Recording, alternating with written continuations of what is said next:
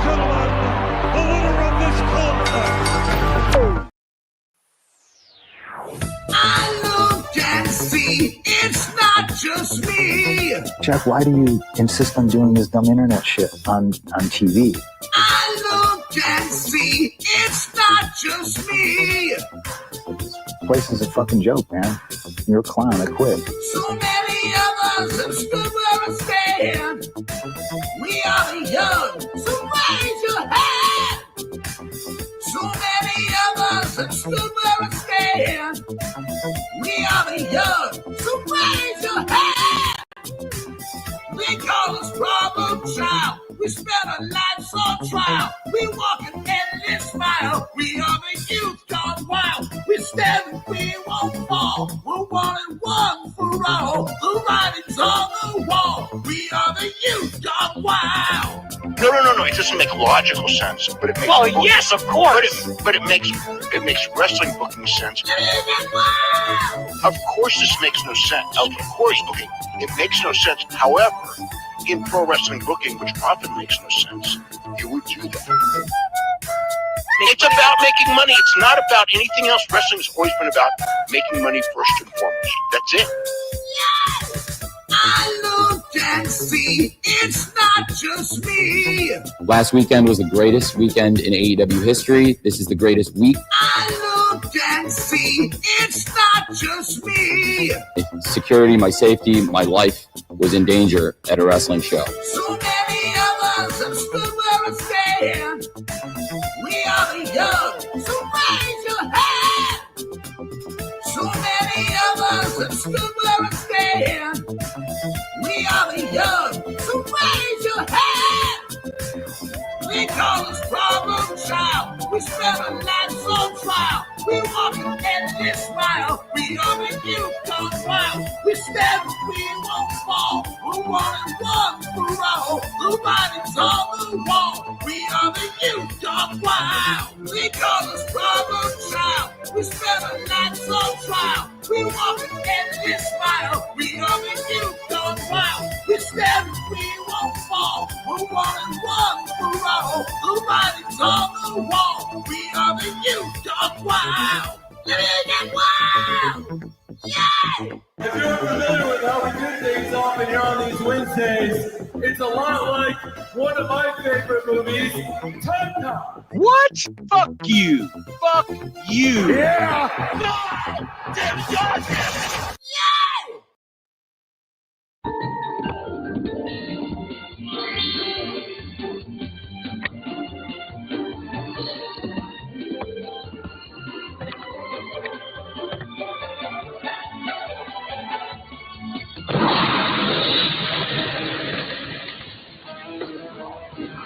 Great tasting Chef Boyardee Big Beefaroni. Open up a can for yourself.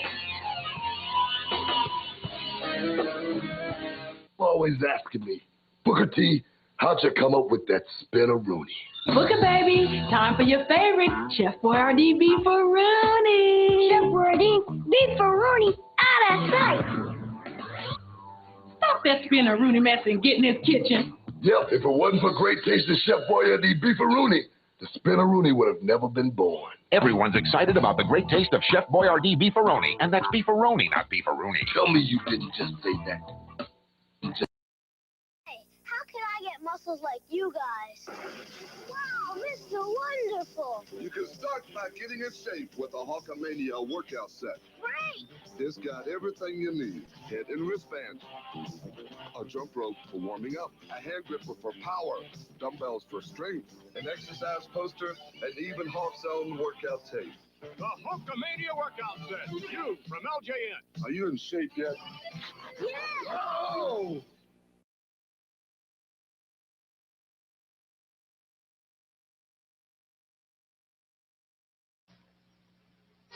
Get a Life is brought to you by Foot Locker, America's most complete athletic footwear store where it all begins. In trying to make an artistic statement, one should be careful not to let one's personal aroma do the talking. In order not to offend the critics, I recommend Right Guard Sports Stick. It provides maximum protection and the freshest scents. a sublime palette of odoriferous emanations. After all, a true artiste should be remembered for his inspiration, not his perspiration. Right guard sports stick. Anything less would be uncivilized. Rhea Ripley. Are you inspired by her? Yeah, you're talking about somebody who moved to the other side of the world. Yep. They don't even call it Burger King over there. It's Hungry Jack's. Excuse my language. Yeah, I mean, you walk around, there's kangaroos in the street. Yeah, fighting each other. Fighting. For Hungry Jack's. Oh, man, I like Australia. I know more about it than Hungry Jack's, I promise. I was talking to Triple H about coming to Perth. They said, you have pyro, which I like hearing. You know, I like pyro. It's shocker. Yeah, shocker. You pyro? No. He said, take a little extra when you get on the buckle. They had barge pyro. So what's that? So out in the water, they had barges that were shooting like pyro for basically a fireworks show. And I have never seen such a waste of money in my entire life. Seth was looking like, what? The human experience is filled with suffering. So it's like, oh man, I'm sorry that you have to go through that sorry too. you're suffering. So if like the next time you pass a if Louis a Louis Vuitton bag somehow makes its way into the equation, like, hey, that's cool, okay? You know what I mean? want you to pass someone with a Louis bag and just go, sorry for your suffering. I have talked way too much about the Louis Vuitton bag now. Yeah. Like even like, not to get political, but like Donald Trump, right? Like Loves whatever. Louis Vuitton. Yeah, I imagine that would be great. Yeah, I'm a big Louis collector. You know, I'm obviously, the biggest one on earth. There's times if I just look at him as just a human, like, damn, man, it's got to be tough. Yeah. To be that guy. Yeah. Carry that all the time. Oh, that weight? Yeah. Yeah, but like that might be a bad example. And again, I don't want to go down the wrong path here with all it's this fine. stuff. It doesn't matter. I'm saying if you just look at people as human beings and nothing else, like, what a nightmare. Tough go, man. You know, that's all. It's true. That's it. Look at everyone like a human instead of the thing that you think they are.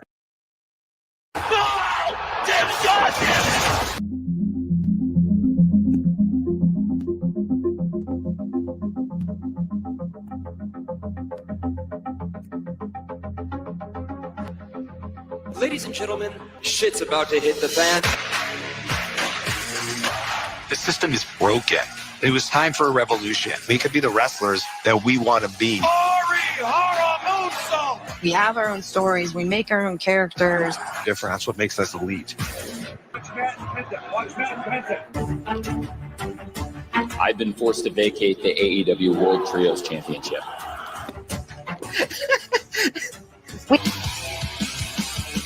Fun created a revolution.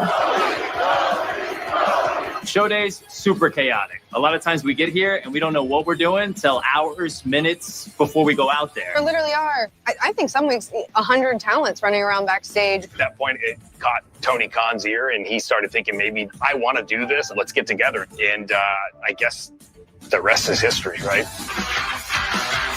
We're just getting started, but it's a great fight to start a great night. Orange Cassidy in serious trouble. This will be fun, right? I'm excited. Ready to go? Go to break. Figured out what works as a heel in the ring for me. Us wants to be here so bad. Is it a break spot? Not yet. We need to build an army right now. It was good. Good match. You thought everything looked okay? Yeah. I just feel like You tonight. That was big. Oh, damn it. We've seen this time and time again out of Jericho and Guevara. That's awesome. That was great. Ah! Yes! Sick! He's going to take it! And Claudio Castagnoli. Is that heavy, Tony? No. I gave you extra time. Take a break for right now. Go. Quick. They're really flying through. Hey! That was great. That was perfect. 1, 2, 3! Are you okay? That was great. Way to get him up the end. You got him back. That was great. Pick him up. That was a great finish. Oh, yeah. Going into the card rundown. We'll feel out the ending, and then we'll go into the card rundown bumpers. With Ty Mello, Dr. Ty and Anna, and Will Nightingale taking Britt Baker with Sky in her sights. And now Sky Blue goes down. My catcher. The team match right there. JD Hater coming up right now. The Elite versus Death Triangle. The sooner you get to the Death Triangle, the better, man. Good. All right, the Bucks are attacking. Oh, this.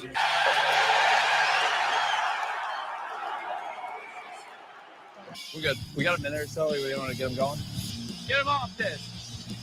Moxley charging right back at Hangman. Now, I like this. I don't think I've ever seen him hit an elbow like that. Oh, modern day pro wrestling. Danielson! We're doing good. We're doing good on time. This is good. Hey, hometown hero. Way to go. Welcome back. Yeah, it's great. Welcome back. Loved it. Welcome back. Hey, welcome back. You okay? Oh, I'm great. Whenever you're ready. Whenever you're ready to get it going. A secret. Am I safe? Am I safe? Oh my God! They snuck in. Thanks for getting in. Of course. So it felt great to see Tony. He has been incredibly supportive through this entire process. Of course, we had communicated and talked, but it's not the same as seeing someone face to face.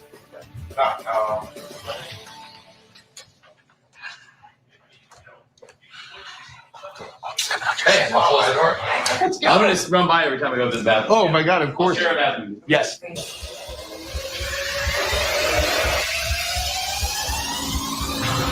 It's Wednesday. You know what that means? AEW Dynamite is live in Los Angeles at the fabulous Kia Forum. All right, we're 2 minutes here. I'm going to give you the 5 in about 30. A win. Thank you. So I talked to Tony last week, and he told me there's a plan. So I just got to trust him. You know, I trusted him before, and I became TNT champion 3 times. Dr. Britt Baker should be better than these. Neck break. She's near fall. Let Serena blow into the shot. Here's our finish. Dr. Britt. I decide I'm not only going to hide in Tony's office, but I'll hide in Tony's bathroom. Oh, shit! She missed that table. She landed right on the floor.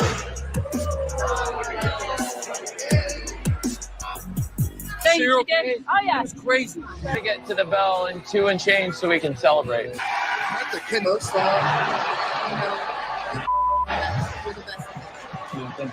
At this point, Literally ready to throw up. Let's do it. By the ring. Thanks, Tony. Thank you. Thank you. This is it. Let's go. In months.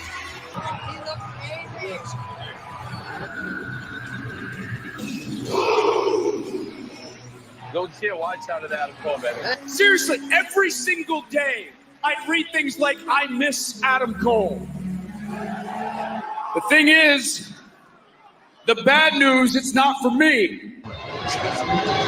Amazing. Oh, thank you. So good. Thank you, Tony. Thank you.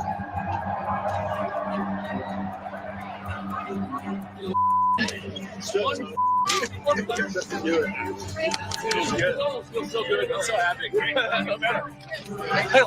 Let's f***ing go, TK. All right, boys, I gotta go out. All right, he's okay? I think so. He just needed a minute. Okay. 3 minutes. 3 minutes off air. 3 minutes off air. No! Damn it! God damn it!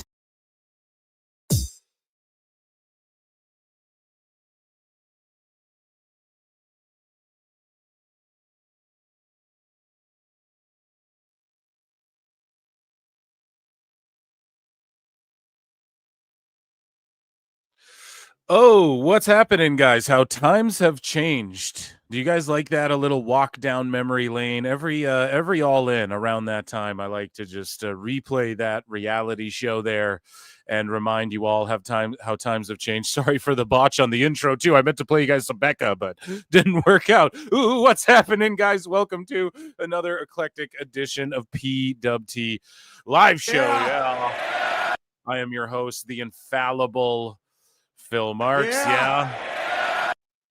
And I did cut off Becca. I apologize. I did not mean to do that. I'm actually going to cut that off as well. And let's dive into Phil Marks' bookmarks right away.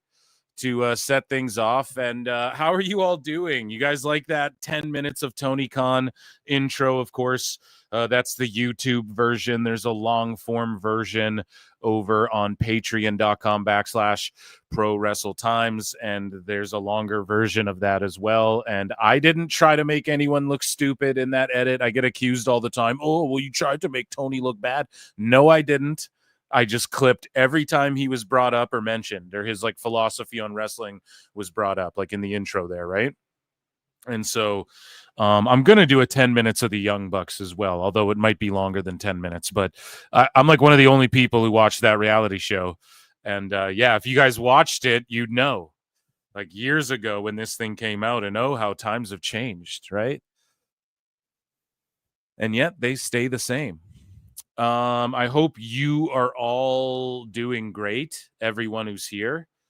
I appreciate you all for being here. We have a lot to get to.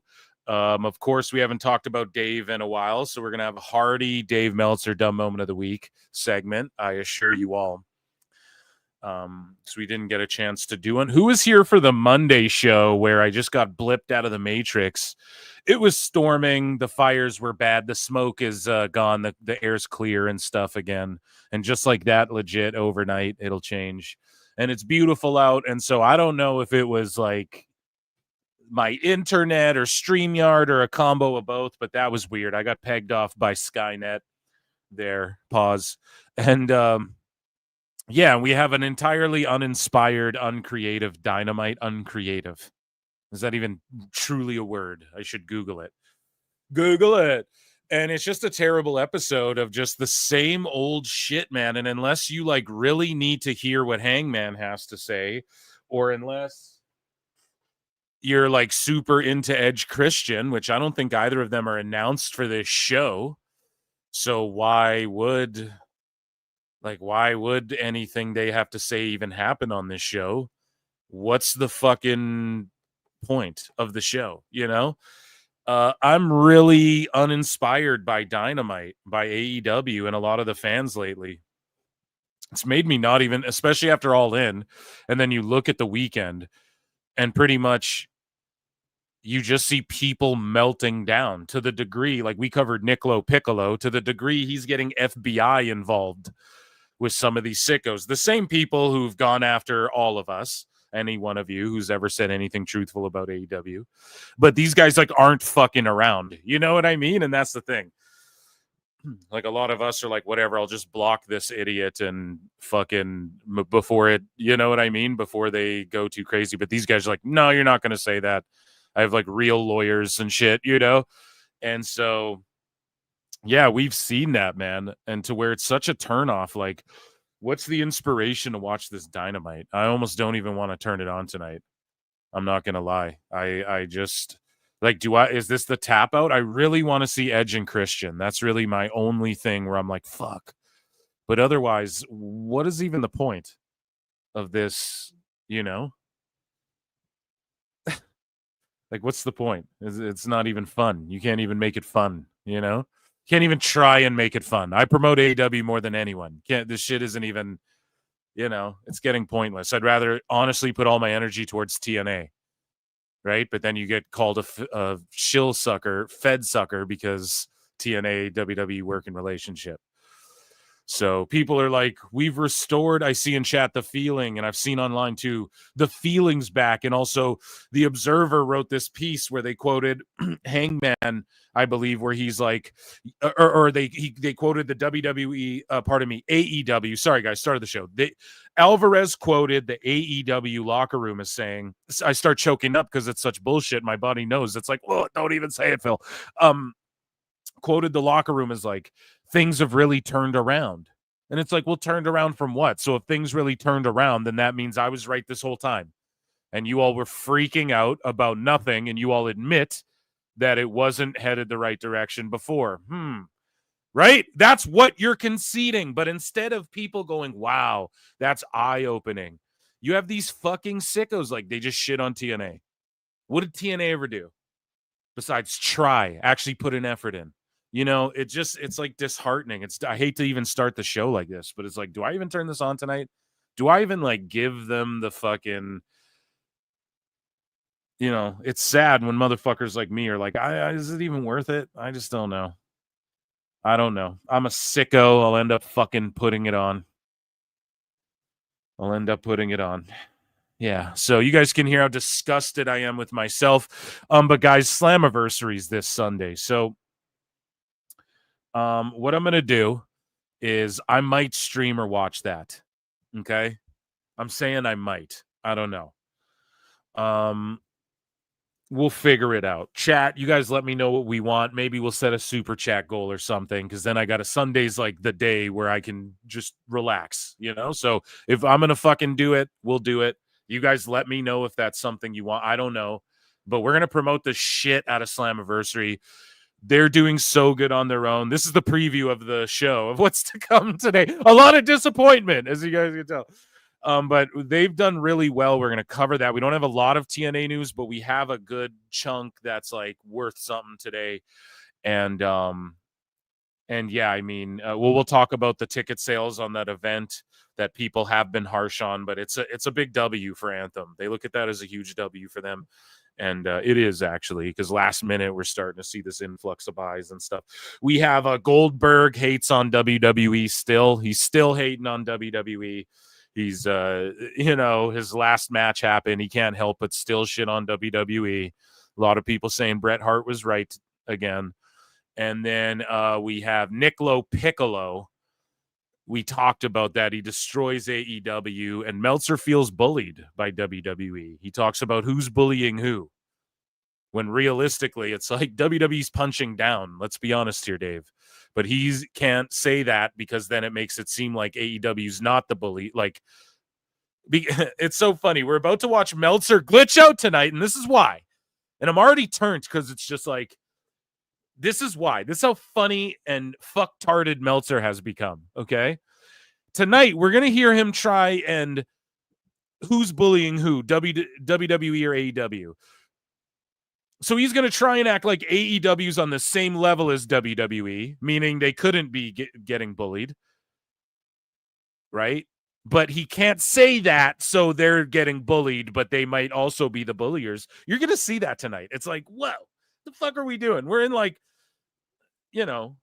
Kang fucked up the time streams or something. Like, you know what I mean? I swear to God. Jonathan Majors got fired and everyone lost their shit, bro. We can't. All the fucking timelines are split up, dude. Mike Sausalese, let's check in with chat here, and then we're going to get into the news as everyone files in. I see the viewership climbing and climbing and climbing. If you're on X, come on over to YouTube. Become a member. It's 99 cents. You get access to my Monday shows. They're very fun. Vraiment incroyable, okay? On Mondays. Very, very fun time, even though I just said really incredible. But they're very incredible shows, and so you get access to those for only 99 cents. And patrons, too. Patrons have a bunch of shit. If you like that 10 minutes of Tony Khan video, there's the full unedited thing on Patreon. There's like me watching Punk'd, me watching Tough Enough, all sorts of stuff on Patreon as well, if you support what I do. Mike Sausalese has been a member for 11 months. Said, all hail the Illuminati and Phil I Trust. 10 months on other channel. Woot woot. TK was one of the girls on Meltzer Island. Whoa. Yeah, that whole thing is fucking, this isn't a political show, but like, the whole fucking world, bags and lily pickers. everything's gone mad. Everything's gone mad. But I'm excited to talk about it, goddammit. Dashing Purpool's been a member for 8 goddamn months. That's amazing. Dashing, what's up? What's happening? And Lincoln Hawk gifted 5 Pro Wrestle Clips. Don DeMarco, thank you. Hopefully some haters got those. Hopefully some people who need them got those. And because of Lincoln Hawk, you guys tune in on Mondays. You get my member shows. Thank them. Thank them, B. Wait, you a juggalo? El Juggalo, we're all fucking juggalos at heart, dude. Talking about homies, right here at PWT, dude. We're all juggalos. And shout out JCW, because they are doing the damn thing. Bro, that Bucks match wasn't wrestling. I felt like I was watching So You Think You Can Dance. I had an amazing day with some really amazing and unexpected news. PWT is the right way to cap it. Join the Discord. Lincoln, salute, dude. And I saw you DM me about tomorrow, man. I'm gonna hit you back. I was just getting ready for the show, so I'm gonna hit you back. And hopefully you saw Superman, cuz. And I'm happy you got news. We need Phil to stream Slamversary. I think we should do that. I prefer Jugs to Juggalos, TNA Slamversary. Can always roast their show. Yeah, I'm gonna watch it. I know I sounded so glib about AEW, but it's like, fuck, dude, you can't let those sickos win. Tony one day will be like, oh, Phil Marks, he saved our show. He put 10 toes down, and the sickos turned on me, and I feared for my life. Things were being knocked down everywhere, and last minute he showed up with a cape. He's like David Cornsweat, Phil Cornsweat. He's like Superman. It was great. He saved the world. He's like James Gunn. He saved the DCU, and he saved AEW here on WWE.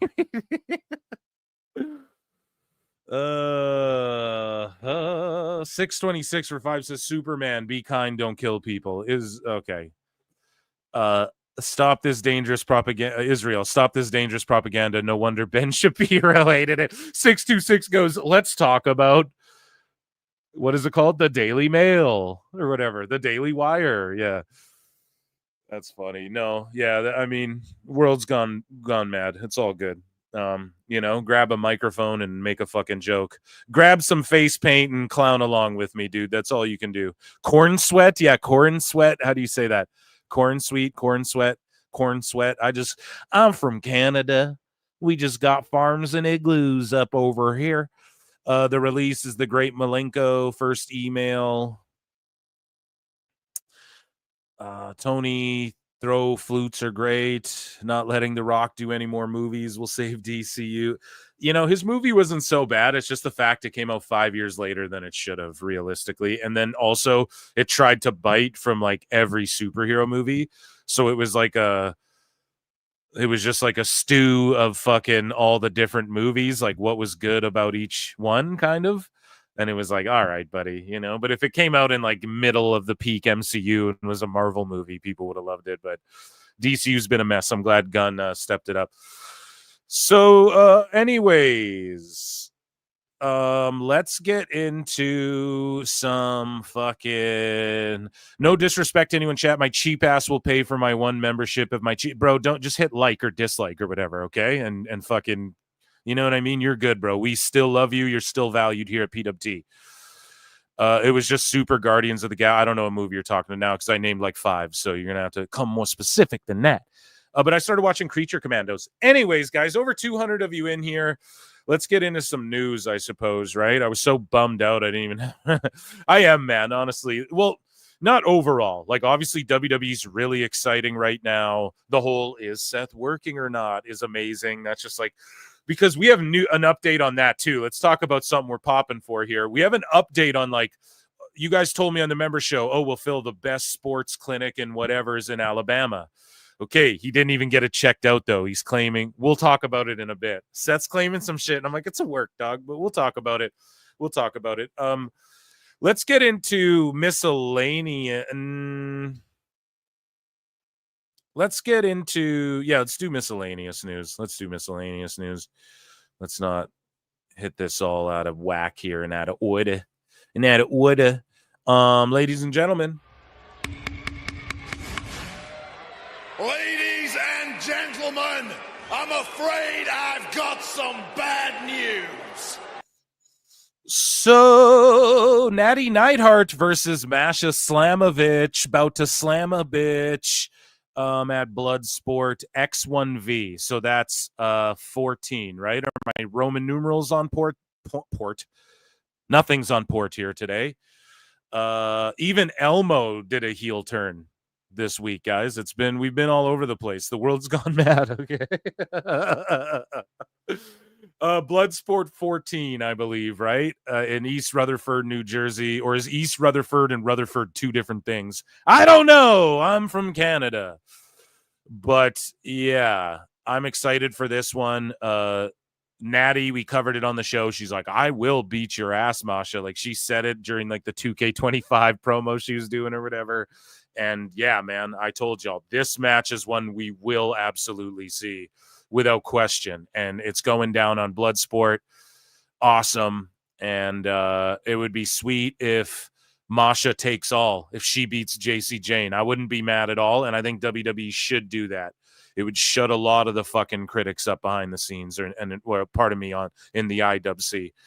Speaking of behind the scenes, though, Maya Lesnar makes it official with NFL linebacker from the San Francisco 49ers, Drew Moss, dude. Round of applause and congrats to Maya Lesnar.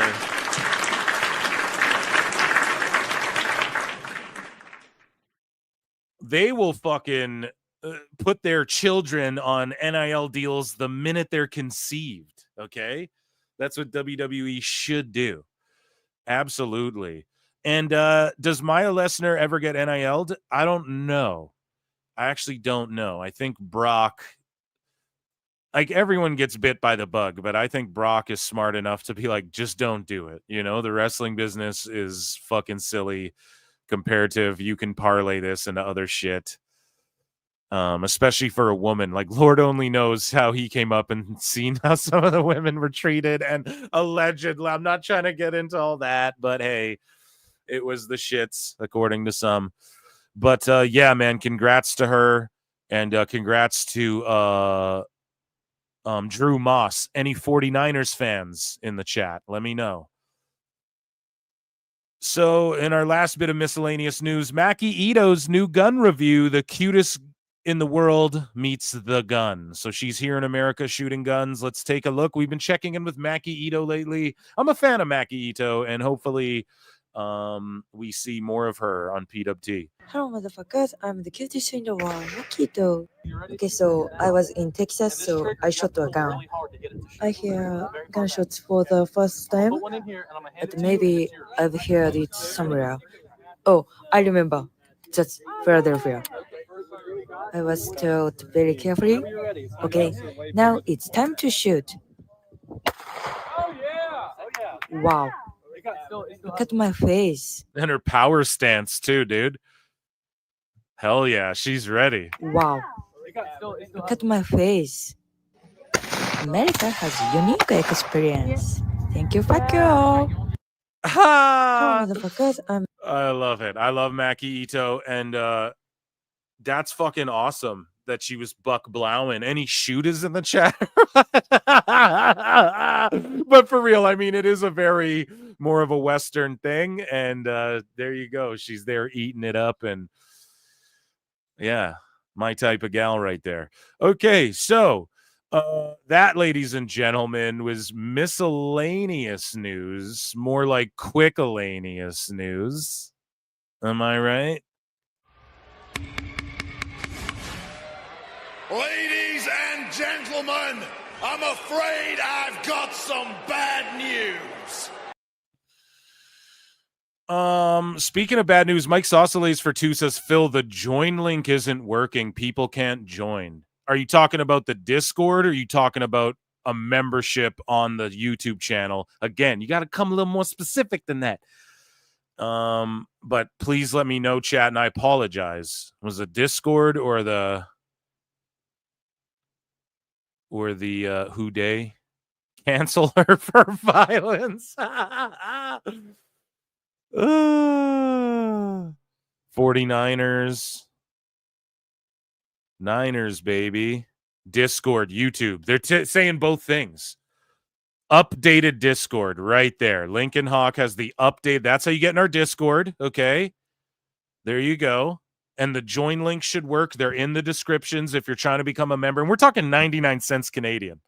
Okay. You're American. That's like 50 cents American. Not that much, but it might as well be. So let's move along. We have TNA news. Okay. We're going to preview Slamversary here. Preview show for Slamversary right here, man. Okay, so here we go. So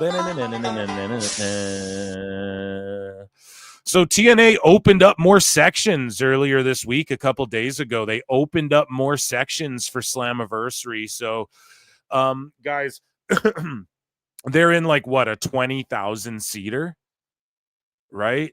But they set up for 4,000. They blew past that. So now they're set up for 5,200. There's only 700 tickets left for that, 789. 4 days until show. The number of seats on map now are 16,000. So they're in like a 20,000 seater, which what I heard early on, and again, I'm not a fucking dirt sheet, so I just shoot straight with you guys. But what I heard from poking around was they consider 4,000 people like a huge success. Again, we've been chronicling this, but in case it's anyone's first time listening or you haven't caught up in a while, they considered 4K a huge success. Like 4K or more is like a massive W. 8K would be like, whoa, you know, and I had thrown that out there and I was like, when they do 8K and shit, you know, I don't just talk out of my ass. So I was like 8K. So like 8K for them would be like, whoa, you know what I mean? That's kind of what was in their minds. Or I don't know. Maybe I'm just making that up. I just invented that, let's say. But guys, they did 4,400 set up for 52. If they blow past that, there's only a few days left. I'm not saying they're going to hit the 8K, but hey, man, this is a fucking big deal for TNA. This is huge. I do kind of wish they were in a bit of a smaller building, but they did this for like, hey, what if? You know, what if 10K show up and we can't provide the seating for that? Like, what if? You know, so I like, if you build it, they will come. I like their Field of Dreams there, but it's a huge success. Round of applause for TNA. Rose like a phoenix from the ashes.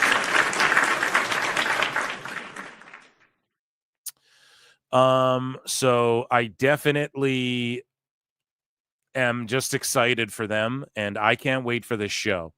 And I've been putting it over for a long while now, and I've been saying you do not want to miss this fucking Slamversary. And we're going to get into a bit of why in just uno momento. But yeah, I'm curious, like, for non-wrestling. So days until show 4, total number of seats on map, 16,251. Okay, so that would mean that there's like the 12,000 left, you know, even less than that. Cheapest available. So like for $50, guys, go, right? Like $50, you'll have a fucking good time and you'll see likely some WWE superstars. Just being honest, right? And we have a couple teases of that UBS arena capacity. I am curious now. I know we looked this up. Okay, so it can accommodate 19,000. Yeah, so I think someone was like, it's a 20,000 seater online. So, I mean, there you go. I do wish they ran a smaller building, but like, is there a 10K seater around there that would have did better? That's like locations, everything too. So I don't fucking know, but I want to give them their props. I know it's like easy to look at this, and if this was AEW, you know, people would be like, oh, tarpaversary, you know. But it's not like they do this all the time where they get a building way out of their means of filling and then they don't. So they get a pass, okay? And that's and if you want to say that's shilling shit, whatever, I think that's completely consistent logic the way I broke it down. If AEW like never did a big building that they couldn't fill, and then once in a while they went to a big one, I'd applaud them. But they always do the big buildings, then once in a while they do the small residencies. So it gets shitted on, right? Just like WWE got shitted on. I didn't have a pod then, but I shitted on it for doing the same shit AEW's doing now and tarping off buildings when WWE was in a lull as well, right? Amongst me and my buds.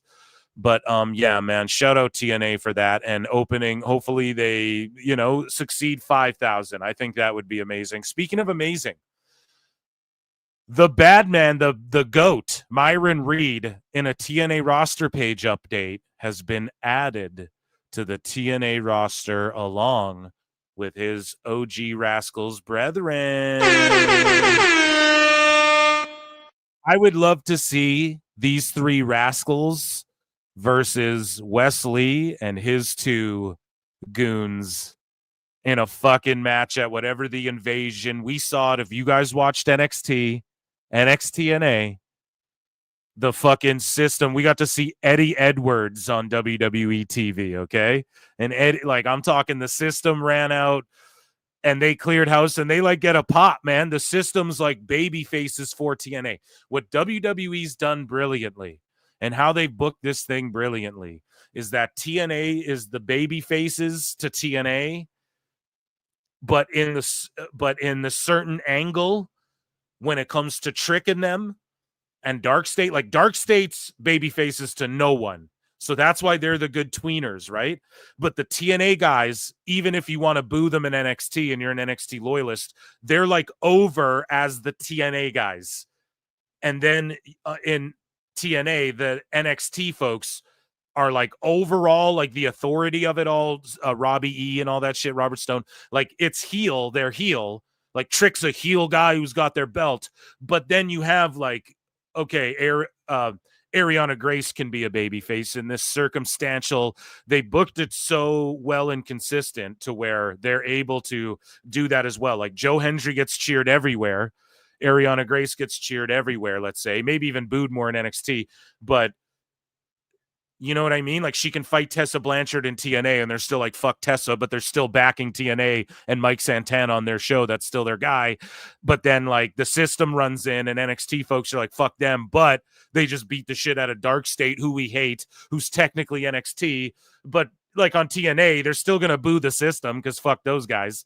And even if they are going more in the babyface direction, it's all been built up to like they're keeping across both TNA and NXT. They're not like fucking up this guy's story over here to tell this guy's story over here.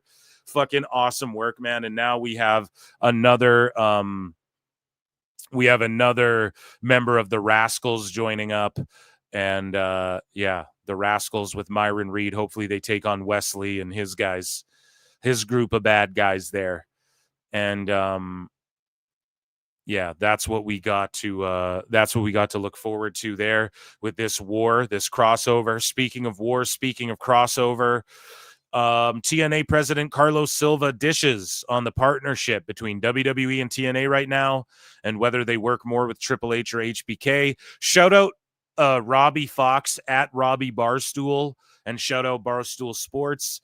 And yeah, let's take a look at this here. And how did the partnership with... And shout out Carlos Silva, by the way, who...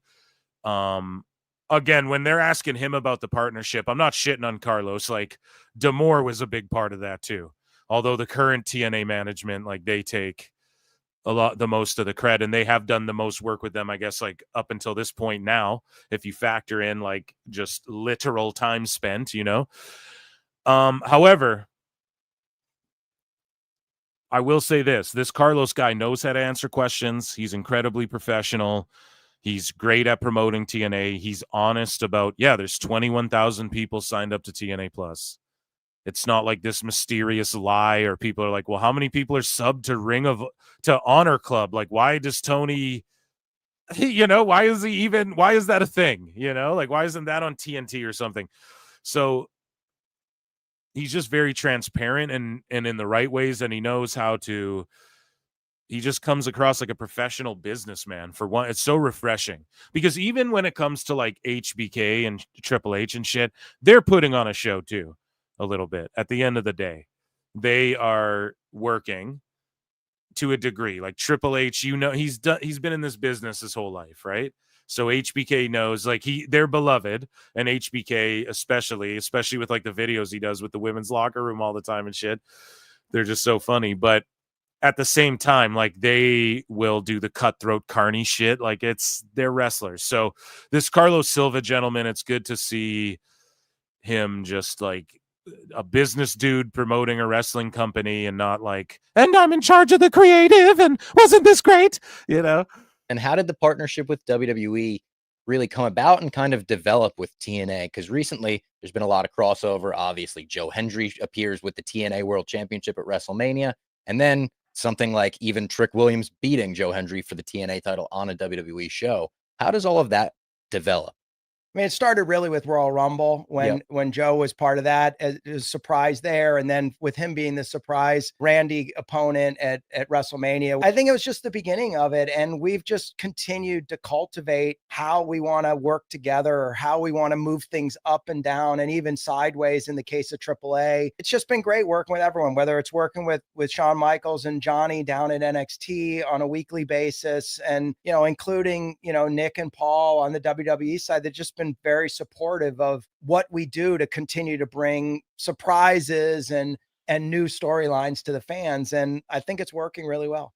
Say something like the TNA World Championship getting dropped on NXT. Are you working more and dealing more when talking about that with Sean, or with like, is that like a Hunter and Nick decision? It's all, but we do deal directly with Sean and Johnny at NXT.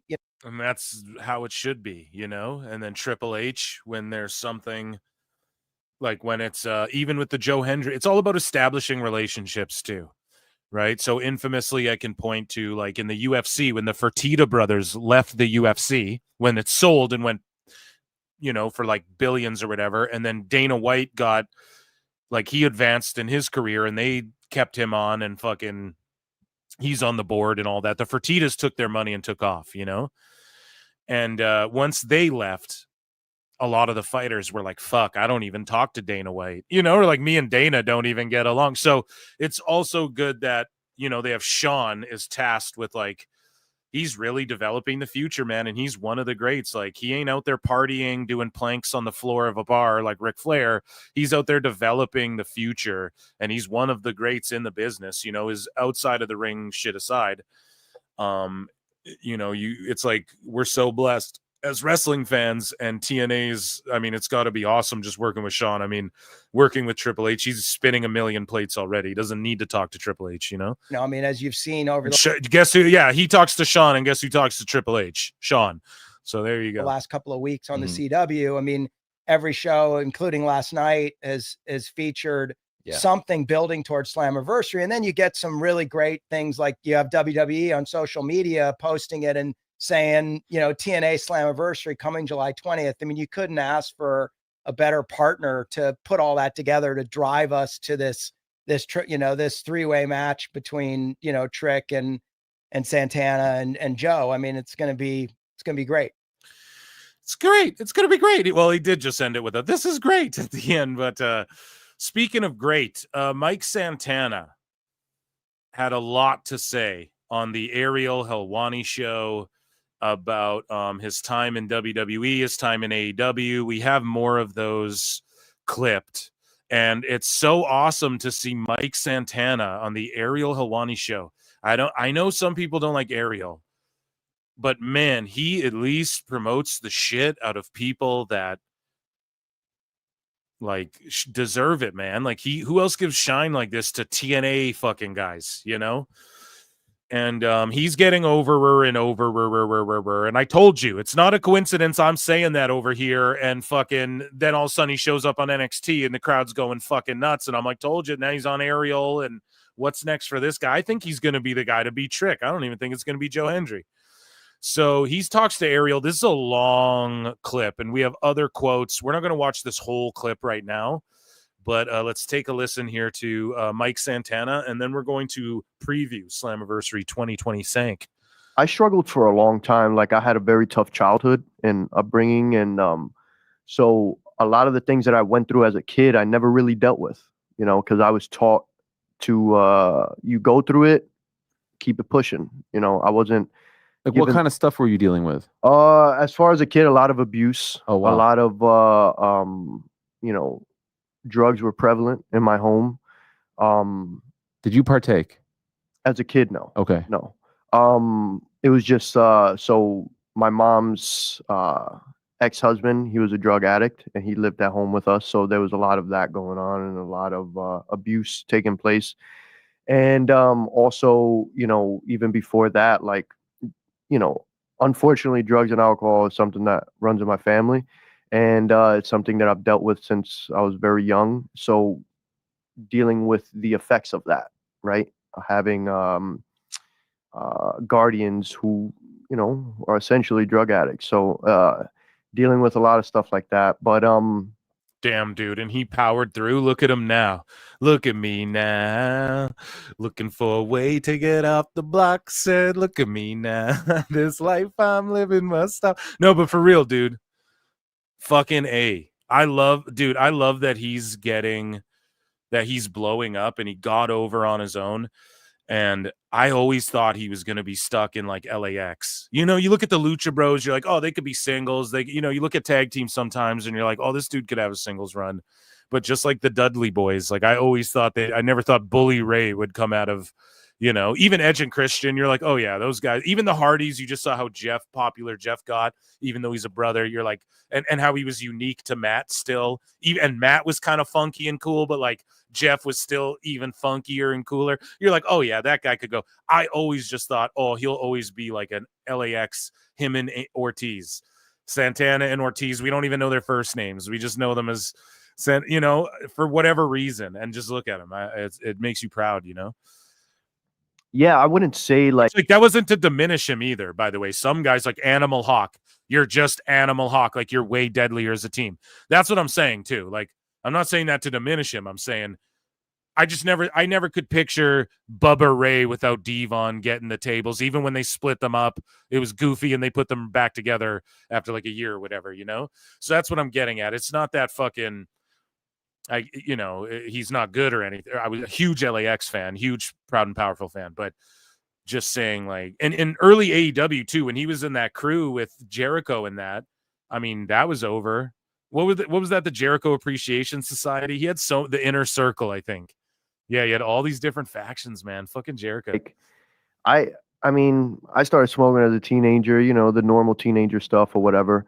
But and here, so we get the picture. I'm just gonna skip. Not that like I don't care about his story, but this is a long clip. I just want to go ahead a bit and catch up with like what he says at the end, because it was really powerful what he said about like.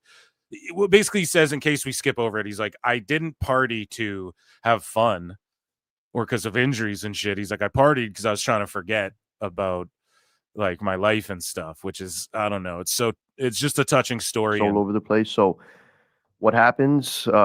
Poor kid from the street, you try to find love and family in the street, and that's what happened. But then, yeah, it was whatever. But then after my dad passed away, that's because everything that I went through before then that I never dealt with, him passing away was like the soda bottle finally like burst. And it was the fucking Mentos in the Coke Zero is what he's saying there. Much, right? So my dad, he struggled. He was also blind, so he dealt with depression a lot. So I didn't, as a kid, you don't understand these things, right? So in my head, I'm like, why is this dude such an asshole sometimes, you know?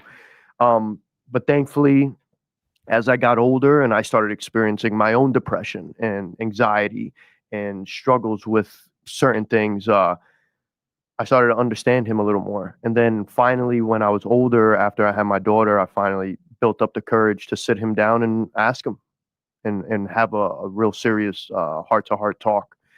And that was it. That was the moment that he wanted me to understand him. And fuck, man, that's intense, bro. That is intense. Here, we're jumping ahead a little bit here. One of the main things that he told me that affected him deeply, not just his blindness, not just him not being able to make his dreams come true. He struggled a lot with, he felt like he couldn't be the father that he wanted to be. And that ate him up, you know. And one thing that I'm glad that I told him was his presence was the greatest present that he could have ever given me. Damn. And yeah, from there it was amazing. That was fuck, man. Like my big bro. This guy needs to win the world title on Sunday, dude. Give him the strap.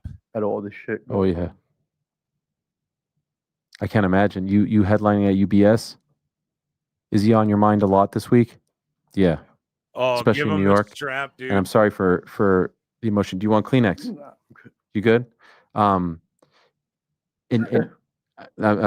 sorry, man. I know how much you're close to him, and you had a great post about being at MSG and the things that he said to you about taking you to see that. I think this is what it was. What a great line this is. That day he pulled me aside and said, "It's crazy how all those years ago I brought you to see all your favorite wrestlers, and here I am today coming to see my favorite wrestler." That shit lives with me. Yeah, no, I know, man. I know for sure. And so when damn, so him wrestling at MSG was like Oh, dude, that shit is intense, man. His story, everything, the way he's been able to get over, the way he got asked for his release. I just wanted to share some of that. There's 2 minutes left. It's intense. It's deep. Guys, go. I implore you, go and check out the Ariel Helwani show. We have some more clips, some more quotes. Actually, I'll read some. There might be some more audio clips in WWE and AEW news. I hope they strap him up. I mean, I'm sure I wasn't the first because there's some diehard hardcore TNA fans out there, but like a week ago or so, I was like, man, he might be they should just throw the strap on him. The more and more we're seeing, the more and more that should happen. He just has a brilliant story. He got his release from AEW, thank God. And because look, and now he's doing his own shows in Puerto Rico now too. I believe he's putting them on. If I'm wrong about that, okay. I'm like 99% sure it's him putting these shows on in Puerto Rico as well. So hopefully we see more of that. And it's not to shit on Hendry, but think about it. Trick is the full-blood NXT guy. Hendry is a mix now. He's a mix of we all know he's there. We all know he's going there. He's locked in with WWE. So when we get to the point where Hendry has to choose either WWE or TNA when his contract's up, we know it's obviously going to be WWE, and he's already doing, which he's locked in, man. Okay. But maybe he could extend his TNA, but why would he do that, right? You want to go make the big bucks, clock's ticking. It's obviously he's going to go to WWE. I think he'll be on the main roster. And this NXT stuff was the proof of concept. This was the experiment of Joe Hendry right here on NXT. This is his NXT run. That's my opinion. But if we're looking at things, Santana's the TNA guy through and through, and he fully represents TNA right now out of those three guys. And I think he's so popular, it's undeniable. That's why they had to put him in that match. It's not about Joe Hendry getting his comeuppance anymore. It's fucking Santana. Santana, spelt TNA, by the way. Ladies and gentlemen, he puts the team on his back, and that was TN fucking A news. Actually, it wasn't. We're going to preview Slamversary. So here we go. We have Masha Slamovich with Lei Ying Lee, so formerly Xia Li, and Xia Brookside, who now has her name. So Xia Li, right? Hey-o. And they will be teaming up. Here, let me just present this again because it's saying that audio. I guess there's no audio on Wikipedia, but doesn't matter. Anyways, so yeah, Xia Li in the corner of Masha Slamovich representing TNA, but realistically, Xia Li just came over from WWE, but whatever, I digress. Taking on JC Jane with Fallon Henley and Jasmine Nix, of course, for the Knockouts and TNA title versus title. Crazy that JC Jane is the one in this match, title versus title. Hey, you think of all the NXT people or people in WWE, this is a big title for title winner takes all. Like you'd think that would be like a Julia job or a Stephanie or a Jordan Grace, maybe even. But I could totally see Grace having to fight Slamovich because they've had matches in the past. They've had bangers that I could see WWE being like, okay, let's finish off your guys's. How many bouts have they had? 4 or 3, I think. Let's finish. Let's finish your guys's best of 5 or whatever out in NXT and give a classic at whatever, Stand and Deliver or what the SummerSlam card or whatever the fuck, right? I could even see Jordan Grace coming out during this match. I mean, she is more distracted with Blake Monroe, though. So who's on JC's radar? But that it doesn't mean that Jordan's fully just let go of like getting the NXT title either, right? So we'll see. But I would expect. Here's the thing with TNA. Their PLEs especially will have like lots of run-ins. They'll change a match to a 6-man tag in the middle of the event. They'll fucking, it's not as bad as AEW as far as if we're to compare those two, as far as like, or even a WWE sometimes, I guess, like as far as, like it's predictable, what's going to happen. But, at TNA PLEs, they'll add a match the night of. They'll add like I just said, they'll be like, oh, this is now turned into a 6-man tag. like out of nowhere, or there'll be a crazy debut. They'll do like a first class segment or something with AJ Francis, and then some like the Miz will show up or something great. You know, maybe not the Miz. I could totally see AJ Styles at this thing. I could totally see some fucking people showing up though, just even to be like, hey, whatever, you know. I don't expect anyone to get physical. But I could totally see someone coming out to just pop the fucking crowd enormously. Maybe even a couple times. Maybe one for the ladies, maybe a couple for the ladies, one time for the guys. But either way, okay, Masha and JC Jane throwing down. I say you put the strap on Masha. Now, I didn't lock my picks in. If I'm going to go live Sunday, then maybe I'll lock them in that day. But we'll figure that out. It depends if chat wants me to, but either way, listen. Masha, JC Jane, Masha's going to take the strap. She's going to defend it against some motherfuckers. We're going to get Jordan Grace, Masha, but Blake's going to get involved. Da-da-da. They're going to build someone up to get it off of Slamovich, either Grace or Monroe. And Slamovich is going to go on both shows and hope to God they get her on the main roster of WWE one day in the next few years, because she is awesome, and Killer Kelly too. Bring her along. Bring the whole gang. They got Myron Reed's back in TNA along with Killer Kelly, and she's there again too, beefing Slamovich on the TNA side. So let's fucking see it. Let's see a brawl happen. Kelly runs out, gets involved in this. I'm marking out. It's awesome. The Elegance brand. So Ash, and they have a name. I like the Elegance brand. Ash by Elegance, Heather by Elegance, and M by Elegance with their personal concierge. Okay, and they'll be taking on the Inspiration, the Iconics, Cassie Lee, and Jessica McKay. So this match here, I mean, I would suspect the Inspiration win the tag team titles again. And then I suspect we see them start to cross over on NXT and stuff using the Inspiration name. They won't use the Iconic, you know. That will be maybe like if they go to the main roster again one day or something like that. I don't know. TNA does these deals that are like 3 months, 6 months, 9 months. You know, we have this much TV taping, so this much appearances, you know, and you'll be done them in a month though if you do our tapings or whatever. That sort of shit. So we will see, and they've recently said that they've found success doing that, which they have. So we will see as far as like, are the Inspiration, are they in long-term deals, right? They came back, but is this them just, hey, we're here for 3 months. Okay, win the knockout titles. We're crossed over with NXT. You can talk to Shawnee. Like, I don't really know how that's all worked out, but it's an open door between WWE and TNA. We know that. And other indies as well. TNA's down with, well, you can work for us and go work indies too and shit. With WWE, they're going to just lock you up.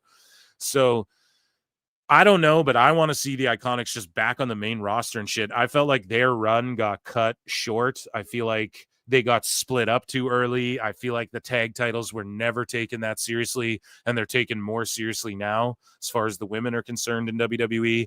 And I think they are a team that should have like a real run with those motherfuckers and shout them. But the TNA Knockouts World title, awesome. Let's see them float back and forth. It's the NXT-TNA invasion, and it's happening more and more where we're seeing like, okay, we got fucking 7 TNA dudes holding down the NXT ring. At what point does Obafemi go, we're not going to do that, you know? No, I don't give a fuck. Dark State, whatever, you know? Like, here's me and Omos are going to, right, chat? I'm going to will that into existence, dude. Omos and Obafemi. And they clear out the entire TNA locker room, dude. And Dark State. Goldberg style. Let's see it, dude. Goldberg and Sting style. Back to back. Fucking. Anyways, yeah, I hopefully the Inspiration win this title. I think that's the move.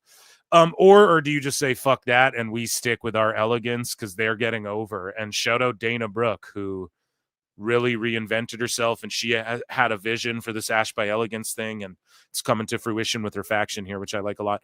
So Mustafa Ali takes on Cedric Alexander. Again, Prime Alexander signed with TNA. You know that they're just going to recreate their 205 Live. If you guys were down with the Cruiserweight Classic, the 205 Live era, that was like where the uber smarks would gather for like real graps until AEW was a thing. You know what I mean? So that was the real graps, quote unquote, under the WWE banner. And the crowds didn't really give a shit. And it used to get mocked, like ROH and Collision gets mocked after they tape it, after Dynamites, how everyone would leave. It would get mocked the exact same way 205 Live would. And you and these sicko assholes are now crying when it happens to AEW. Meanwhile, they're the same people, I guarantee, who were mocking or were like defending 205 Live probably at the time too. Actually, it's probably more like it. But either way, Mustafa Ali and Cedric Alexander, this match will be, again, if you're a fucking sicko out there and you're like, like if you're not tuning into this match and being like, man, TNA fucking, you're faking the funk. You're just a Tony Khan AEW cultist.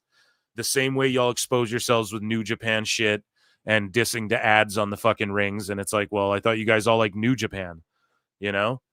So this match will be like one for the ages. If Meltzer isn't drooling like, 42 stars, Brian, it's like he's faking the funk. He's full of shit. Tessa Blanchard taking on Indy Hartwell. Okay, in a singles match. And again, they're keeping Tessa away from that title. Why? Because her name can give them money singles matches with just her name. So her versus Indy, that's a big, she's the hog champ. She's got a couple titles on the indies. And she just came over from WWE using the same name. I suspect this will be a really good match. Who do I pick? I'm not sure. I think Tessa got the W. Or did Tessa lose in that match with like Santino and shit? Yeah, she did, huh? So she'll probably get a W over Indy. I say, Tessa, you give her the W over Indy for sure. It's just the right thing to do. Tessa's TNA's girl. It's just the right thing to do. So the Nemeths, Nick and Ryan versus the Hardys versus the Rascals versus First Class in a 4-way tag team ladder match for the TNA World Tag titles. Now, I'm curious here. I think it's going to go to either the Rascals or First Class. The Hardys, I think, will be done with if they're not done with TNA after this, it won't be long after this. Like maybe they're at the next tapings, but I do not think they are with TNA much longer than this. Unless, like I said, though, they'll do 3-month deals and shit, like 90-day, you sign for 90 days. So they could easily just sign one of those. But yeah, someone should look into that. And then the Nemeths, I think they'll both be sticking around TNA, but I think you're priming Nemeth up to get back into the world title picture, maybe feud his brother. Which I don't know if his brother's down to do that because he's just trying to stay relevant and over as he can, and he does that by being attached to Nick there. But yeah, I could definitely see them trying to get Nemeth back in that like world title, big name match, maybe X Division even.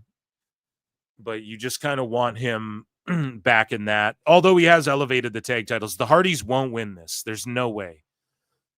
And this has got to go. Now, the reason I think the Rascals is because they just brought Myron Reed back in. And like those are, again, they're TNA through and through and through. TNA through and through and through. Although AJ and Navarro, if they win it as well, that would be awesome. I just love their shtick. I love their gimmick. I love everything Francis has done. He's gotten an over. KC Navarro, I think, is amazing. And yeah, I think that this 4-way ladder match will be fun, although I'll just be hoping that the Hardys don't die throughout the whole thing, but they'll be good. And again, just to lend to what I said before, the Dudleys,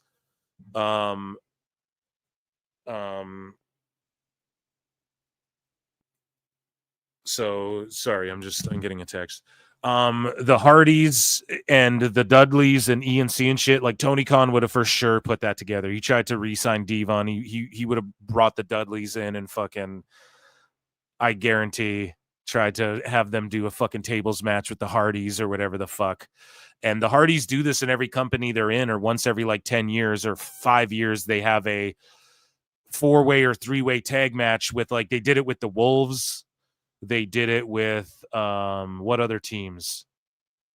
Like when Matt went on that run, like the Broken Universe too. They fucking won like every tag title ever. Oh, the Bucks, right? They always get to a point and they go, okay, we're gonna have like another TLC whatever match and just kind of pass the torch on. So I think the torch gets passed to the Rascals. Do you guys get my mentality behind why I'm picking them? That's how I'm trying to explain this here. It's always like they passed it on to the Wolves, they passed it to the Bucks. It's like, okay, they're gonna pass it to fucking Miguel and Wentz here. I just think that's the appropriate thing to do. And I'd love to just see the Rascals fully in NXT. You know, like Wesley in his time with MSK or whatever, they got it just all got cut short. And like MSK is cool, but just the Rascals is so much cooler of a name and just a gimmick. And when the 4 of them are together, it's fucking awesome.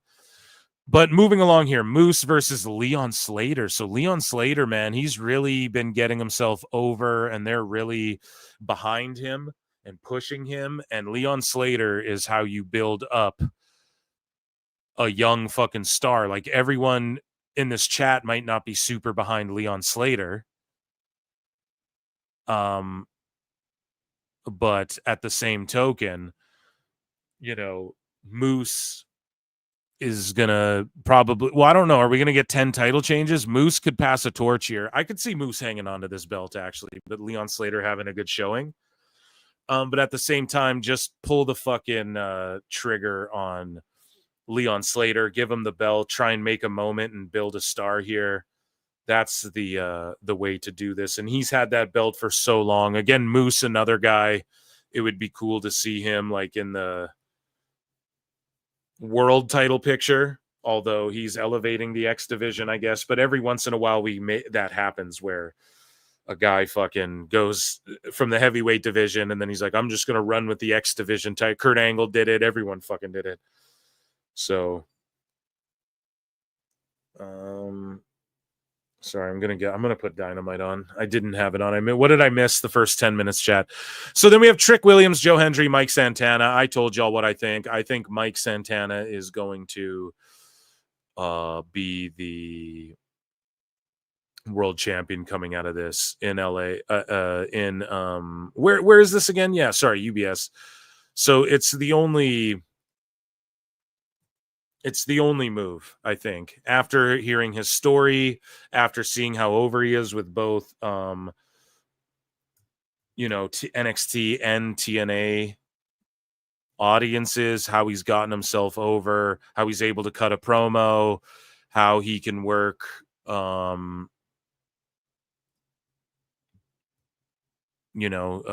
big guys, small guy, whatever the fuck he put on weight, all of that shit. What is it on again? TBS? Oh, yeah. I always fucking forget.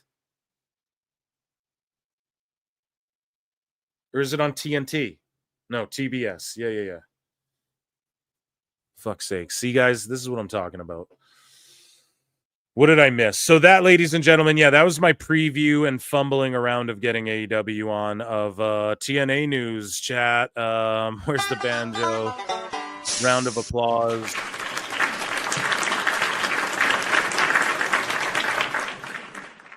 And New York, sorry, they're going to be in. I know. I'm fumbling around. Largest gate in AEW history.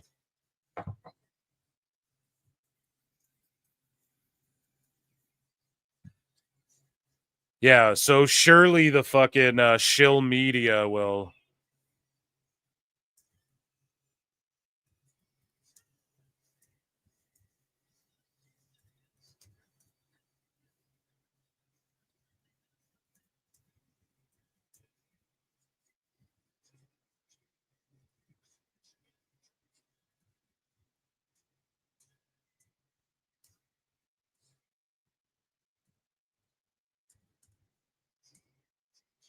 Sorry, I'm just talking shit on Twitter. AEW celebrating their largest gate in history.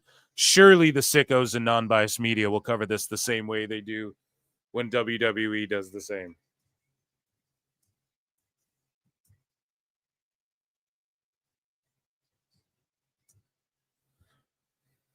What did I miss in the first 10 minutes? And why didn't they open the show with this, chat? What am I missing?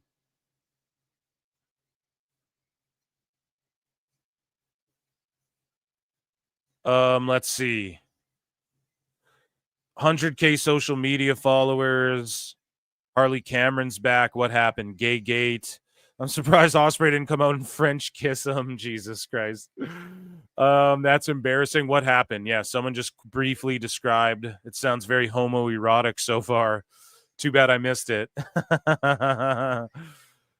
You missed Hangman giving the same promo he has forever. Okay, and then they're doing all this. Why didn't they open the show with this, celebrating all their accolades and showing the TV show and all that? Like all the shit that happened, the TV show, showing all the stuff that happened at Dynamite and all that. That's how it seems like you should start the television show, right? Instead of recapping after Hangman talks, but they're so stupid. They think that showing Hangman talk and the crowd go, oh, will make, like, they think their crowd is deadlier than WWE's or what? They think people will go, man, we should turn in for this. No, they should have showed this and showed everyone what they missed out on. Let's say you're channel surfing, you're like, oh, they put on this huge event. What is this, like WWE level stuff? But instead, they just start with Hangman in an 1,100 seater room. What the fuck?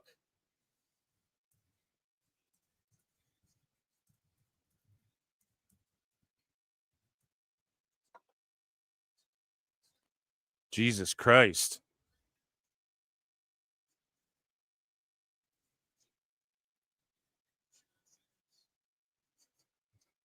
They can't. So Excalibur's going, no, Matt and Nick Jackson. They can't push us around and bully us, Tony, into calling them Matthew and Nicholas anymore. Cringe, man. I'm cringing out of my fucking skin right now. Jesus Christ. Okay, let's move along here. And let's get into some more news. Let's see what's going on. Damn, we had people tune out of this show after I started stop talking TNA. There you go, dude. TNA's a fucking draw. Okay.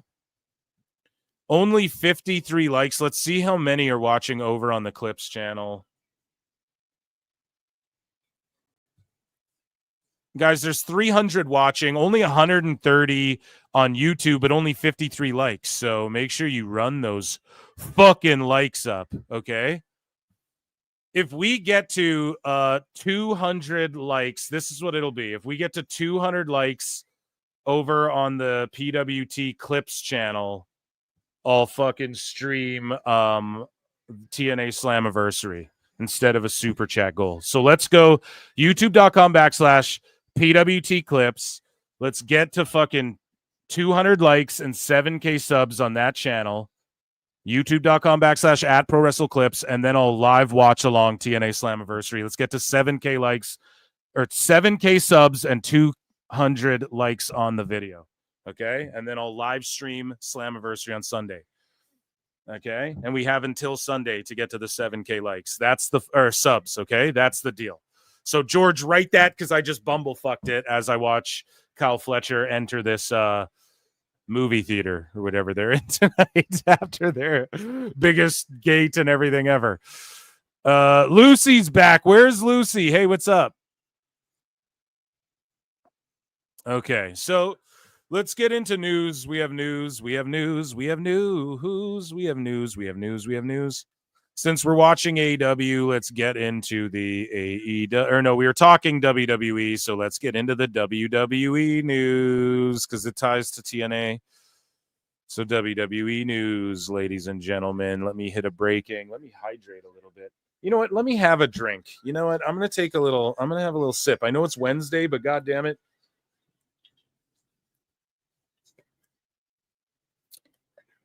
Oh, it's been one of those days, you know.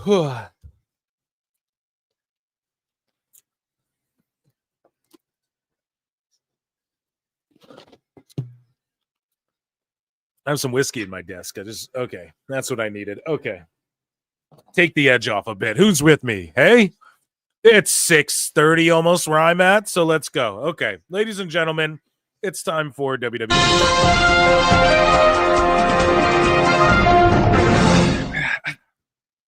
Okay, so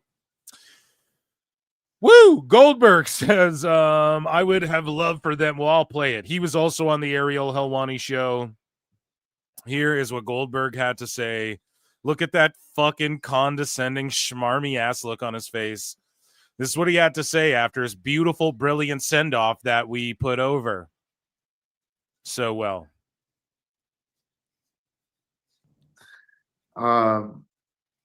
You know, I would have loved for them to announce it in January and have a build up to it and do something like that I thought was maybe worthy of my career. But let's just say that they chose to do it with 3 weeks notice. And, you know, it is what it is, man. It's part of the package. It's part of the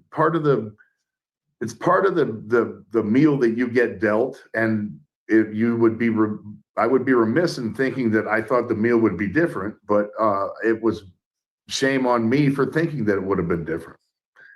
Don't you love the way that I've been able to navigate my words? Yeah, no, you're fantastic at it. You're fantastic.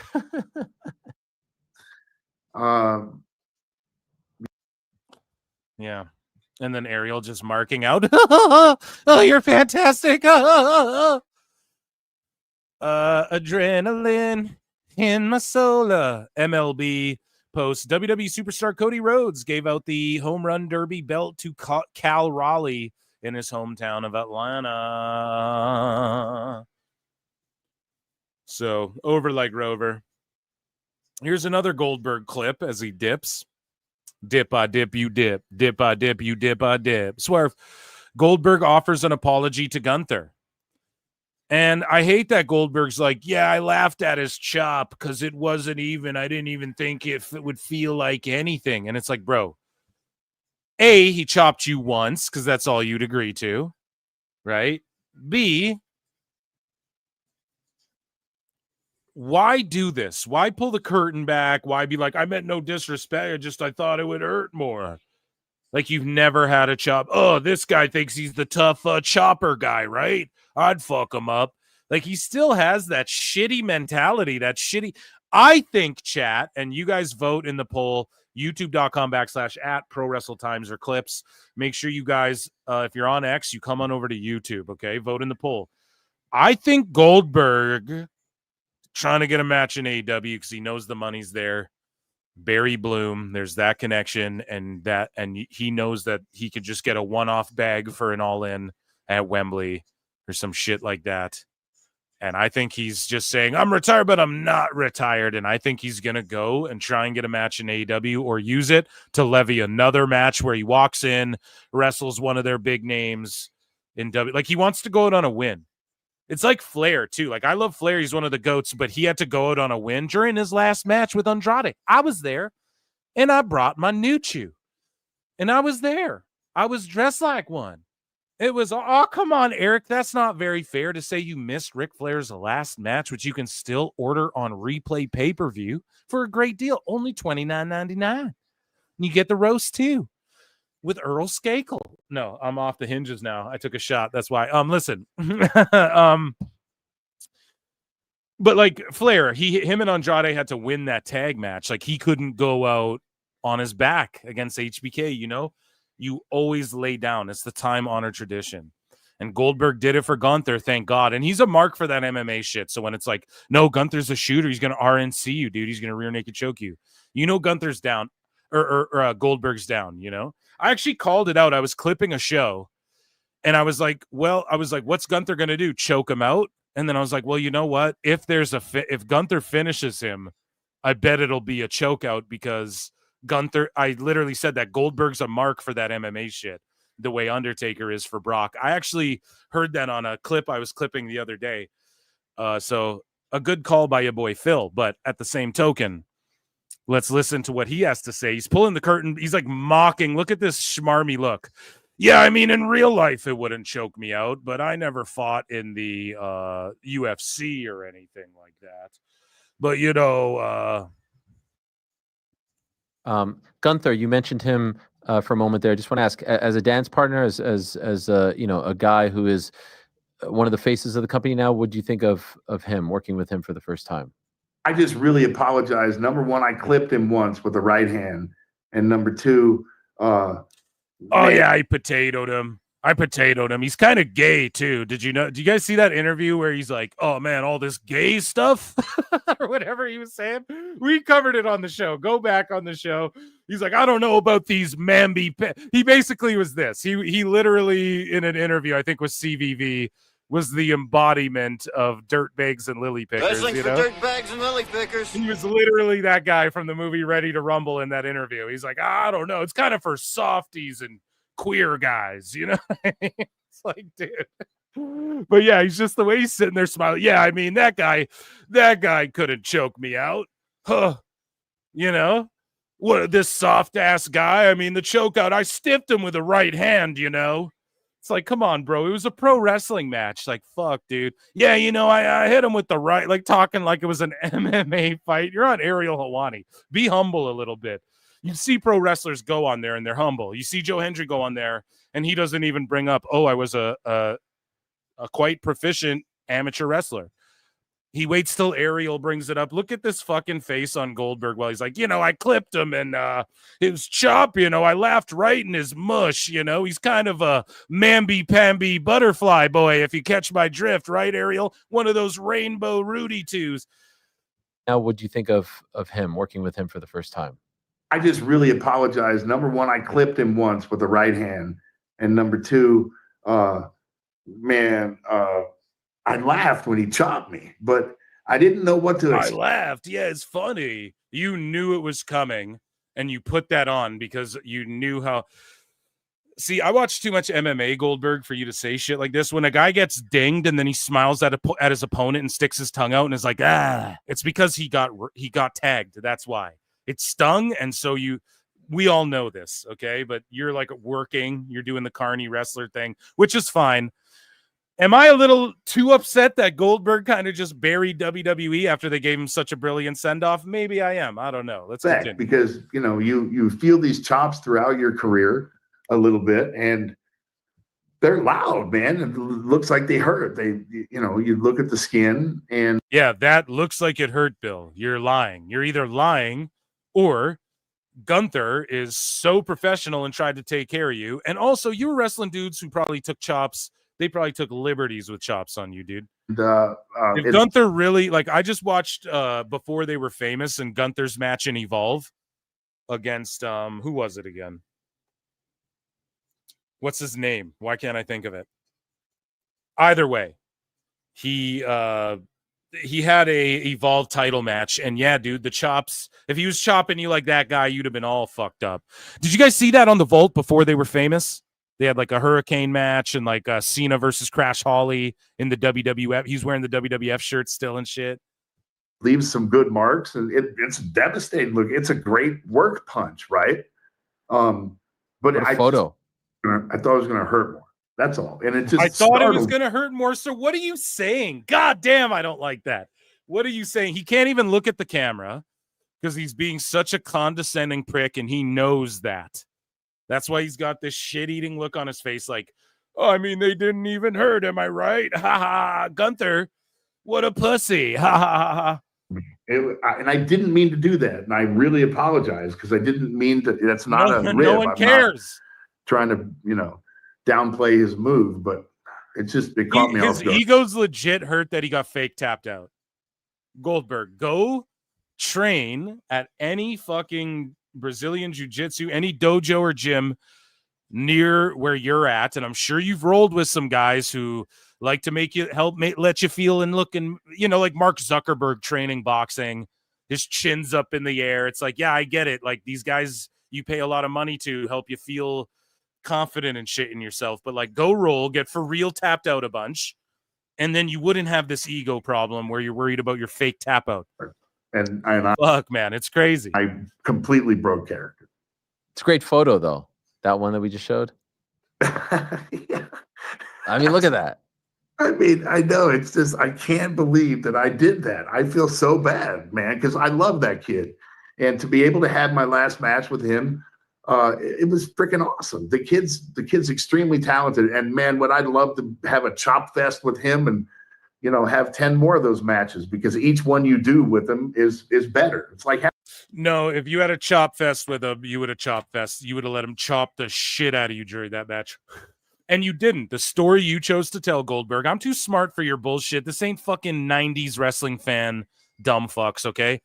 You did. The story was he chopped me once, I laughed, and so for the rest of the match, he's not going to chop me. Gunther's like, fuck this. Then he went after my leg. He attacked my leg because he realized in the moment the chops won't do shit. Then you come on Ariel's show where real world champion fighters come on, and instead of being humble like Joe Hendry, you start talking shit like, oh, yeah, I just ate that. What a gay boy. Am I right? Fucking fair. He couldn't even chop me, right? Probably wears pink. You know what I mean? It's like, come on, man. This old guy, tough guy shit. Like, you can let it go, bro. You've done enough. I had so much respect for the way Goldberg went out, and then for him to just come and shit all over it, he's for sure going to take a bag from Tony Khan and go, because you know why? Tony will let him fucking squat glorified. This is why Tony Khan will let Goldberg go out there and for 10 minutes squash the shit out of anyone on his roster. He'll let him go out there with Wardlow and squash the shit out of him for 10 minutes straight, just Goldberg doing moves to the guy. That's why. And then he'll take that, and that'll be his retirement. Having a match with Josh Barnett, probably. You don't have to worry about, where the punch is coming from, whether it's going to be a punch or a knee or an elbow or whatever it is. It's just a barrage. And that's how Steiner used to be. And, it was an yeah, me and Josh Barnett, we used to shoot. He's just as bad as Hulk Hogan. I don't give a fuck what anybody has to say. Goldberg's just as bad as Hulkster. Yeah, me and Barnett, we used to shoot, man. We used to shoot. I know we were pro wrestling trading, but Josh Barnett, yeah, he'd throw an elbow at me. It wasn't a worked elbow. Josh Barnett couldn't TKO me with elbows right now if he wanted to.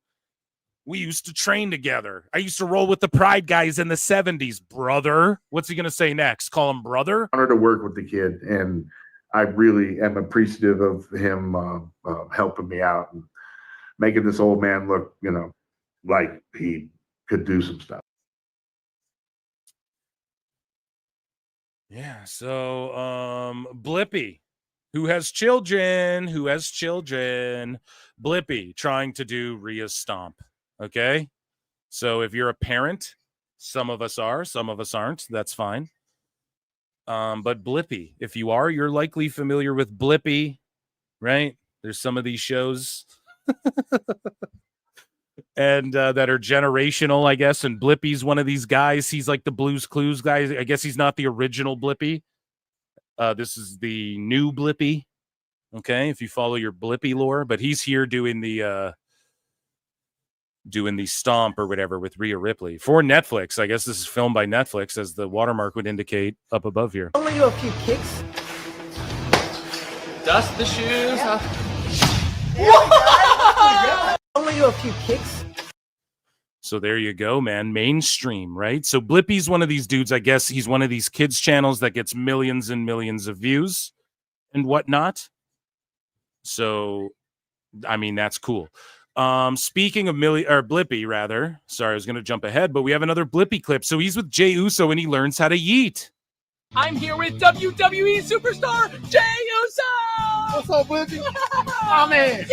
Yeah. Can you teach us to do a celebration? I sure can. Up. Second gesture. Down. Yeah, we're going to do this like at least 100 times.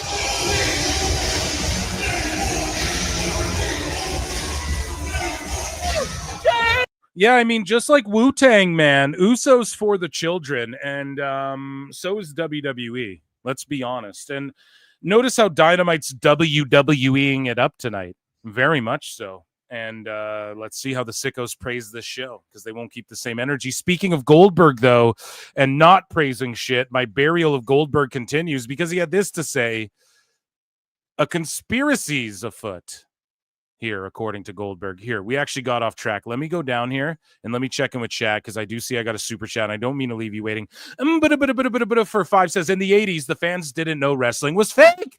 In 2025, the wrestlers don't know wrestling is fake. Oh, dude. That's a great fucking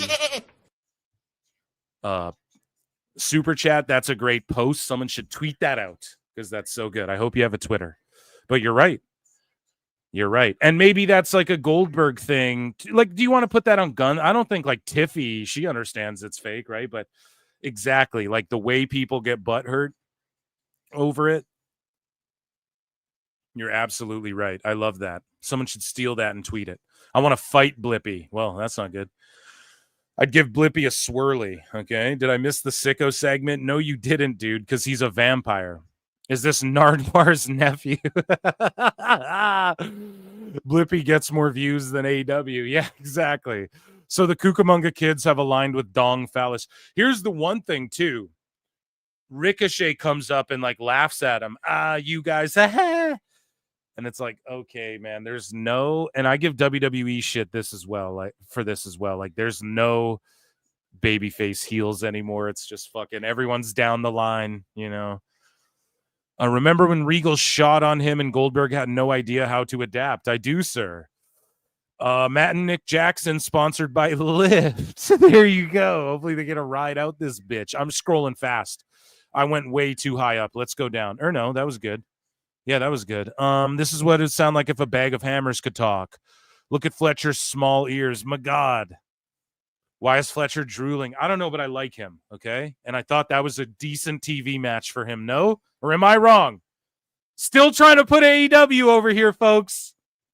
Still trying to do it. Okay, guys, don't forget the goal. Let's get this video, youtube.com/@ProWrestleClips to 200 likes, and let's get to 7K subs, and I will live stream on Sunday, Slamversary TNA. Okay, guys? If we can get the channel up to that amount of subs and get the likes for this video up.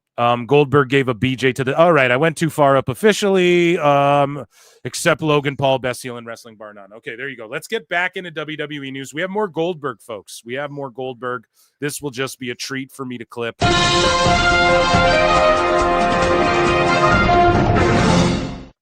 So Goldberg was on Ariel Helwani's show, and he said that WWE purposefully cut his segment short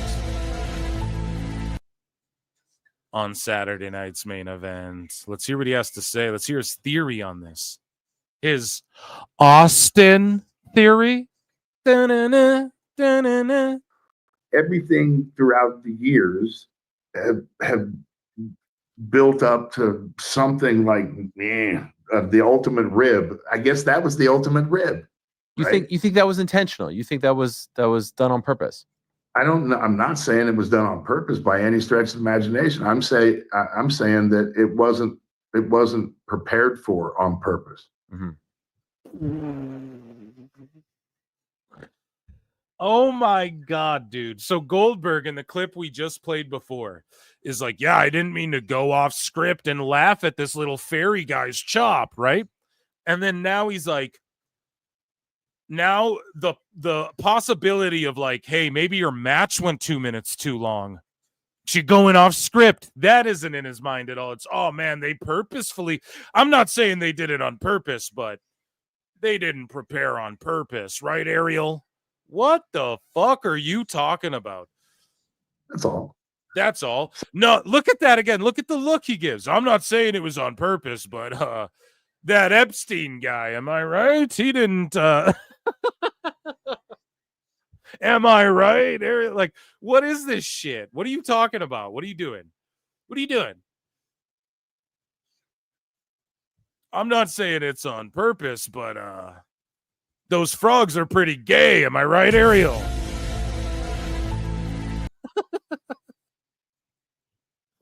A lot of chemtrails right now. You know what I'm saying? Ariel, bro, you just talked about in one thing how you went all off script. So you don't think it could be that you went off script a bit and maybe your match went like 2 minutes over? Because that's all we missed was like 2 minutes. And it's Saturday night main event on NBC.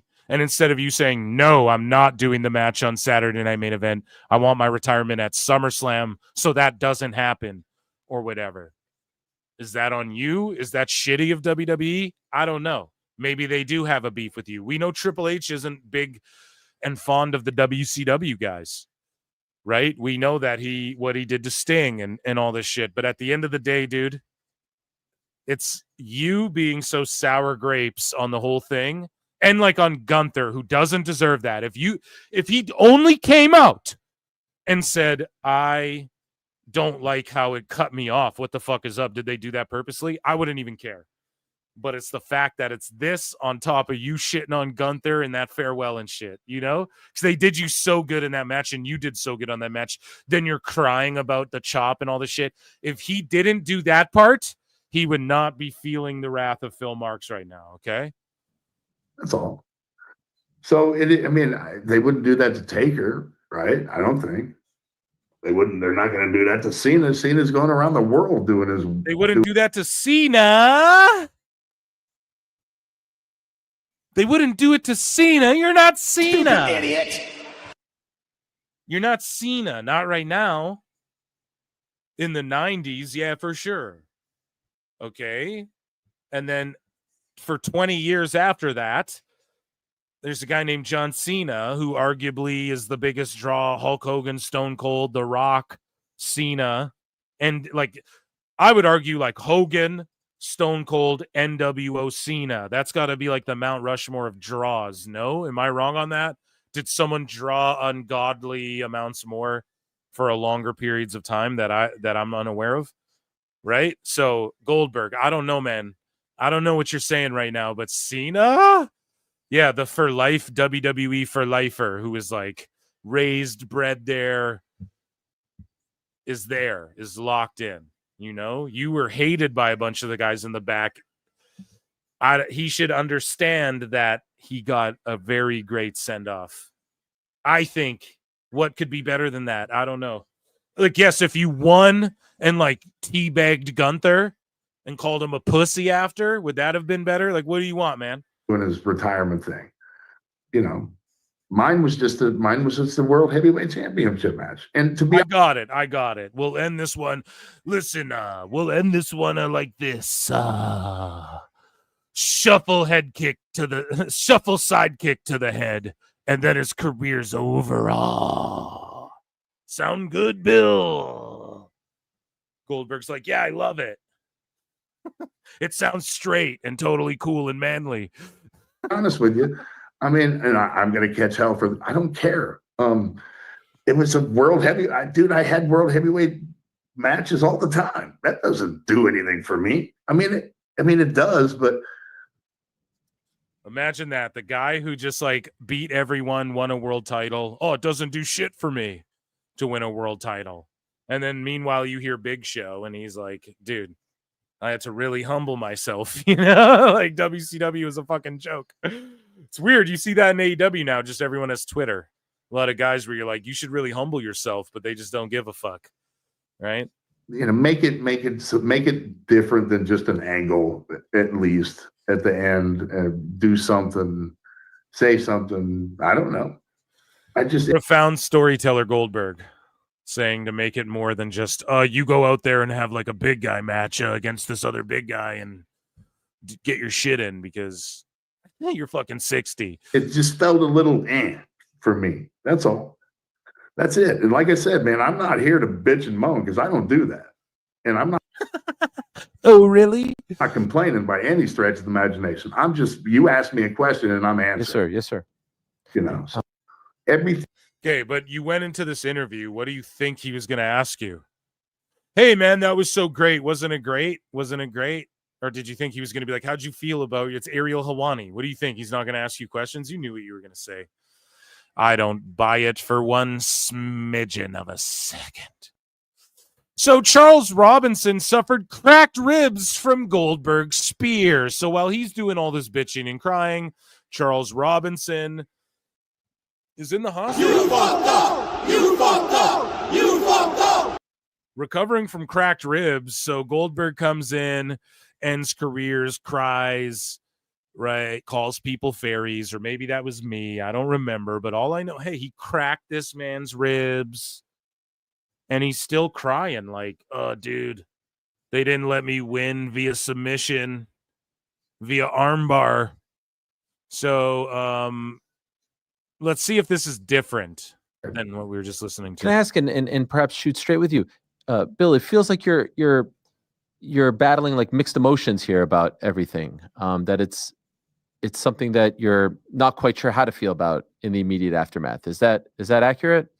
Let's just say I'm pissed off at the way I went out. I mean, because I put so much into it, and I don't feel as though the effort was reciprocated. So Gunther didn't put effort in protecting your old ass. He could have snapped you in half, dude. He didn't even put you in the Boston Crab, I don't think. You're fucking lucky, bro. He chopped you one time. What if you were in there and he just started throwing live rounds? Oh, I'd have heel hooked him. Holy fuck, dude. This is the thing, man. You should be so grateful. I swear he's trying to work his way into an 8-1. Like, because after this, who calls him? Tony Khan. Hey, if you want that last match, Tony will make a whole event in Atlanta just for this guy and have him go over and have Sting come out and Flair. Really think about it. And think about if Sting's on the phone, man, you should come here. Tony's a great guy, he'll let you do whatever. I went 21-0. Think about it, man. Is that a good Sting impression?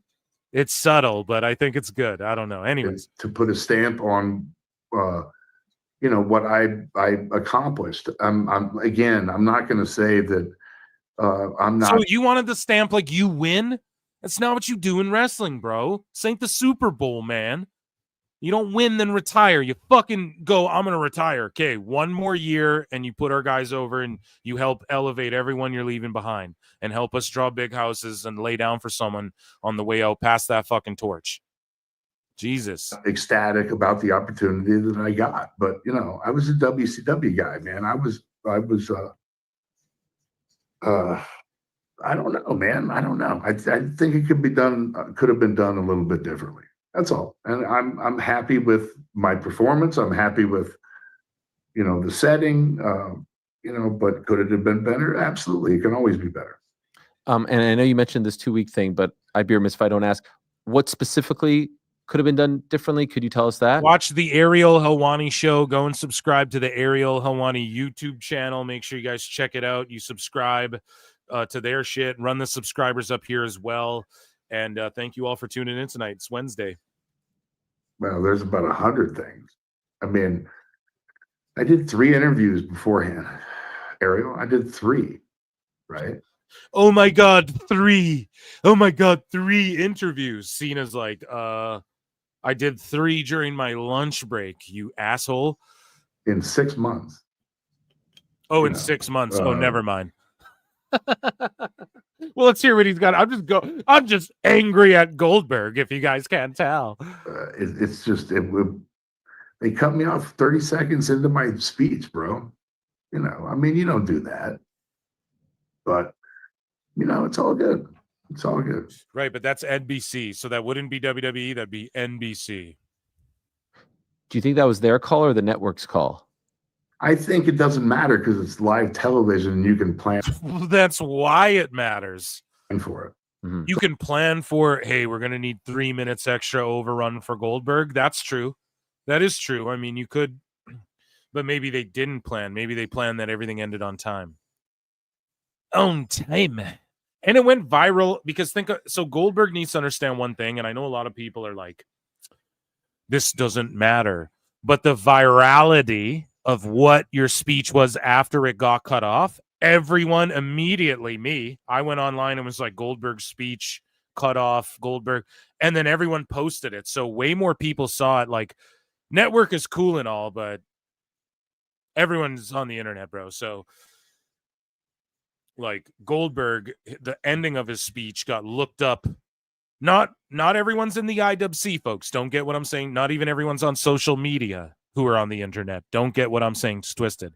Everyone looks something up once a day. I need to look this up or whatever. Everyone does it, right? But not everyone like has a Twitter and an Instagram and a Facebook and all. You guys get what I'm saying? Or logs onto YouTube or whatever. So everyone, though, uses the internet.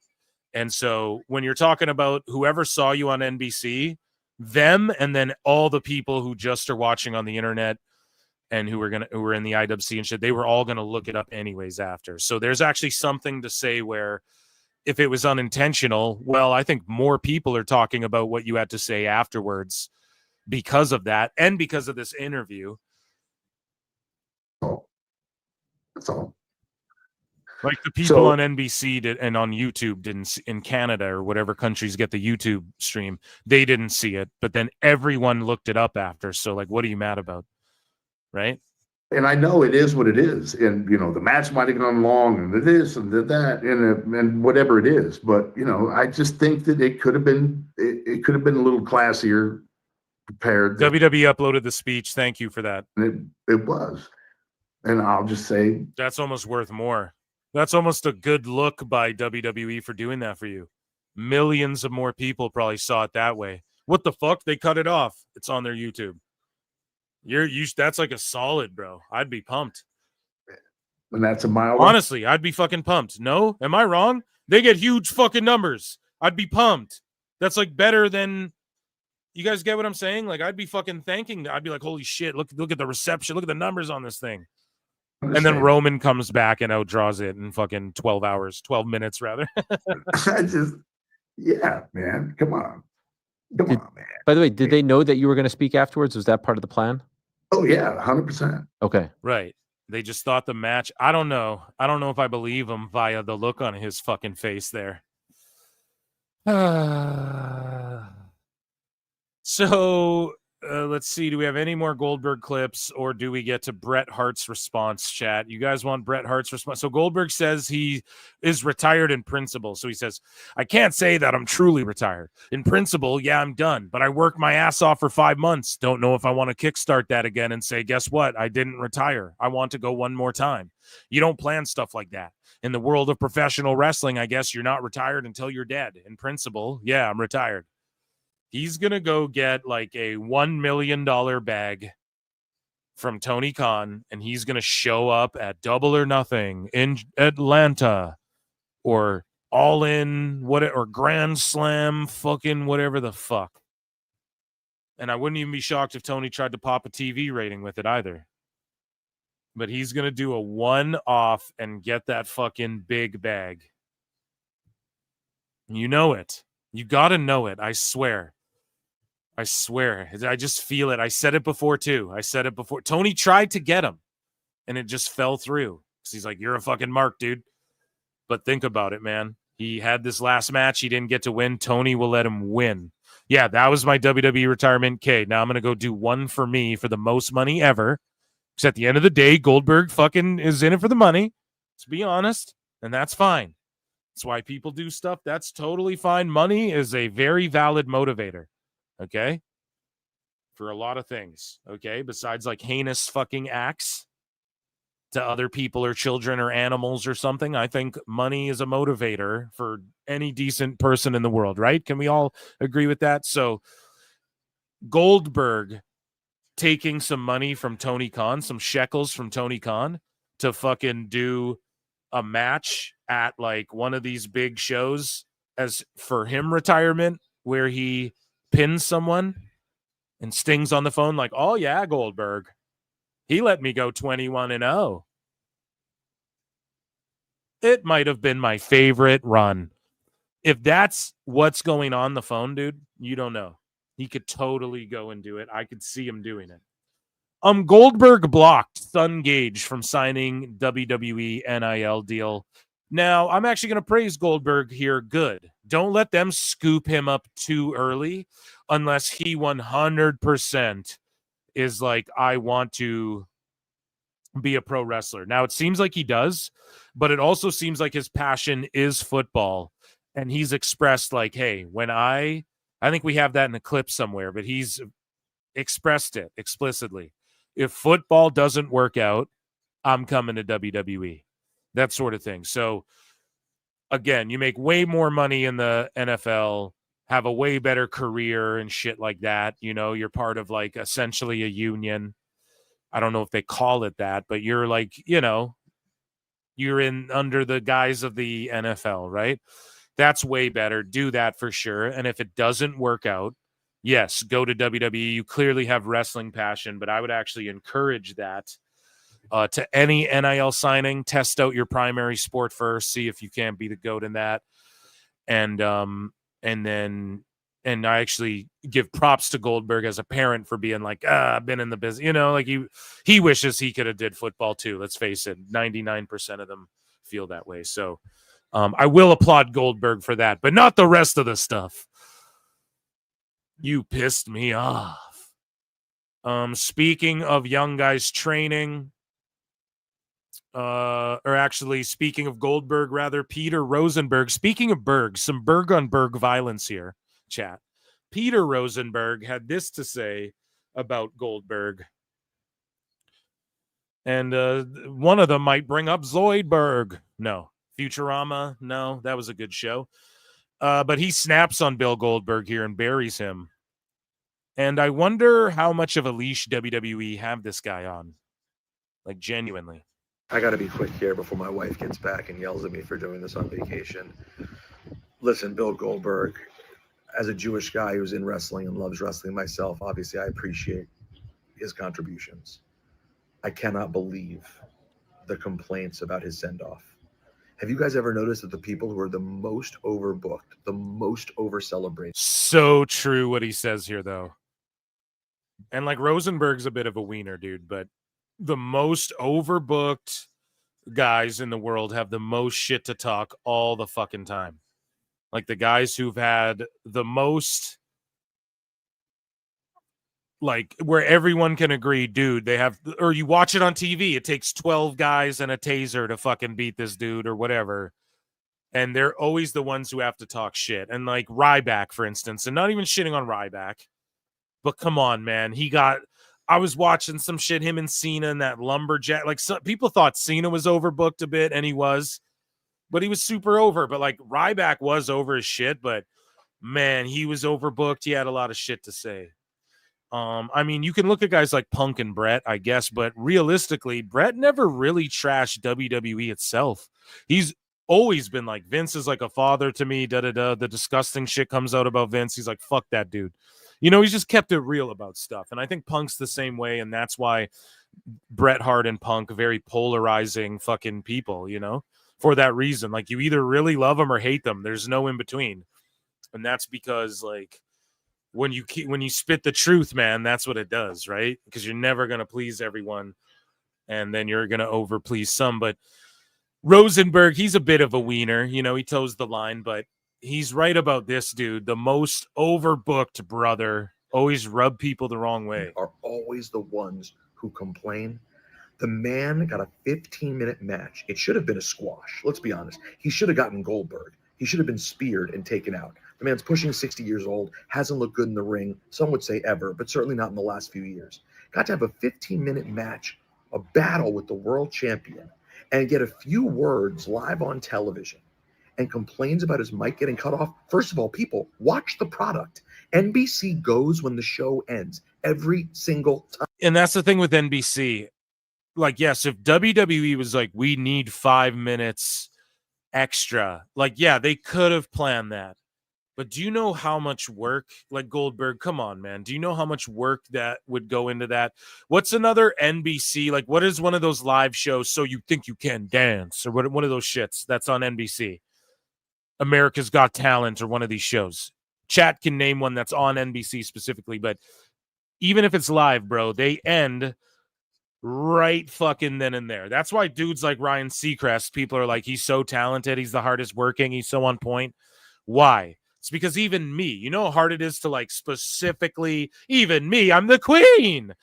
You know how hard it is to specifically end, like, boom, right at this minute and get all your shit in and get everyone's shit in. Like, it's a real skill, dude.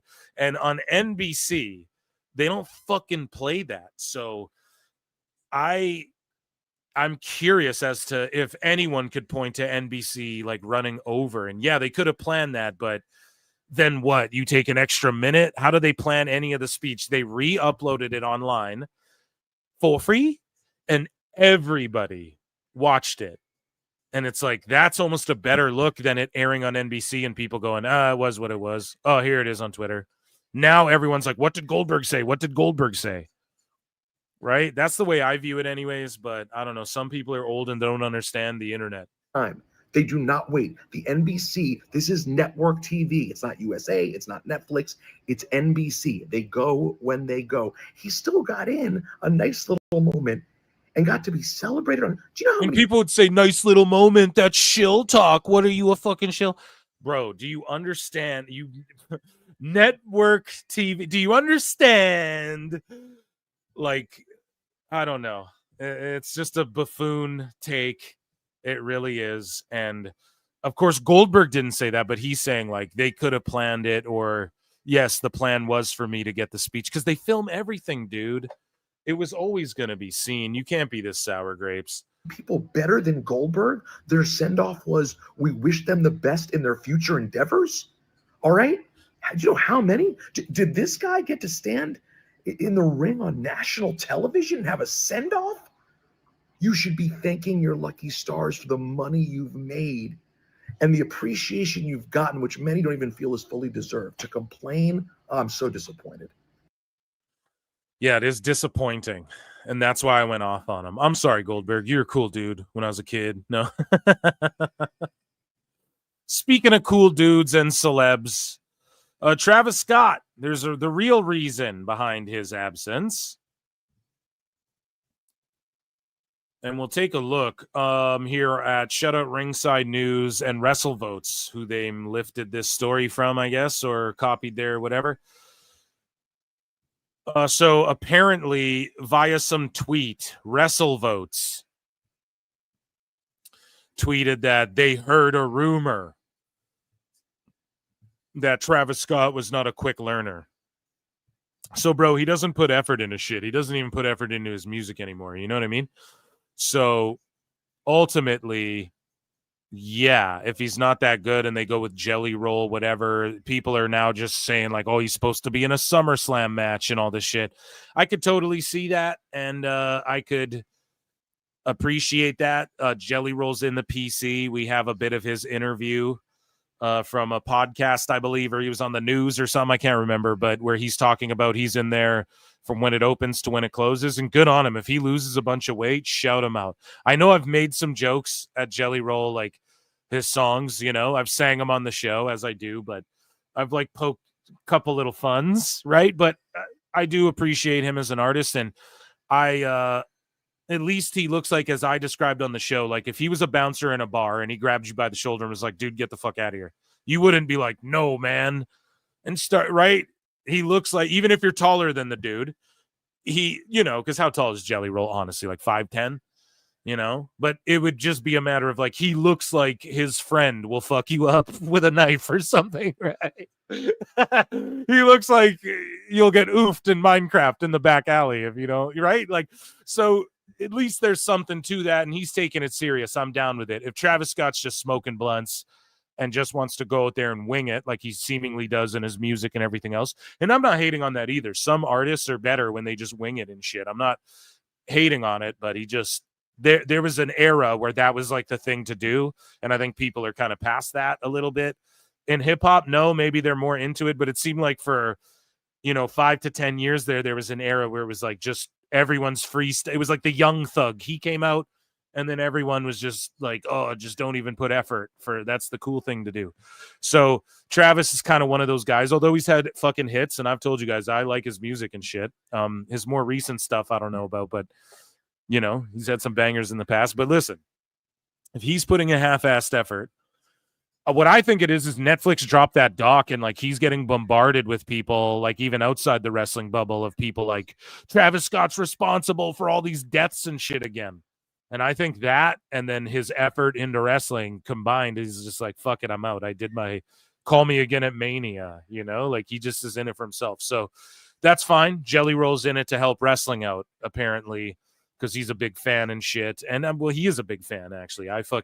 I know that for a fact. He is a big fucking fan of wrestling and has been for a long time, before he's ever famous. So same with Bad Bunny, and that's cool. And I would love to see Priest and Bad Bunny versus Orton and Jelly Roll maybe at Mania this year, if it's not going to be at SummerSlam and we're getting more of the Logan Paul thing, right? If Jelly Roll's serious and after this SummerSlam he sticks to it and he really uses the PC and his access there to get in shape and better his life and become a skilled wrestler, I'm honestly not against that at all. He's looked good in the shit we've seen him in, and he takes it more serious than Bert Kreischer and shit. Burnt Chrysler or whatever the fuck, right? He takes it way more serious than these guys. And if he's willing to like be and put the work in and shit, I'm down for it. I'm here for it, Eric. If only Conrad Thompson, I'm going to start doing the same, actually. Brought to you by, and my experience will be brought to you by Henson's Razors. Bro, you know, fucking savewithphil.com, and you can tune in to my entire experience, me with Eric. Eric's doing DDPY, and over here, we're at the PC. Chat me up about what it's like, the NXT Black and Gold era, Eric. So, yeah, I totally see if they nix Travis Scott, that's fine. I want to see more Jelly Roll personally, I guess, from the last couple of things. I'm like, I'm here for it, Eric, right? SummerSlam, I'm here for it. I'll check it out. I'll see what he's got going on. And then after that, if he sticks around, I'm not talking like full-time Jelly Roll, but like if he comes back and it's not just like foolishness, he's not just like taking a spot away from anyone, I'm cool with that. So, yeah, I think Damian Priest and Bad Bunny need to team up, though, and show Jelly Roll and Orton what's up at Mania, chat. What do you think? And some big payoffs for fucking Orton on his way out? I don't want to see Orton like, I'm going to have a banger against... If he does one of those like Batista, no DQ, whatever the fuck's on his way out, I'm fine with that. But with Orton, man, I don't need to see him have like, I'm going to do a classic and get who over? Carmelo Hayes over, whatever the fuck, like name a name. I don't need that from Orton. I just want to see him have some legends, some fucking whatever matches where he can hit some RKOs out of nowhere and just dip out, and then he can lose to like Cody Rhodes or someone on his way out. Like, who did he help bring up? Well, Ted DiBiase Jr. is probably in jail right now. So allegedly or whatever. I don't know what's going on over there. Some crazy shit. But Cody Rhodes, right? And Legacy, that'd be who you could lay down for there, or whoever else he sees something in. And then you could give them a banger or one of those no DQ where you don't got to do shit, you know? You just like pop the crowd with pliers or whatever. But yeah, I don't know. I'm cool if we don't ever see Travis Scott. And he was nixed from the video game, by the way. They're giving us El Grande Americano instead of Travis Scott. So there you go. What do you think of Nikki Bella's placement on the card? She believed she was being ribbed with her placement on the card of Raw that we just watched on Monday. Members get access to the Monday show. And what did she say about it exactly? She said that Bayley and Lyra match, I mean, it was literally going, and I was like, wait, I have to follow this? I haven't wrestled in 7 years, and I have to follow this match. I was thinking I was getting ribbed. I was for sure getting ribbed. Damn, so Nikki was like, they're ribbing me, putting me on after this. But here's the thing, Nikki. We're in an era where the women, like Triple H said, it's at par with the men in a lot of ways and a lot of the time. So it's not about, oh, they're putting me. It's just about where's Nikki Bella gonna, you know, we're trying to format this so we keep our viewers and we get the most minutes watched and throughout the week, this is the most enjoyable show. Formatting, super important. We talked about it at the start of Dynamite here, how they didn't start the show with their all-in replay stuff, right? So Nikki, again, she came from an era where it's like the women, well, Nikki's going to have a banger with Natalia. So, you know, you girls go strip later, or your shitty match has to go on first. No, this is the era of Nikki. If you're anyone on Raw, that's why these shows have been cooking. This is why WWE is so popular. Everyone can wrestle their asses off in 2025. Like, everyone can wrestle their asses off. And here's one thing I want to say and compliment Nikki. She's looked so good since her return. She looks great. She looks like she can hang in this climate, actually. So she shouldn't be worried. But yeah, Nikki, it's not about like back then you were following a banger between Tyson Kidd and Cesaro or whatever. And now it's like, yeah, it's not about where the women placed on the card. It's just, you're just like, fuck, I got to follow that every Monday. Someone has a match like that and someone's got to follow it, you know? So, yeah, that's like a culture shock for her. That's awesome in a way, you know? She said this had to be a full-on rib since they put every single badass woman on the card tonight. All of them were incredible, and I had to go after all of them. Don't get in your head, but why am I going last year? because you're the Hulk Hogan, and in a good way. You're the most over.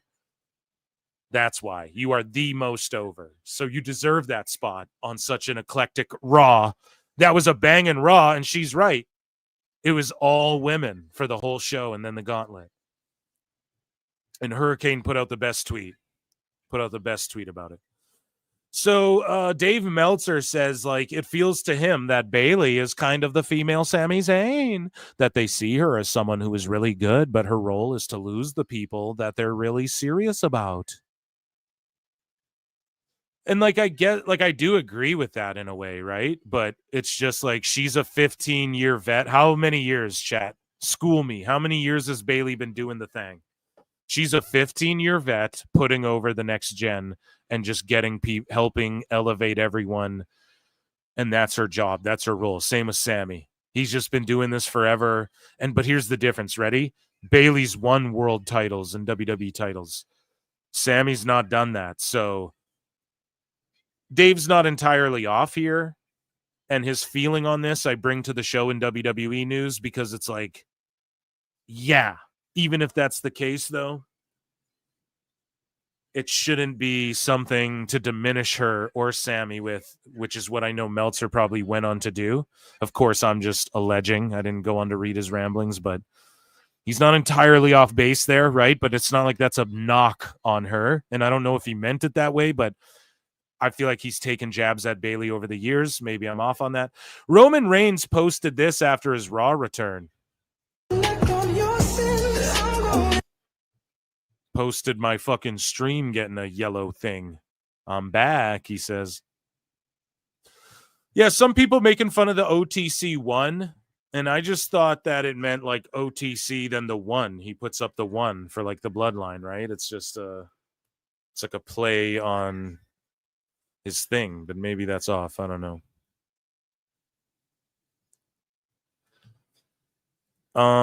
Let's see. Moving along here. Let's check in with chat for just a tickle.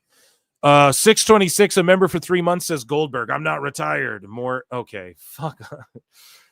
Jesus Christ. He's trolling, chat.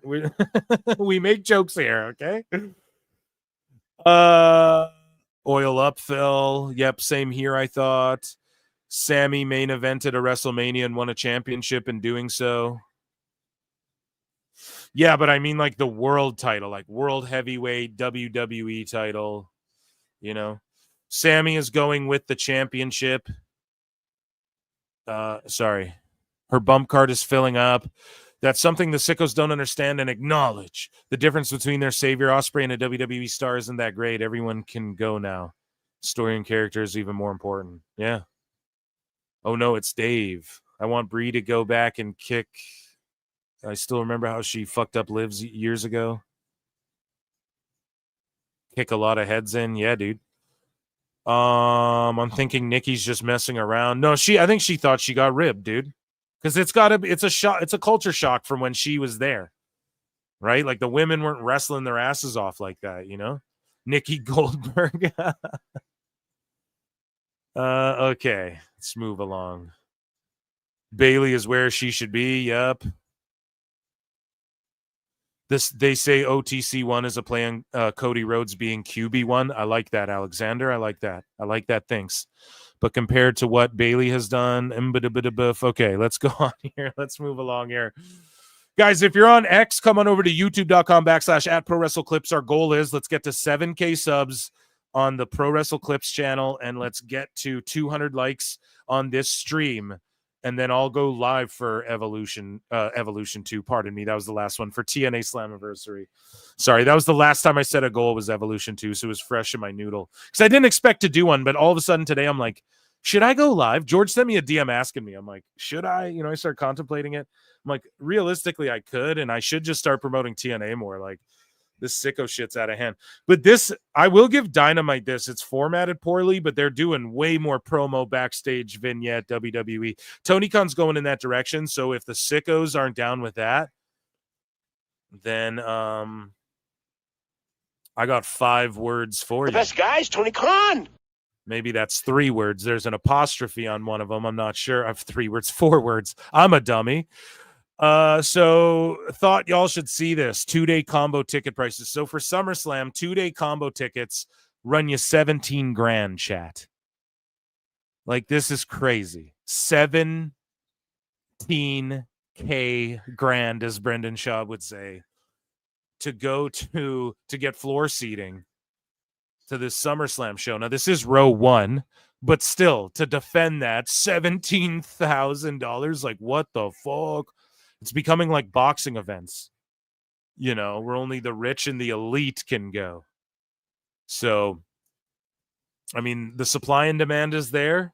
They're putting on good shows. So as a dude who likely wouldn't fly to wherever the fuck SummerSlam is this year anyways, I'm cool with it, Eric, right? Like, it's all good, but I get why it sucks for people. And yeah, one day it will even out, but for now, rich folks stay winning and going to WWE shows. I don't know what to tell you, man, but those prices are outrageous. We talked about Jelly Roll for a while, and I was oogling all over him. And this is what he had to say about, what I had to say earlier in the show. And I'm announcing this on your show. I have quietly been living in Orlando for about 4 weeks at the PC. Wow. I'm showing up every day like a piece of furniture over there. They can't kick me out of there, dude. I'm there from the moment they wake up till it closes almost. Well, that's exactly what the I'm obsessed. That's what the Performance Center is. This is. Yeah, that's what it's all about. He also followed up. He had something else to say about it, who he's been trained by thus far, essentially, right? So Jelly Roll says who his trainers are at the PC. They come in and they go, hey, we just want to watch for a minute. Undertaker comes in with Michelle, his wife, and they come in and they go, hey, we just want to watch for a minute, just kind of chill. Is that cool? I was like, yeah, for sure. This is who he is as a human. The entire 3-hour session, him and his wife stood on those ropes and just gave me pointer after pointer, and the most like Kevin Owen, Jacob Fatu came in and wrestled with me the other day for like 3-4 hours. Like, what? Bro, Kevin Owens with his hurt neck, just spitting bars at the PC. This is the family. This fucking ship rises all tides or whatever the fuck. The bigger ship rises all tide, whatever the old saying. You guys get what I'm saying? This is like why a Britt Baker to me. I don't want to see her ass in WWE if she's just going to rock the boat and cause drama backstage. Everybody's like headed in the right path. We're getting such quality shows consistently. Oh, these Raws and SmackDown suck for 2 weeks, and then the PLE just blows you away. Oh, this weekend, blah, blah, blah. JD. Oh, this fucking show is fucking. And then he's just putting it over. Buries the Evolution show before it happens. Now he's just putting it over. Same thing everyone did to Superman, right? And now this motherfucker here is like actually doing the damn thing, and Kevin Owens is there giving pointers, hurt neck. Jacob Fatu's in the PC just because he can be, rolling with Jelly Roll for 3 hours. Wrestled with me the other day for like 3-4 hours. Like, what? That's awesome. Like, these dudes are like pouring into me because they. So that's awesome. So Travis Scott isn't doing that. He's smoking blunts and trying to get blowjobs or whatever. So he's not focused on really honing in his skill and his craft. And I get why they sort of moved on from him. Speaking of Travis Scott, Brian Alvarez had this to say, and we'll give him a try, Brian, because he's trying here as he does. He says, Travis Scott was reportedly planned for a match at SummerSlam, also involving Bad Bunny, but something happened. He says, I'm not going to sit here and tell you I know the whole story because I would be lying, Brian. But something happened with Travis Scott. Scott was supposed to be in a match at SummerSlam. I believe it was going to be a tag match involving Scott and Bad Bunny. So it may have been like Travis Scott and Drew against Bunny and Randy. It was going to be something, and something happened with Travis Scott, and he is off the show. So Jelly Roll appears to have taken a spot, and I guess they've decided that a good counterpart for Jelly Roll would be Logan Paul. So anyway, that's what's happened, and that's why this match is taking place. I mean, I bet Brian added some shit in there, but I could totally see that somewhat being the case. And we talked about Undertaker. And so he had this to say, Trick Williams, you disrespect my WWE LFG team. You disrespect me. I'll be in H-Town next week with or without the TNA title. You might want to stay out of my yard. So he will be on NXT next week, I believe. And if I'm not mistaken, right? Or is that wrong? Is that wrong? But Undertaker also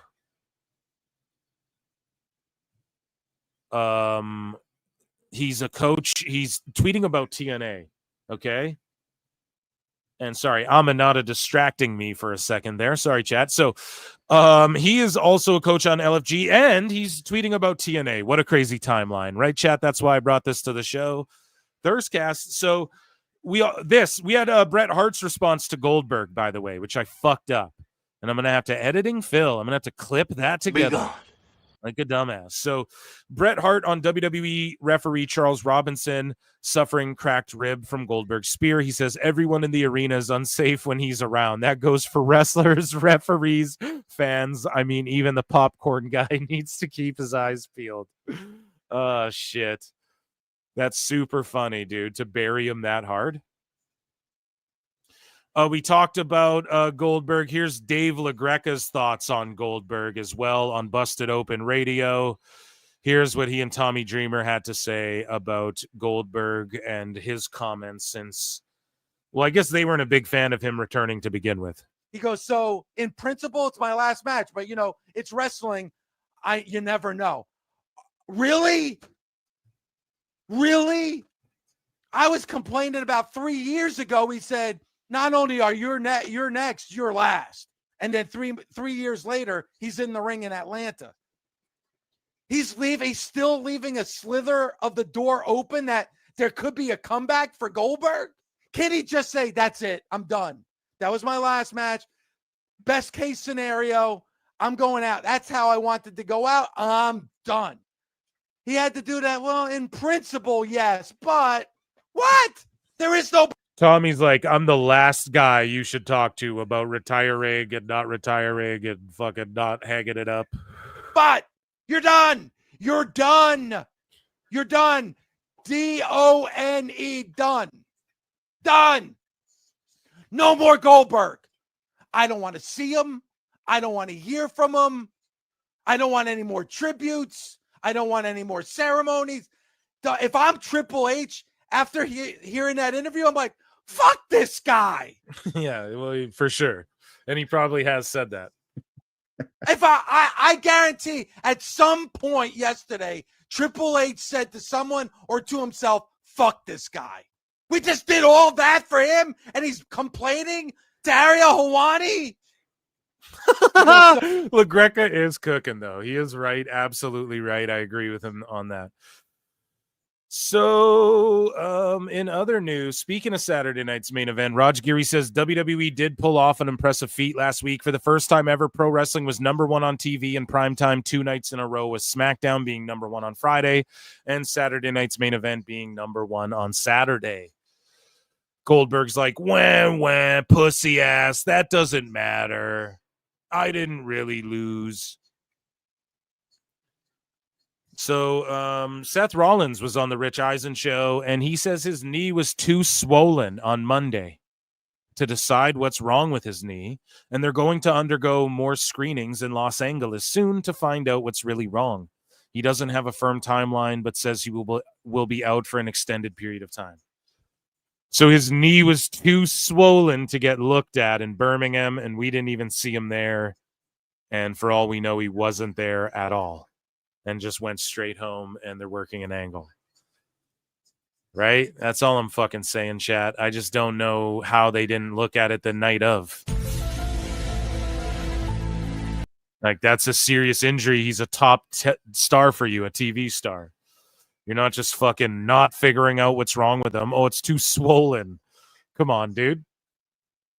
I don't believe that for 1 second. Moving along here.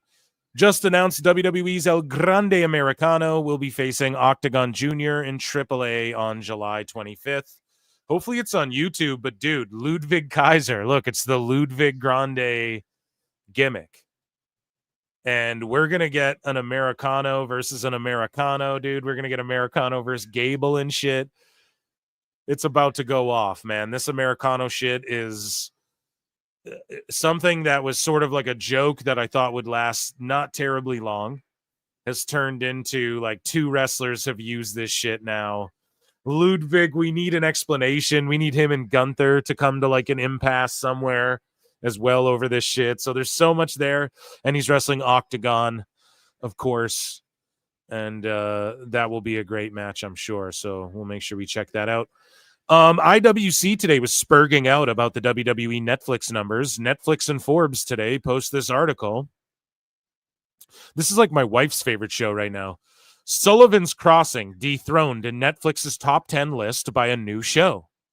This is what Forbes wrote today, right?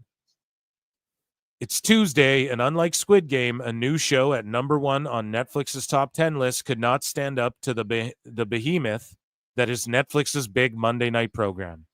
That would, of course, be WWE Monday Night Raw, which has now unseated Netflix's big licensed hit, Sullivan's Crossing, which has ascended the ranks and become a rare non-Netflix original. A Canadian show, bud. Out there in Nova Scotia there, buddy, or the Prince Edward Island there, guy.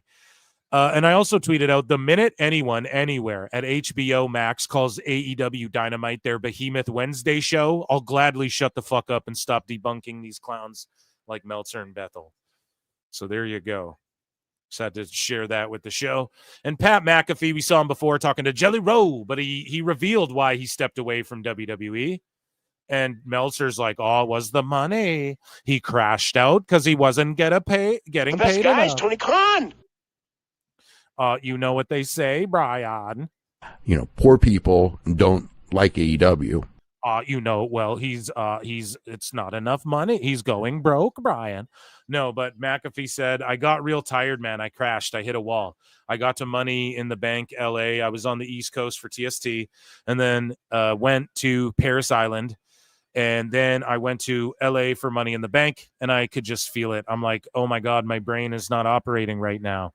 I had talked to others that had maybe experienced mental exhaustion before, whenever they have had it. And I've talked to them, and I've been like, I'm staring down what you went through there.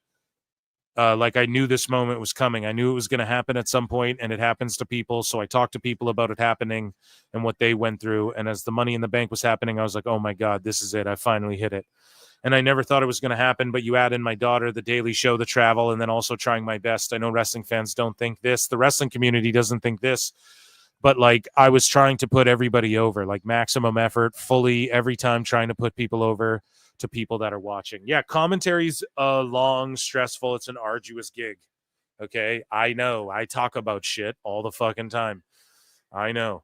So he says, and I never thought it was going to happen, especially to stay fresh and feel like you're being original and like fucking putting, was this as good as the last show? I don't know, right? So anyways, he says, I never thought it was going to happen, but you add in my daughter, the daily show, okay, we read that. And it's like, I think that with the travel, me not getting back till 3 a.m. Monday nights, etc. He says it's an honor. Oh, so he goes from the shows and then he flies home on Raws right after them. He doesn't like get a hotel, crash out, go home Tuesday or whatever, right? He fucking flies home right after. It's an honor to be part of it, but like I stopped going to Monday Night Raw, so that took away 2 planes and a 2-hour sleep night a week away from the schedule, and it was like stack a couple of weeks. I feel like a human again. And also Graves so good, Barrett's so good. Yeah, this is all you do. You just float McAfee in to be a third or fourth on PLEs or whatever shows he wants to come to. That's all you do. It's just that simple, man. So like the ability to not feel absolutely fucking terrible for having, and isn't Graves happy that he didn't shit on WWE and walk out of the company and make a big mistake, and he listened to his pal Vic Joseph? Because see, Corey, this happened, and now you're needed again greatly, like more than they thought, or maybe they anticipated this happening because the discussions were already there, and maybe that's why, but they just weren't disclosing shit to you. Either way, I'm so glad Corey didn't like burn a bridge or anything either. But yeah, on the other side, and I will always love WWE. I miss it, but I didn't think I would have made it. I was eyeing football season around the corner, and I was like, I don't know if so it's the summer. He wants the summer off. He's going to do football. He'll come back for Mania or whatever. It's all good, chat. He'll be back around. But ultimately, yeah, summer hits, and sometimes you're like, and especially when you have kids, you're like, what, and a wife, you're like, what am I doing? I just fucking go hang out with them, you know, whatever, right? Like, Jesus Christ, I work so I have millions of dollars, dude. I'm here fucking, you know, I have these fucking sickos yelling at me over All In and shit on Twitter. Like, I just want to do golf, cover golf, you know, hang out with friends and shit. So I'm here for it. Speaking of here for it, Ren Sinclair to wrap up WWE news. It's Ren's Day, ladies and gentlemen. Let's hear what Ren has to say on Ren's Day. Hey guys, happy Ren's Day. So this happened last night, which means I'm coming home to Texas next week, which also means that you guys better be on your best behavior and cheer for me. And then this also happened last night, which was kind of weird because, like, why does she care about my family? And also, like, Pookie. Bless your heart, Blake. Of course my family's going to be there. And funny story, the other day my mom saw your promo and she was like, oh my God, is that Sabrina Carpenter? And I was like, no, Mom, that's Blake Monroe. And she was pretty certain that it was Sabrina Carpenter. I said, Mom, whatever similarities that you're seeing, it's obviously got to be a coincidence because there's no way that Blake Monroe would try and have a career pretending to be someone else. But don't worry. 2 former AEW talent throwing down again. Now, I understand that people in AEW, like a good handful of them have gone and like, okay, so even like Cora Jade, right? Like had a match there. I'm not talking about people who had a match in AEW. Maddie Renkowski, Ren Sinclair, was in like an angle as part of Jade's streak and all that. She helped her out. Then she beefed her out and wrestled her. During the pandemic era, Renkowski was all over those shows. And then you have her in NXT for a while, for like a little while now. And then Blake Monroe, Mariah May, she's all over Collision and Dynamite and all that. And they're wrestling. I just don't think that's a coincidence. There's a million other people Blake could wrestle, but also they know Ren's going to make her look like $1 billion in the match. So that's what she does. I set the record straight. I said, Mom, Sabrina Carpenter, someone trying their best. Anyways, let's get to the questions. Question number 1. What is your favorite cartoon to watch? Right now, it's Avatar, The Last Airbender. It's the first time I'm watching it, about to start season 3. Phenomenal. Yeah, solid show. I fell off like a few seasons in, you know. I didn't totally hate Shyamalan's Airbender movies like Avatar. I wasn't totally a hater on those. Like I was just happy because we were in an era of like gritty Batman Begins type shit, you know? So I still appreciate stuff that tries to be like over the top and cartoony and like the CGI wasn't terrible in it or anything. It's just some of the acting was pretty bad and some of the casting was like, what, you know? But other than that, I like the movie. But yeah, shout out Avatar. Good shit. I shout everything out here at PWT, even the haters. Phenomenal so far. Question number 2. If you could choose 4 bands or artists for a private concert, who would it be? Bruno Mars, Jonas Brothers, a country singer of some sort, like Luke Combs, maybe a little Morgan Wallen, probably Luke Combs. I don't know. Can't even like name one. 4th one. Let's. What? She can't even think of a 4th one. Who would she bring?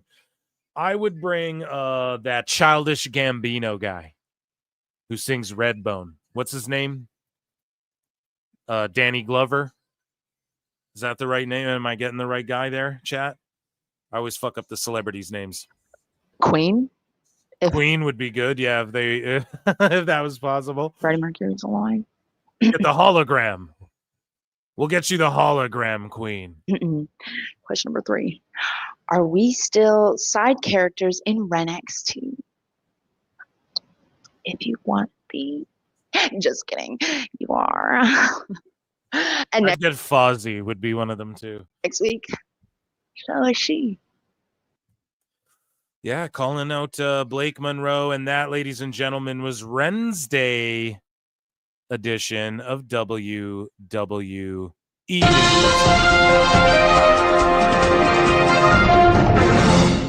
And a round of applause.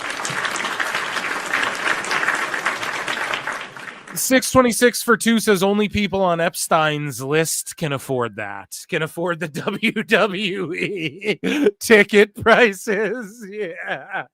No doubt though. No doubt, man. It's crazy. It's like, how the fuck does anyone afford to do that? Donald Glover. Yeah, what did I say? What did I say? Crispin Glover. Yeah, which one did I say? Donald. There you go. Thank you. I said a Glover, right, guys? Like the glove that ran on the ball in the PlayStation game or whatever. Wasn't that a thing? Glover? Wasn't that a game or something? I don't know. Either way, yes. I would get Childish Gambino because he could do some rap songs, but he also sings that Redbone type shit. That's what I'm into. Yeah, anyways. Lethal Weapon Glover. Danny. Oh, sorry. Yeah, I'm too old for this shit. Is that the Glover? Danny Glover, yeah. Crispin Glover is Back to the Future. That's right, chat.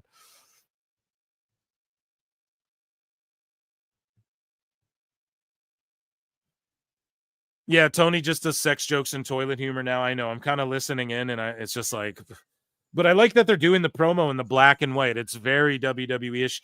This theater has a sweet aesthetic. If they just did like every year, and think about how much cooler their video games would be too if they did residencies for like 2 months out of the year in 6 different venues, and then like go to a bigger one for like the pay-per-view, and then they like promoted, hey, like in their video games and shit, it would be like, here's like this ballroom and this fucking whatever. That could be cool too, but instead it's just, well, at least they're doing a residency here, but it just seems like a movie theater after their biggest show ever, and they're flexing all this WrestleMania level shit, then they're just in this little room. Tony jumped the shark months ago. They're doing their Chicago residency at this place. Right, I know that. Yeah, they're here for like a couple weeks though, you know? They should go to Europe. Like they should go to the UK for 2 months and film TV shows and just do house shows and shit and build up a fan base, leave, and then say, we're coming back next year. Then everyone's like, oh shit, I can't wait. And then they announce All in London or whatever. That's how they should have been doing that. Athena on TV. Okay. Donald Glover, Crispin Glover. Yeah, we're still...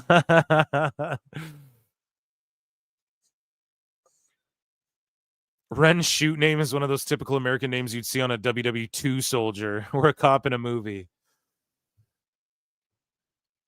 Even though it's probably Polish. Yeah, I think it is Polish. Are all AEW matches assumed as no DQ? Yeah, at least in WWE, once like Naomi cashes in, we go, oh, the triple threat. Okay, now it's no DQ once the bell rings. Gloms are with the case. In AEW, you don't know. Is it? And that's the thing in AEW, because they've been doing it lately where it is a lucha rule. At least I think. Am I correct on that, chat? I think they did it on AEW recently where the rules were like lucha tag rules, where the 6-man that you didn't have to tag again. Did they do that again on just strictly AEW? I think they adopted that for a show recently. See, Billy Starks as well. I'm not sure of her age, but for where she is in the business, she's like a Renkowski or a Ren Sinclair, by the way. And I'm glad that she is getting an opportunity with Athena now on TV, because she, I think, will impress a lot of people with like more than just her in-ring shit, right? It'll be her character and stuff. So, and now Tony Storm's just going to talk about having a sweaty vag or whatever. I feel Tony should move the AEW offices into the UK. I think the rules changed match to match and no one's told. If they ever won't sell out Wembley again, they shouldn't do a residency there. They'd burn out the territory. Right. I'm talking about if we could rewind to the beginning, right? You do, because like they just said, we're doing a big show in Australia. Why didn't you like go there for a month? You have all this money, build a ring there, have a place there where is like your location where you can train folks and stop in at, you know? Not even like a PC, like find an indie there that you can like give some money to fucking help you with this sort of shit, partner with them, develop some talent out of there, and also do a residency there for 2 months out of the year.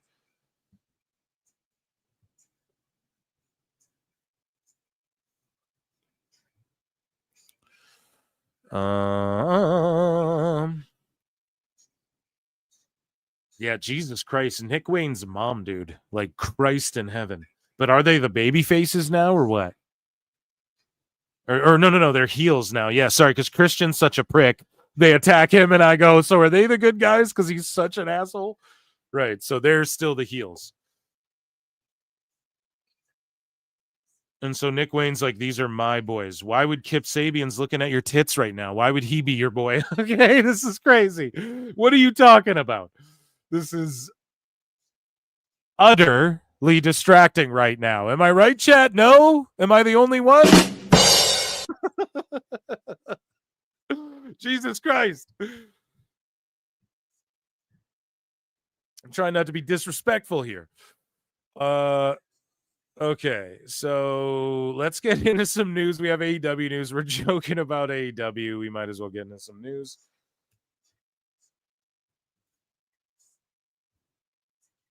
It's so distracting. Like, what's going on? Jesus Christ. So are they talking about Christian? Right.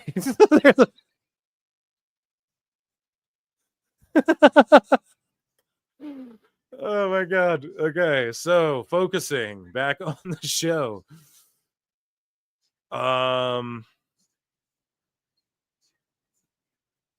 So let's see here. Tony Khan watching this promo.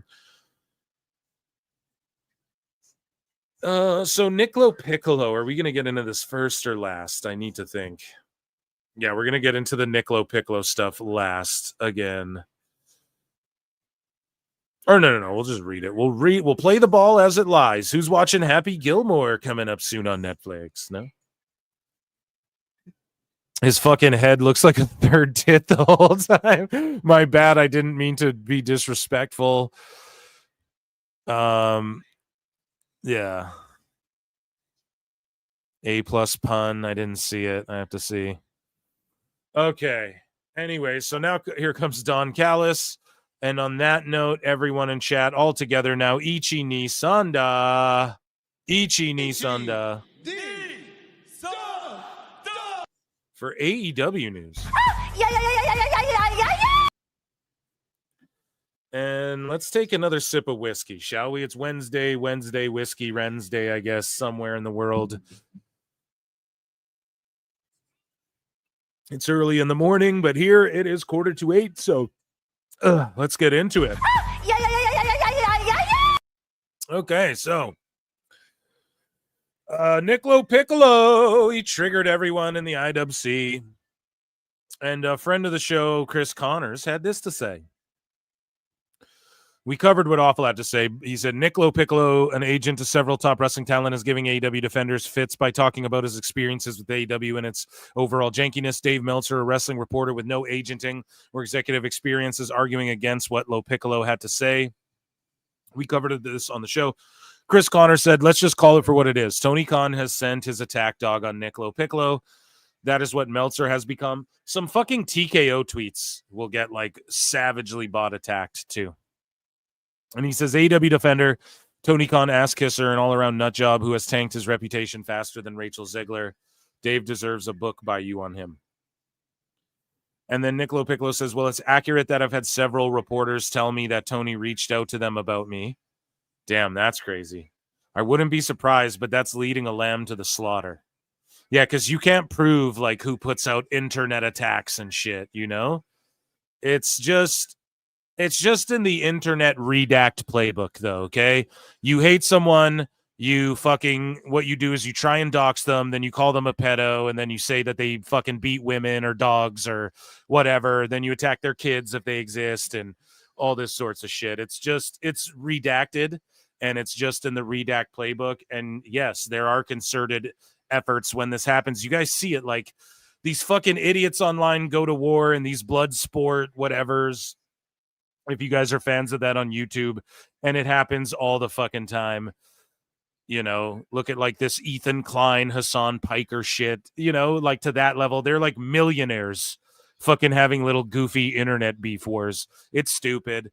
But yeah, Nick LoPiccolo really triggered people. The FBI, I think, got involved, which we cover in the Sicko segment, I believe. Moving along here, though, in the news. So AEW files a trademark for AEW Elite Feast. So didn't they already have a food show that then went under? So why would they did like 2 episodes of it and then it was gone, I think? Or am I completely lying about that? Someone fact check me. We fact check here at PWT. But yeah, that's crazy that you'd bring back another food show and give it to who? You know? Like who's going to really knock people's, or is it going on Max? If it's on HBO Max, that's sick. But otherwise, I mean, what are we talking about here? So Nick LoPiccolo, man, he got a tweet saying like, or not even a tweet. This is a DM or something he got or something he has written down. And is that on my screen? No, he's got like a dirty screen that he took a picture of this on. But like he blanks out the names, but 2 million per year minimum, I'm assuming is what the M million minimum. I'm assuming. Okay. Times 3 years. So these are people's contracts, okay? 1.1 million per year, and I think these are AEW. Yeah, it says up here AEW contracts. Okay? So I wonder if 150K per year, 200K per year, 90 now. So 190 now, then it raises to 250. So, I mean, if these are real or not, but I believe them. Like, this is what the rumor, everyone knows this, right? This is, they pay people a lot of fucking money. So, makes a lot of sense. Here we go. Meltzer said, what's sending me fucking gold? Sorry, guys. Bookmarked for our segment in a bit. Okay, so moving along here. Those could be real. I don't know. Let's estimate 2 million minimum per year. So Moxley, Danielson, I could name a bunch of people who could be getting 2 million. Swerve, Hangman, he's the world champ. 3 million per year. Again, all the same names could be making 3 mil per year. Lashley, right? 3 million times 3 years. If you guys listen to PWT, I've speculated on that exact fucking 3 million for 3 years. You guys already know. I've said that about, I think, someone in particular like 8 billion times. So not shocked to see this. Again, I'm not Nick LoPiccolo, so how is he fucking saying 1.1? Okay. Who gets that? Tony Storm, Mercedes. What is she getting? 10 million or whatever? But like, there's a bunch of guys who could be making 1.1, right? Really think about it. Who's someone they really value and push, like a lot? You know, maybe like a Shibata who like doesn't do shit. You know, maybe that's like Ibushi's deal, and that's or Okada or something like that, right? 1 million per year. Again, a bunch of people. 250. Okay, and I'm telling you guys this. Fucking Sky Blue's making 250K a year. There's names like that making 250K, bro, a year in AEW, like nothing. So this, all the 100Ks per year, that's irrelevant. Everyone gets that. Daniel Garcia's making 200K a year, bro. You know, so that none of those even matter. So we don't even have to look at those and speculate. But Nick LoPiccolo, he got a DM from someone saying, I think Tony Khan is social media agency contracted. There's no way these accounts just keep popping up. Again, I speculated on this shit like 2 years ago, got called out by all these fucking sickos. Some of these people trying to dox Nick LoPiccolo had me pre-blocked and shit, you know, so it's just, it stems from somewhere, you know, where all this psychotic shit goes down. And I just choose not to even engage in any of this shit. We're just gonna laugh at it and cover what's in the fucking news. I mean, that's all you can do. It's disturbing. They end up like attacking his kids, and fucking he contacts the FBI, and then they all literally, man, I saw today like 4 accounts were deleted today, like wiped off Twitter, just going after this real guy too. Like, guys, this is a real guy, hey, that like really has real lawyers, really works with people in the TV business, really is the guy who gets the big wig, who gets invited to this shit, to these shows, and people interact with, real people interact with in Hollywood and shit. Okay. And like in sports, he's the head of their sports. So like real athletes and shit interact with this guy like privately, not in this fake fucking Twitter world. Okay. So it's just to go after him for just like being a fucking AEW troll because he just decided, fuck it. What do I have to lose? Is pretty crazy, man. Just accept it. Like, you know, if the same people did shit, we have fucking reporters, economists, like alleged economists. We have all sorts of sickos and wackos. BJ Bethel's a legit reporter. He's broken stories and knows people in and he's freaking out about WWE the way he does constantly. And you guys can't take one legit guy in the business going, we all think this shit's a joke. You guys can't handle that. That's kind of crazy, dude. It's just like dish but can't take, you know? And that's what it was with Tony as well, man. He dished all this bullshit out. And then when fucking WWE's like, fuck it, let's just, let's just beast man on their asses, and let's just step on the throat. He just folded, man. And the fans just freaked out. It's crazy. It's like they wanted it so bad. And everyone's like, dude, don't worry about AEW. Don't even bring them up. Don't even allude to their shit. Fuck it. It's not worth it. And then boom, man, the fans were like begging for this feud to pop off. And then now that it is head to head, like I'm loving it because I love the wars, dude. And I like watching both shows and comparing them. It legit reminds me of when I was a kid watching WCW and fucking, oh man, Ric Flair got clotheslined in a pool. Oh man, they come through a fucking electronic door that like opens with smoke and shit. Like that's way different than, oh my God, Stone Cold is pouring beer on his fucking, like it was the constant like shift of, oh man, this is banging. I miss that. And I'm glad we get to experience that again as a fan. It's unfortunate that it's just NXT because I feel like their roster gets lashed out on more than they should because they're the ones with the responsibility of going head to head with AEW. But then at the same time, I don't feel bad for them because it's like this will teach them, this will make the next 20, 30 years of wrestling so much stronger because they get to live through a perceived war by a certain section of the fan base, And so I'm down with that. But if you can only dish but not take, fuck out of here, like we don't want you. I don't want to support your shit. That's the way I look at it. But anyways, Raj Giri says streaming once again dominated broadcast and cable in June with 46% of TV viewing being streamed versus 41.9% for cable and broadcast. So again, Goldberg bitching like, bro, YouTube's crushing everything else. So be happy they uploaded your speech to fucking YouTube. And he says, as for the major streaming services, YouTube and Netflix dominated. WBD Max was at the bottom of all the major streaming services for June, just behind Peacock. So again, anybody who's not a fucking completely full-blown goddamn redact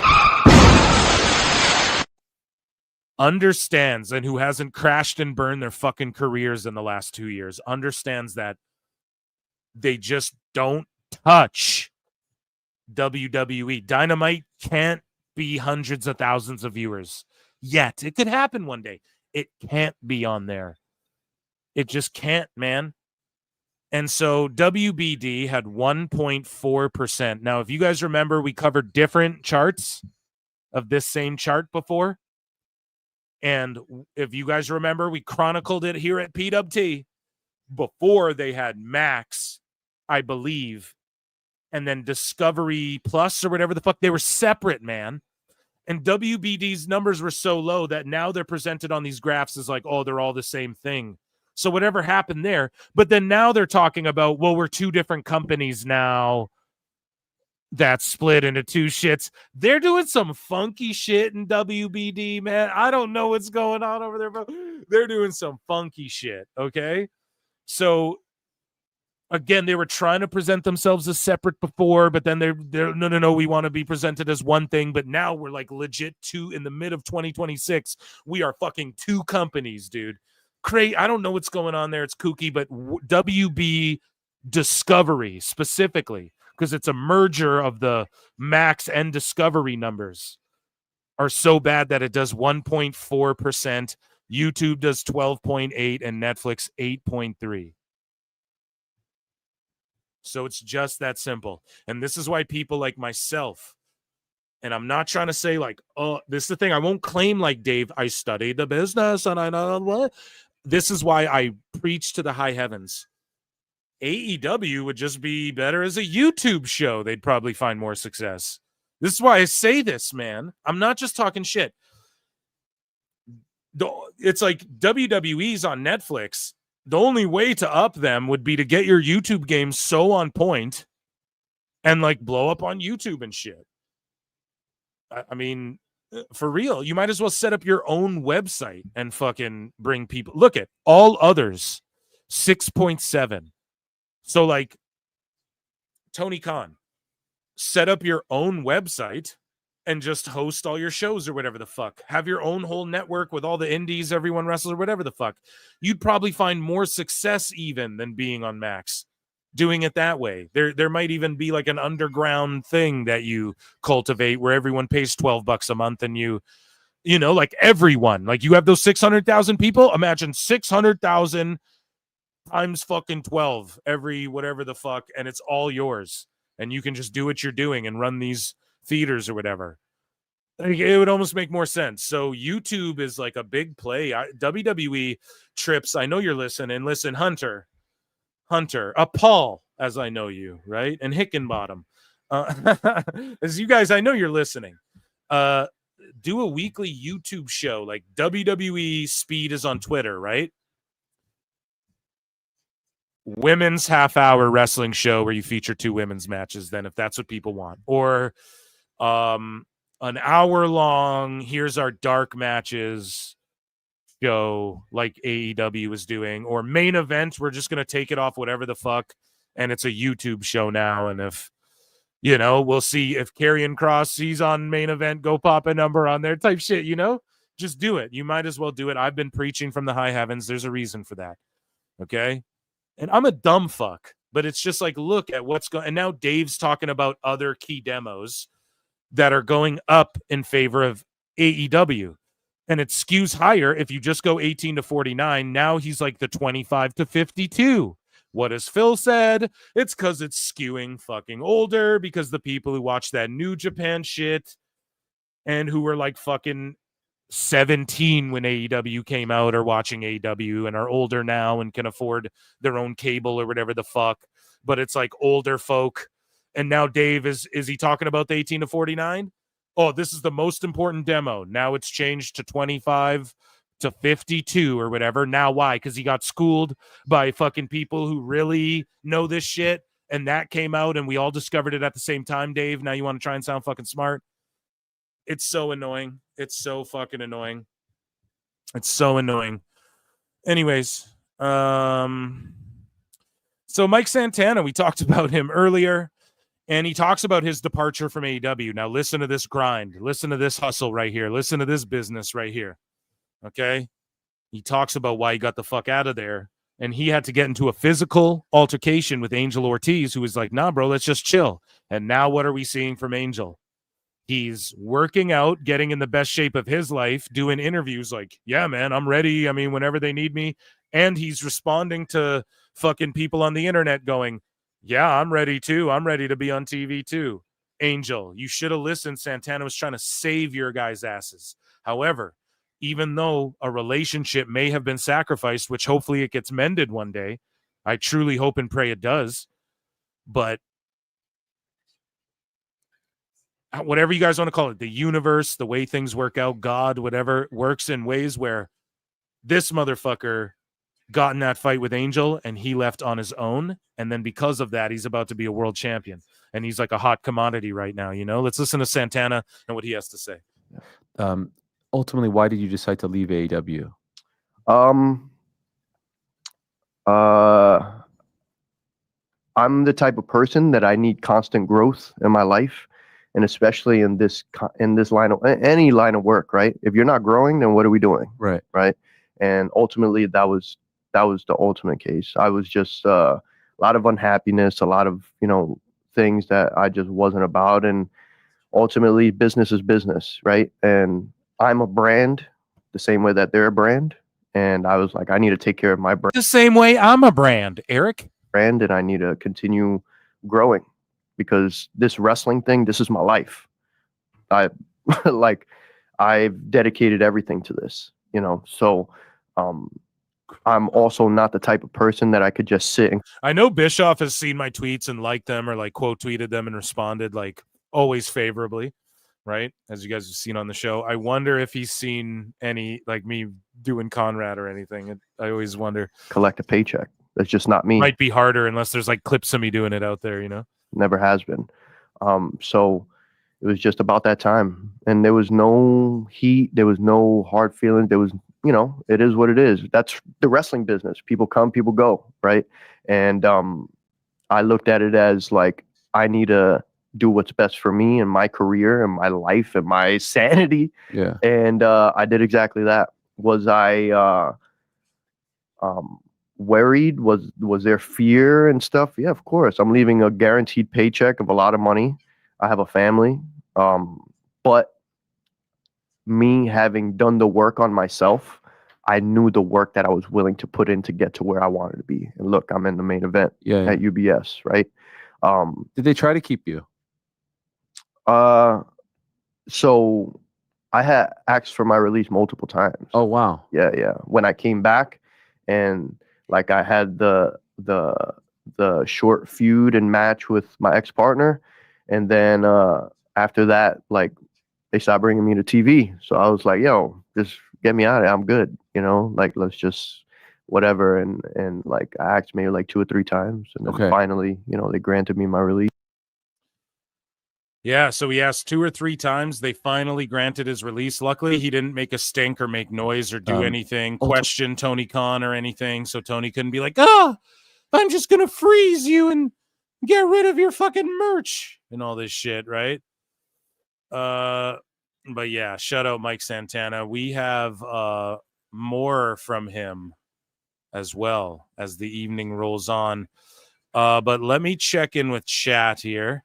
So Thomas Moore for 5 says, Mama Wayne is my wrestling crush. Yeah, dude. No shit. Emotional damage. Yeah, it's pretty crazy, man. Good for her. Good for her. So train of thought, let's read some chat here. The last time I saw him is when they had to do a match against each other. Time for a PWT impressions compilation. Yeah, I'm surprised nobody's like started a channel where they just fucking, like clip my shit. The clippers of the clipper, right? Facts. Cash Monet, he was on Raw, but just okay. It's okay. They got their power meters back up after the death match. Full health by Wednesday. Yeah, no one's affected. No one's got a fucking bandage on their forehead or anything. Has Darby already been out? That's Roddy's wife out there right now. Say it's okay. No one saw it. This is literally a video game match. WCW was so much better. 10 minutes left in Dynamite, now getting to a trios match. Yeah, pretty much. Okay, let's get back into things. Chat, where are we at? We're not even on 100 fucking likes on the clip channel. Jesus Christ. Ladies and gentlemen, doing a run-in. Tony Khan. No. Let's move along here with some news. So speaking of Tony Khan, he reveals how AAA double-crossed him in AEW back in 2022. So this is like the height of Tony Khan talking shit about WWE. And he says this is a double cross, right? He says, we had agreed that FTR would go down and wrestle Roosh and Dralistico. And then something happened during the day where Dragon Lee was in there. I was up doing a show in Denver that day. I talked to FTR and they said, there's some kind of strange stuff going on here. And then right after Dynamite ended, that match went off. And they announced that Dragon Lee was signing with WWE. And he still had FTR's name on the plate. So it was really a double cross. That would never happen now. That's one of those things that would never happen now. Salvador and I are brothers. I don't believe he would ever betray me like that, and I would never betray him like that. We are never switching allegiances mid-show. So was Salvador in charge of AAA at that time? Because if that was the case, or is he, whatever the fuck. Listen, dude. Or no, CMLL, right? Him and Salvador, right? So here's the problem, right? Tony, you were in the height of your talk shit phase. WWE pulled one over on you a little bit, but AEW's not like, we're doing the switcheroo, like you're putting it, dude. And maybe there's some of that because they don't want to blow up their fucking spot, okay? And WWE was, I don't know if as far back as 2022, but they were looking at some Mexican promotions for a while. Here's the thing. Was it a double cross, or were they just trying to not to hurt your fucking feelings and save his announcement for last or whatever? And they're just trying to be like, well, we're the company that has all the company. Like, it's Mexico, bro. Shit's wild down there. So he announced he did his WWE thing, but I don't know, dude. Tony just taking it overly personal at a time where he was talking mad shit, like the pinnacle of his shit talk. And didn't like Jericho get drunk on Christmas and tweet out a bunch of shit or something too? Like, this was right around then in 2022, if I'm not mistaken, chat. So yeah, when he's doing all the bald asshole stuff, like, Tony, you're taking it too personally when you were talking all the shit.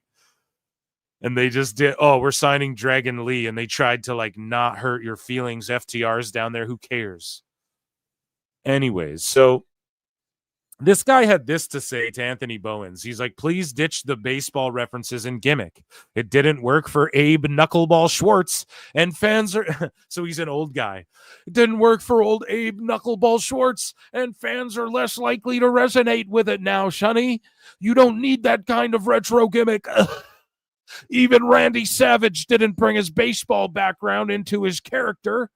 And Anthony Bowen said, my baseball references have led to partnerships with the San Francisco Giants and potentially an AEW partnership between the organizations, as well as 3 other events that I'll be taking part in this year representing AEW. Bowens, listen, daddy, that's good for AEW, but fucking don't put them above you, because they'll just build these relationships, then cut your throat down the line. Tony will do that. So just build them for you. I like that you're saying you got your partnership first, which could lead to one for them. Handle all 3 of those events, Bowens. Do all of them that way, okay? You get the money, and if they want AEW, they'll call you about AEW. Thanks for your input. I am the pride of pro wrestling. Yeah, I don't know. I like Bowens though. Like, he wasn't a complete and utter asshole here to this guy either. He was just like, don't diss my baseball shit. Although I don't know why he's worried about him liking baseball. The fuck? So Mike Santana has asked whether he shares Matt Hardy's view that WWE's partnership with TNA is intended to hurt AEW. Let's see what Santana thinks. Mm-hmm. I had Matt and Jeff in a couple weeks ago, and I asked Matt about this, and I said, why do you think this? Why is WWE doing this? Mm-hmm. And he's like, let's just be real. Like, they're trying to hurt AEW. They're trying to prop up TNA and help TNA get better to hurt AEW. Do you believe that, or do you think there's another reason? I wouldn't say that I believe that, but again, like, I feel like partnerships help everyone. I feel like it's everyone wins. You know, the wrestlers, the fans. I feel like right now with the TNA and NXT stuff, like, TNA is getting a whole lot more exposure with dealing with WWE, and a lot of the NXT dudes coming over to TNA are getting exposure, getting more experience, working with more experienced guys. So everybody's winning, right? For me personally, like, I don't even look at stuff like that. You know what I mean? Like, I'm always in the mode of like, let's just work, put out the very best product that we could. Screw everything else, man. All the other bullshit doesn't even matter. Yeah, it's a good approach to it, man. And yeah, I mean, it could be to directly fuck with them, but Anthem really wanted that shit too. You know, it's not like people over there didn't work hard for that, or like Abyss. Like, okay, Jeremy Borash, what? Abyss, what? Like, these people go over and work in WWE after their time in TNA, and you know, there's a reason for that, and there's a reason they're successful and they do well. And yeah, I just think that it was inevitable. Like, once WWE was okay with mentioning TNA on their TV, and TNA started letting them use footage, way before AEW was even a thing. I feel like that is what made it inevitable that we would start to see more, like possibly a crossover one day. When Mickie James, under Vince McMahon's guise, Mickie James was in as the Impact Knockouts Women Champion or whatever the fuck in the Rumble. Like, this was already starting to happen more and more. But this official partnership, is it to hurt AEW? I mean, I'm sure WWE goes, well, one of the benefits, like Santana saying, it helps everyone. Well, behind the scenes, it helps too. And maybe WWE goes, well, one of the benefits is if we help them pop off, then it hurts AEW more. That could be it, but it's not the primary focus. Otherwise, it wouldn't be like, well, we're buying AAA and shit too. I feel like Triple H, way before Vince got out of power, Triple H showed this in NXT Gold. He tried to procure the best talent from all over the globe and the best indie talent that aren't in WWE and TNA guys and shit. And he brought them all under one roof and made them into WWE superstars. That was always his vision. So Vince or AEW or none of that would have stopped Triple H, I don't think, from playing out this vision once he took power, which I think we've all known he was going to take power for a long time. With Vince in charge, it would have went to Trips eventually. With Vince out of the way, it goes to Trips automatically. He's the only guy, I think, who knows the ins and outs enough to like operate it at its highest peak, like he's been doing, you know, the way like Vince could have. Let's say they caught a heat wave. Let's say Vince went, I'm done in creative, but he's running the business shit. Like Trips is doing all that too with Nick Khan. They have Nick Khan in there. He has a lot of help, right? People wear hats that maybe Vince used to wear, but at the same token, you got to give him his flowers, and you got to give TNA their flowers for like sort of mending that fence way before any of this too, you know?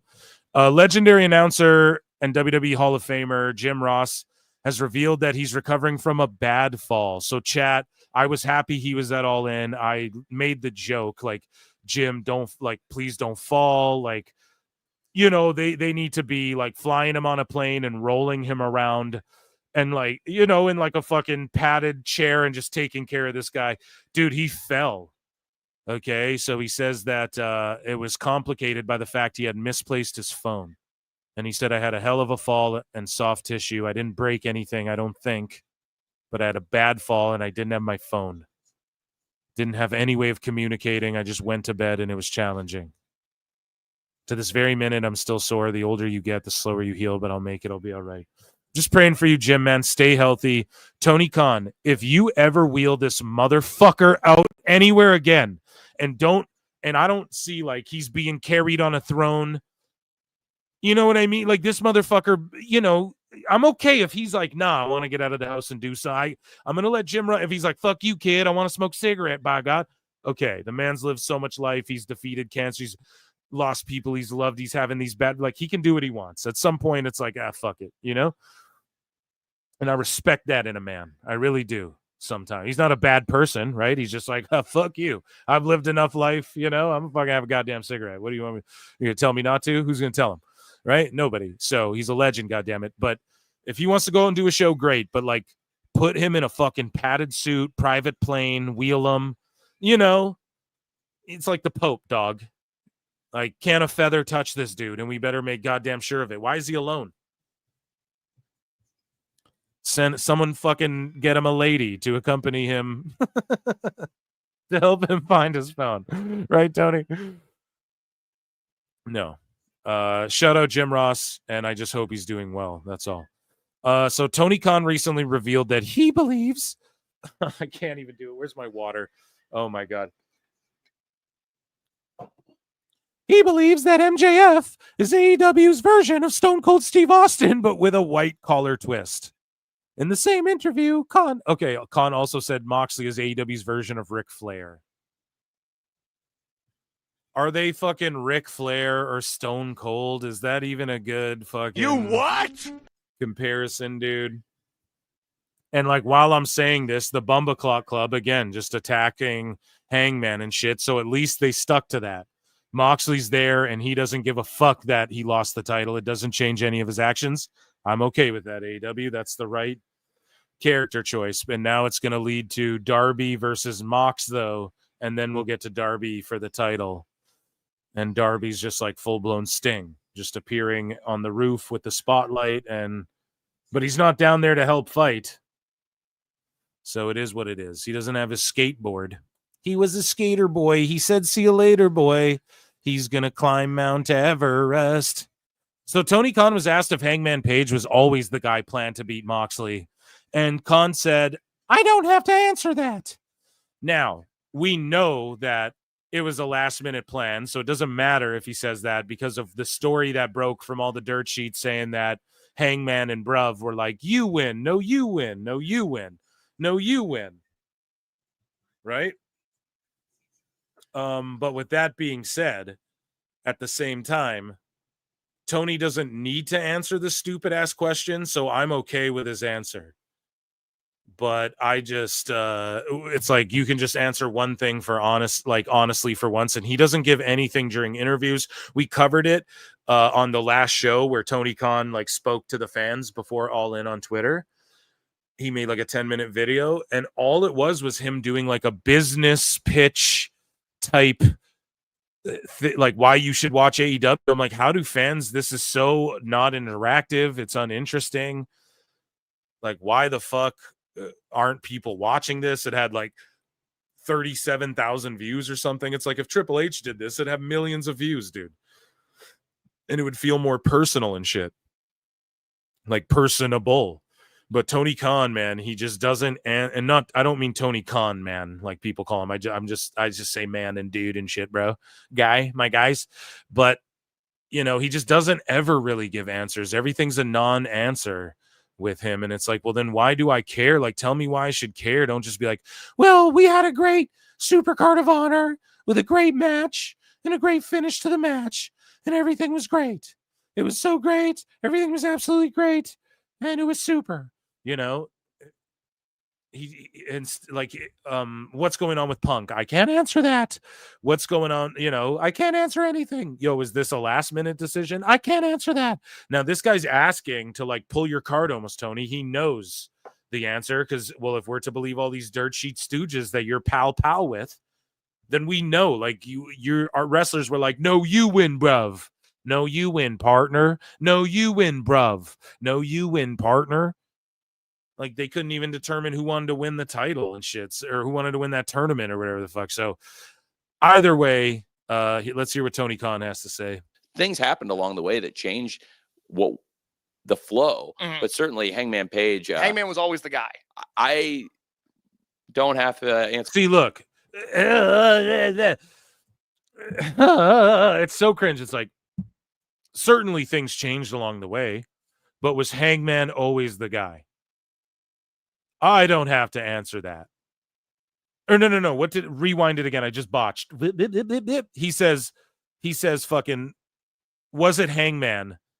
Or like plans certainly changed along the way. And then he says, but certainly Hangman.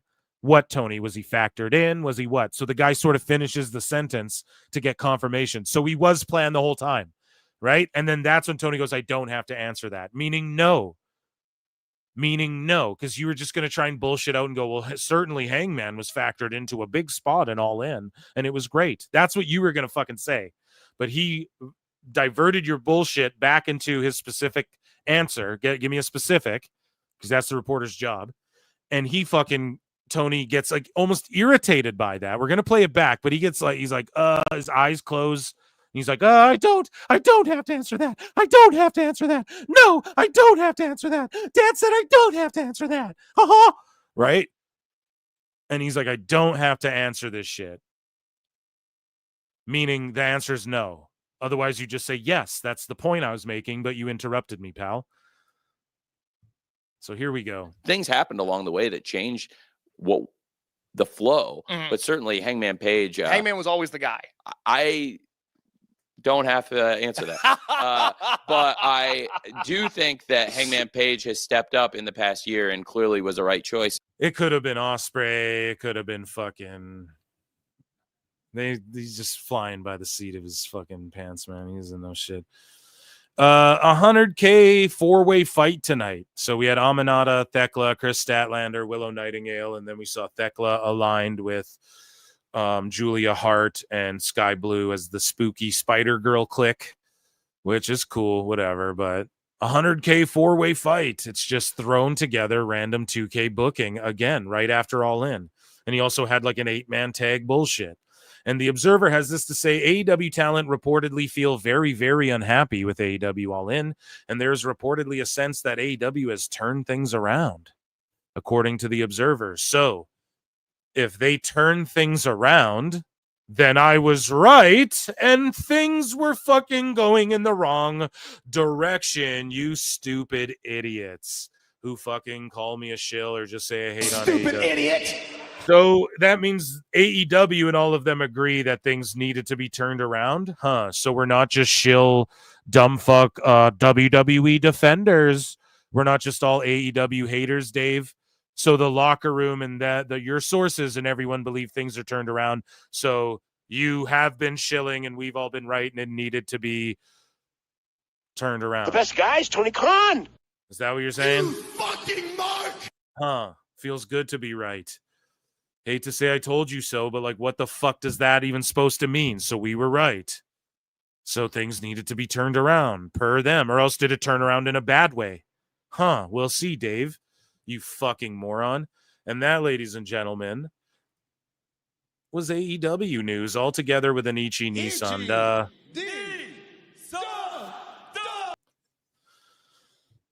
That's what we do. Okay, let's check in with chat. Joining me on the show for our next segment is everyone's favorite, Chris Jericho. I look and see it's not just me. So many others have stood where I stand. We are the young, so raise your hand.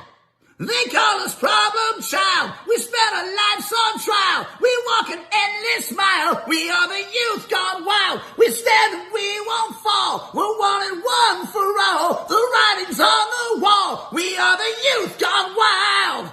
Let it get wild. Yeah.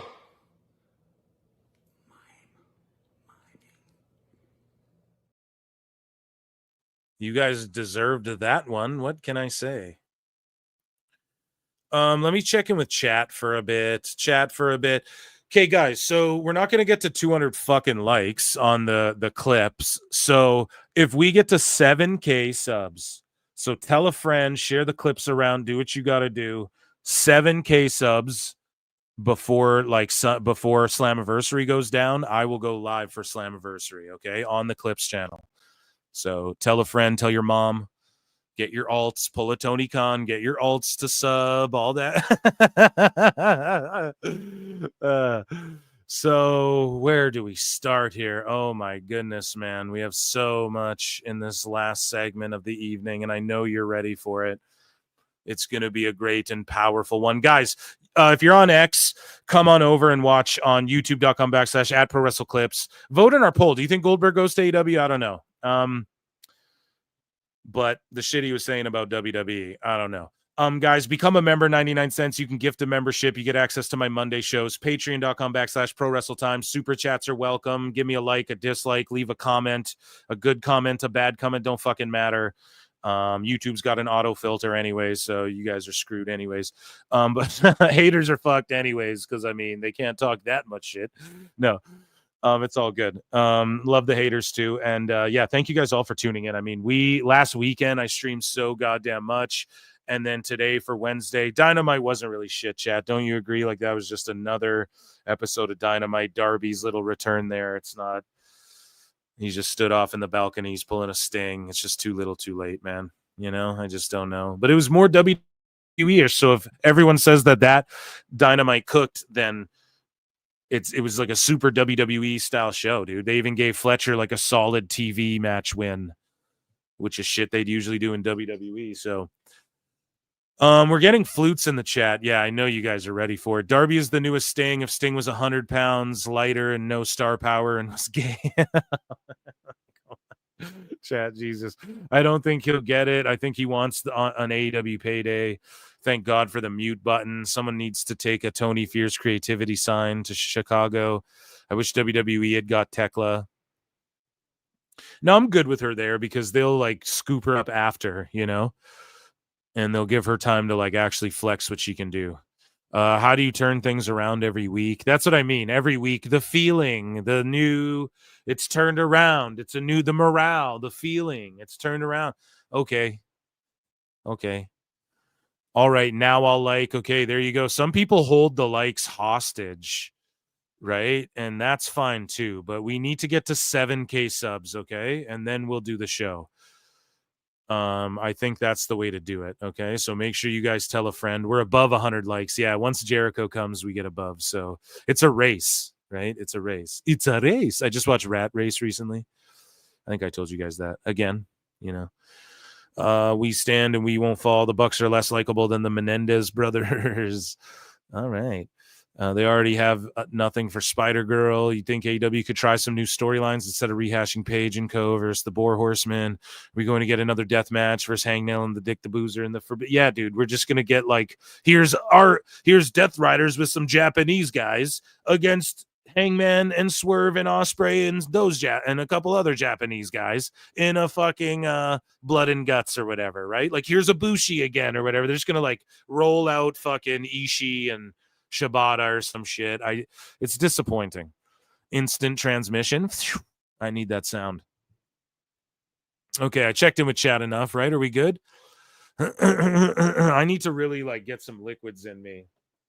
Right? So someone pour me up another shot of whiskey? We might as well, dude. We did 2. We might as well do 3, 4, hit the floor, right? Oof. There we go. All right. So.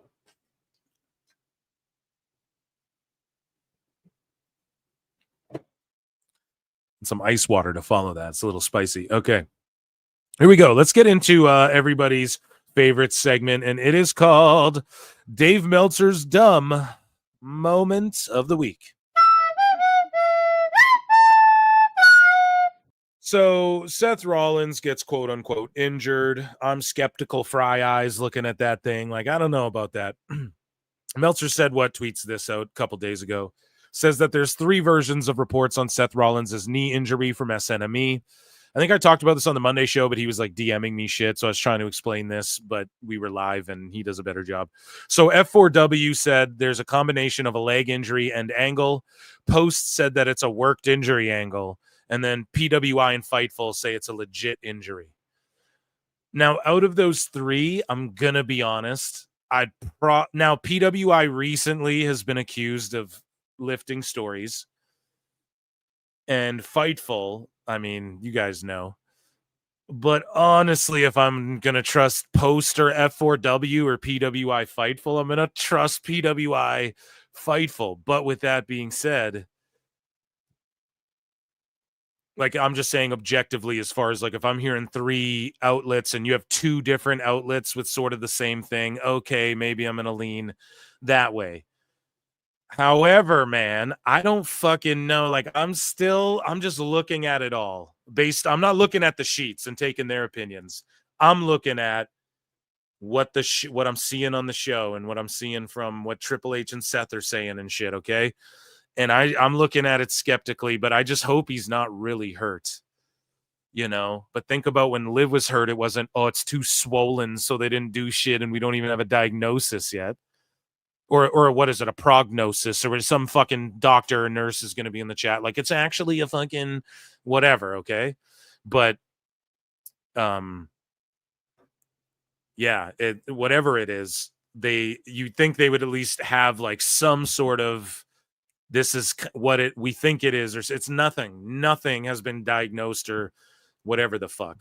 So I hope he's okay. I'm just going to throw that out there because I don't want anyone to be like, you said it was a work when really it fucking, like, come on. We don't know. That's the beauty of wrestling though. And WWE right now, you don't know if it's a work or a shoot. WWE's been doing that brilliantly lately. So I pat them on the back, but I fucking, I just think they would know at least what's wrong with it by now. Too swollen. Come on, man. We knew like the next day Liv was set for surgery. She's out this long, da-da-da. Seth, they're bringing him to Birmingham. You guys are like, well, they have the best people out there. The best people to where it's too swollen and they don't have a fucking machine that can x-ray it and look at what the fuck's going on. I don't know about all that, man. So here's what Dave had to say, or Brian Alvarez. I'm not sure. I didn't listen to this clip. I saved it for the show. Everyone thinks that everyone's insisting that it's real. It's Dave. Yes. Chat. High five. John Pollock said what he said, and I tried to get a confirmation from someone if John Pollock was mistaken, and they would not say that. So I can say that much. Well, there is also another scenario, so I asked around a lot today as well, and there were also people that listened to the show last night, and everyone is insisting that he's hurt. Okay? Oh, yeah. Everyone is insisting that he is hurt. Yeah. And we were told he was hurt, and everyone's saying, yes, he's hurt. And then there's also the John Pollock story. Well, there is a third option, which somebody today told me. Dave, fucking poor Brian, dude. He can't even fucking get a word out. Well, they told me today. I'll tell you what the third thing is, because bro, let him fucking say it. And then unless you're going to say something entirely different that you want to add to it, like what the fuck? What happened?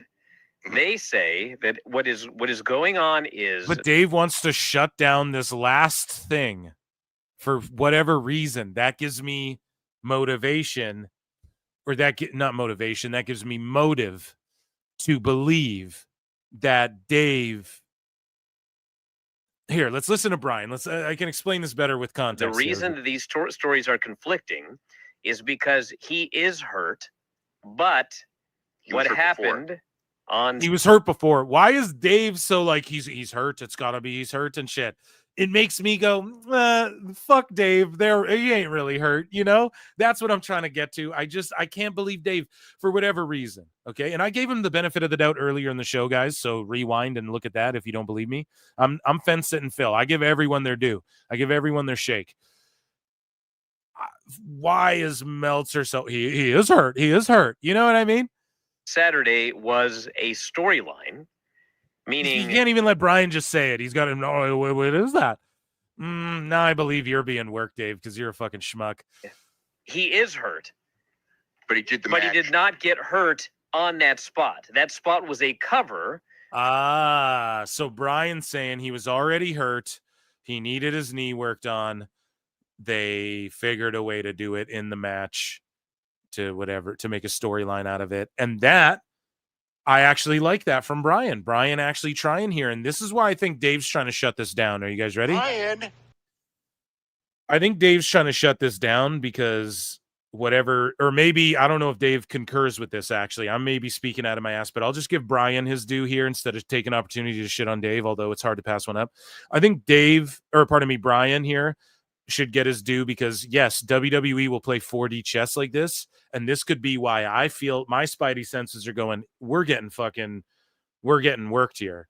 It is kind of a work, but it's just to cover up when and where. Like he could have injured it running, right? Just doing cardio.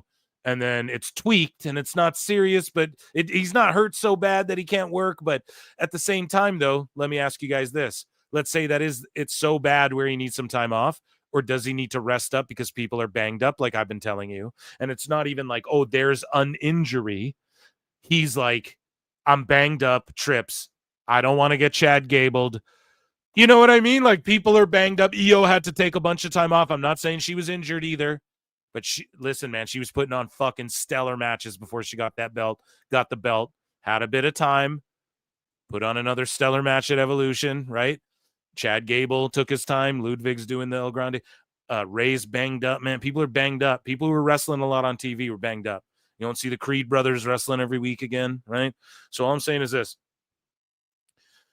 Let's say Seth was banged up and took some time, and it's not a real injury, but they're working an injury to give him some time, or maybe he's filming. We don't even fucking know. Well, actually, maybe we know because WWE's so mainstream now. Whenever WWE, this is how you know WWE's so mainstream again. Whenever something WWE, like someone's cast in a WWE shit, they report on it like WWE star and these other people are in this movie. That's how you know how over it is again. Truly, you know, with social media too, like them being on Snapchat and Instagram and all that shit, TikTok and YouTube, their YouTube game being so strong. I believe that helped get WWE popular again as well with the Volt stuff. And what, if you really look at the WWE YouTube before they whipped out the Volt and the WCW channel, they were dropping bombs on there too. But then they're like, well, we could do this on another channel. Like they figured out the game. But either way, I'm going off on a tangent. I think that that's a possibility as well. And I give Trine Bryan his due that it's like, maybe Seth's like, I need to rest up a bit because face it, let's say his knee was torn off. Let's say it's a bad injury. So he went out there and did that match, looked not injured, did moonsaults and all this shit. And then was like, oh, I'm hurt now. Right. So it can't be like a surgery level fucking, unless it's like a nagging one where he's had a surgery plan for a long time or whatever the fuck. But it could just be, I need time to rest. Let's fake my knee. I've had that injured twice. You know, I appreciate Brian for bringing it to the table. And I think that's why Dave was trying to shut him down quick and be like, well, it isn't it. That's my opinion. Anyways, moving along. For an injury that he has, which he will have worked on, and they are in Birmingham. And so the idea that it was suggested was he will be out of action for a little while, but they're going to say 9 months or whatever, full, they'll give this whole thing, but he will be back much sooner than that. And then cash in, blah, blah, blah. So that's probably why but here's the thing.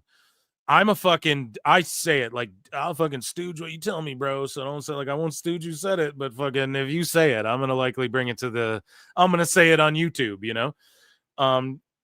Fair warning, like I'm not a news guy. There's no validity that I lose or gain by reporting news. That's not my job, right? So I report shit or I journal shit if you want to technically, but I'm just going off what you guys are saying. So for him to stooge this storyline too, Brian, what are you doing? Like, why do you guys get off on like stooging all the shit that's to come? Just say like, from what I heard, it's legit or whatever, but he's like laying out the whole storyline in fantasy mark booking the way we would. And I just think as a news hound, maybe that's not the move, but they don't care. They just want to diminish WWE ultimately. So actually that would cover every base. That storyline makes that, I'll just say that makes the most sense. There you go. Dave agreeing. Dave, I tip the hat, but let's hear if the next word out of his mouth is but. Let's hear. Because one of the things. Oh, it was because we were close. Let's see if we get a but. I was told was. What I was told after the fact. I hate that hindsight bullshit too. Say that makes the most sense because one of the things I was told was basically that the cash-in will come out of nowhere. Yes. Every fucking cash-in comes out of nowhere. Oh, yeah. I was actually told that the WWE cash-in will be out of nowhere, Brian. Can you believe that? Breaking news. The Money in the Bank cash-in will be a surprise. Whoa. Who would have thought? What a wacky fucking concept. Dummy. Yeah. Jesus Christ, man. Yeah. Yeah. Can you believe that, Brian? It makes so sense. Ultimately, they could say we weren't lying. He was hurt. No, they don't need to say we weren't lying. It's Carney Pro Wrestling, you fucking geeks. What are you talking about? No, they don't need to even say that because the whole point of pro wrestling is lying to people. Hey guys, I'm gonna tell you something. The whole point. Here's a little secret between me and you guys. The whole point of pro wrestling is working marks. Whoa, crazy. Dave, you just discovered wrestling. You and Brian right there. Whoa. Worlds collided, bro. There's a new universe. Holy shit. The apple cider way. I'm fucking stupid. I don't even know what I'm saying. Listen, the whiskey way, I should say. Listen. Whoa. They discovered pro wrestling. Holy shit. They don't have to say that they're lying. Yeah, no shit. They don't give a fuck even if they are. Holy fuck, dude. Yeah. But he wasn't hurt on that spot. They think like they think it's like the IWC where being right fucking, I was right about this and like we're the best because we're just the right about stooging all the stuff. The fuck? They don't care. What are you talking about? It could be. It could, Brian. So, wow, that was way juicier than I thought it was going to be. Let's continue along here. On the Observer Live, Brian said that Adam Cole concussion situation was so serious that Cole was prepared to announce his retirement from wrestling that night at All In. According to Alvarez, cooler heads prevailed, and Cole ultimately decided that he was not in the right headspace to make such a permanent decision. First off, it's wrestling. Retirements aren't forever. We don't care. Secondly, cooler heads prevailed, meaning someone was talked him out of not retiring and still wrestling backstage. Like, what's going on back there? Now, I, along with hopefully people smarter than I, are going to put together something that's hopefully a video or maybe a stream I do or something that maybe talk about this a little bit further and stuff like that, you know? And, you know, allegedly. Medical is, like, it's not so great. The medical hasn't been, I mean, you have multiple instances, as MJ brought up, of people getting concussed and then not being dealt with like appropriately. And this is like a family who owns like NFL and soccer teams and shit, and they understand the severity of this. But I don't know, man. We're going to talk about this more in the future, so look out for more of this stuff in the future, okay? Because we might do a run-in about it or something, okay? We'll figure that out down the line. So LoPiccolo, man, he gets into it with Dave Meltzer, okay? And so this guy, Mike Carroll, says, I still can't believe that any sane person would hire this guy to be their agent, talking about LoPiccolo. So Niccolo says, you wrote a whole essay to say nothing, right? So we're going to go down the Twitterception here until we get to the so this guy here, Robert Lentini, says it's not like it was a surprise death match, though. It was advertised beforehand. So this is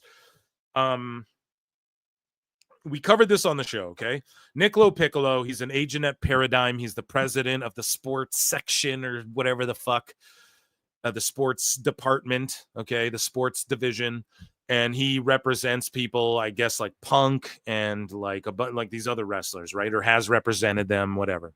And so he starts like going off about AEW and talking all this shit. And it's really funny. And yes, people with close ties to Punk would love to get back at AEW, you know? And people, it's now there's a decision that was made. Like, we're going to step on the throats of AEW. Paradigm represents WWE guys. So that's the way the cookie crumbles, man. And I broke it down. It's a lot more cutthroat in Hollywood. Believe you me, man. It's a lot more cutthroat in the entertainment sectors that get taken actually seriously. WWE, up until recently, had a hard time being taken seriously. And AEW for sure isn't taken seriously, right? Now here's real dudes who are like, you know, Phil don't got to tell you this, right? You guys can see. And this guy's heard a pitch or two, right? So he goes, no one in Hollywood saw the advertisements. He responds to this guy because LoPiccolo told his experience about 2023. You know, Tony Khan invites all these execs and bigwigs and these agents and all these, you know, eyeballs you want, like you do when you're in LA, bro. You're in New York, you're in LA, you're in these certain places. You invite people. People used to get famous just off of fucking, you know what I mean? Like when Montreal Comedy Festival, everyone's there. All the eyeballs are there. You're doing sets in LA. Everyone's there as a band, let's say, right? You know, Nirvana does a band in a dingy club, but there's fucking execs there. You get famous that way. That used to happen all the time. It still happens to this day, where it's like, hey, bigwigs, come out here, right? So he tells his experience. He's like, we drive an hour to Inglewood. We get there. We have to get our bracelets from a fucking, our wristbands from a public place. Many of us had kids. There were no drinks. Usually when we get invited to this shit, it's a VIP experience and all this stuff. And yes, he's big timing. This is what big timers do. So you can be mad at him like, oh, he thinks he deserves all this shit. Okay, who cares if you agree with that part or not? Just listen to what he's saying, though. This is the perspective of those people. Those people matter when it comes to this shit, okay? And he says, no one in Hollywood. So this mark here is like, oh, the death match was advertised. That doesn't matter. None of these people know what AEW is. That's why Tony invited them there, so they can see it and get a taste of it and go, oh, I might like this or that or this guy. That's the whole point of it, dude. So they don't know. They're not an IWC mark, okay?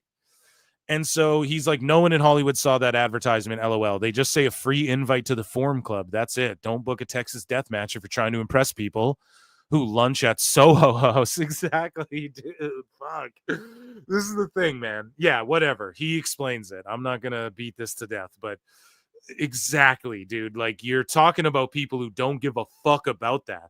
They're there to, like, see if they're there to, like, potentially see Harley Cameron and go, someone give her $1 million right now and keep her exclusive to, you know what I mean? Someone fucking sign her up and promise her whatever. So, and like, that's what they're looking to do. They're scouting. They're, hey, maybe this AEW thing is worth something. You know what I mean? So they don't give a fuck about that. They didn't see the advertisement.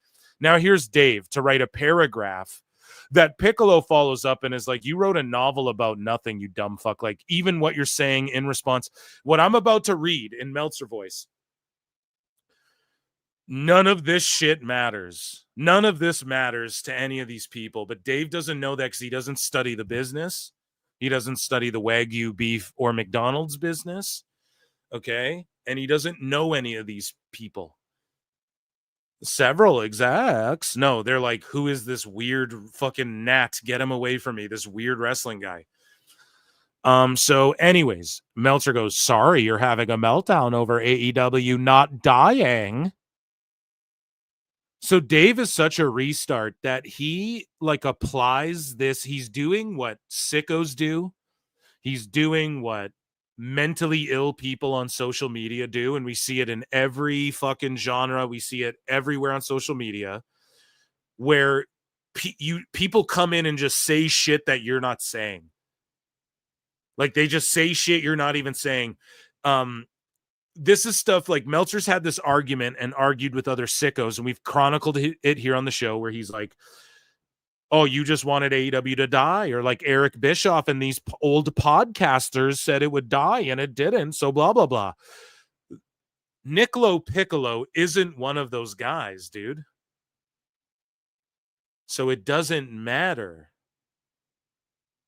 that Eric Bischoff said it will die or whatever the fuck. Like, why are you applying that to in response to what he's saying? All of this is just your redacted fucking sicko war on Twitter, Dave. This doesn't reflect reality, which is what Piccolo's trying to reflect. Okay? Or depict, rather. Anyways, I digress. Dave goes, and I know firsthand that type of match is a negative to some. You know firsthand. Dave, you're not in the fucking business. You know firsthand why, because you gave it 12 stars. Fuck. And it was more over the line than Hell in a Cell with Drew versus Punk. That said, as far as generally offending some people, the people offended by one would be offended by the other. What the fuck are you even talking about, bro? Ryan. What is he saying? One offended by one would be offended by the other, young Padawan. Dave's fucking Yoda over here. Like, what are you talking about, bro? He said this in response to how WWE treats these people, and he was highlighting like how AEW treats them in comparison to WWE and how they're treated by WWE. So none of the people would be offended by anything WWE. They'd be like, what a relief. What a fresh, oh, they treat us so well compared to that other place. Dave says, and obviously the people who like one would likely like the other.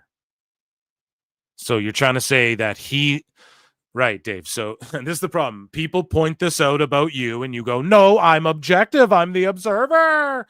But then you're applying this to him. Well, if you like WWE more, you would like that experience more. Dave, he brings kids to WWE. He doesn't see people get shanked in the fucking head, and there's drinks and food, and they appreciate him. They treat him like a partner. and part of the family because he represents a plethora of their talent and they need to work together in the long run on like scheduling and shit, right? And he doesn't appreciate being ignored, put in a shitty ass room with no bartender, and his kids going, "Daddy, I want chicken fingers," and then him watching a fucking hypodermic needle get shoved through a guy's face. Dave, you understand the difference? We're talking real Hollywood type, bro. That's why this guy doesn't give a fuck too. People are like, why is he doing this? Well, because he represents WWE guys and he's a WWE fan and he's friends with WWE guys and he doesn't give a fuck. And he's probably seen the sickos on here for ages talking all this shit. And he's like looking at his salary going, well, they just promoted me to head of fucking sports, whatever. Fuck these guys. You know what I mean? He don't give a fuck. And that's what happens when people in Hollywood stop giving a fuck. Look at Mel Gibson. Dude's making Passion of the Christ 2, dog. They gave him money for Passions 2, homie. Someone did. Right? And that guy's flown off the fucking rails. That guy don't give a shit, man. Because that's what people are really into at the end of the day. Okay? So, anyways, Meltzer says, I have close friends now that don't like AEW or WWE, but love Arena Mexico because it directly appears to and doesn't turn off non-fans. And then he says Arena Mexico because that means CMLL. But if you want to criticize that type of match, you have to do it for more than one company because every company of any size but CMLL does stuff like that. And Dave's so interested in getting CMLL over to. It's so fucking stupid. And then Vince Russo says, am I the only one who has no idea what Uncle Dave is saying? And it's crazy. Vince calls him Uncle Dave because that's a fucking cornetism. And then that Piccolo guy drops, I ain't reading all that. I'm happy for you, though. I'm drinking whiskey. I'm happy for you, though, or sorry that happened. So hilarious. And then that Piccolo guy goes, you wrote that whole essay to say nothing. Dave literally said nothing there. And he goes, everyone with a brain larger than that of a chipmunk understood. No, Dave, they really don't, because you block people and get mad at people for saying that you're more biased to AEW. So you can't spurg out and go on this fucking dumb rant that also, by the way, like is offensive to anyone who's passed the fucking 10th grade English class, by the way. Okay. You're not allowed to write this shit spurging out about being biased and tribalism. When that's what people point out to you, then you just block them or say, no, I'm not. I wrote 8 million words 5 years ago that depicts I'm not. So then Meltzer says or Mike Carroll says, I still can't believe that any sane person would hire this guy to be their agent.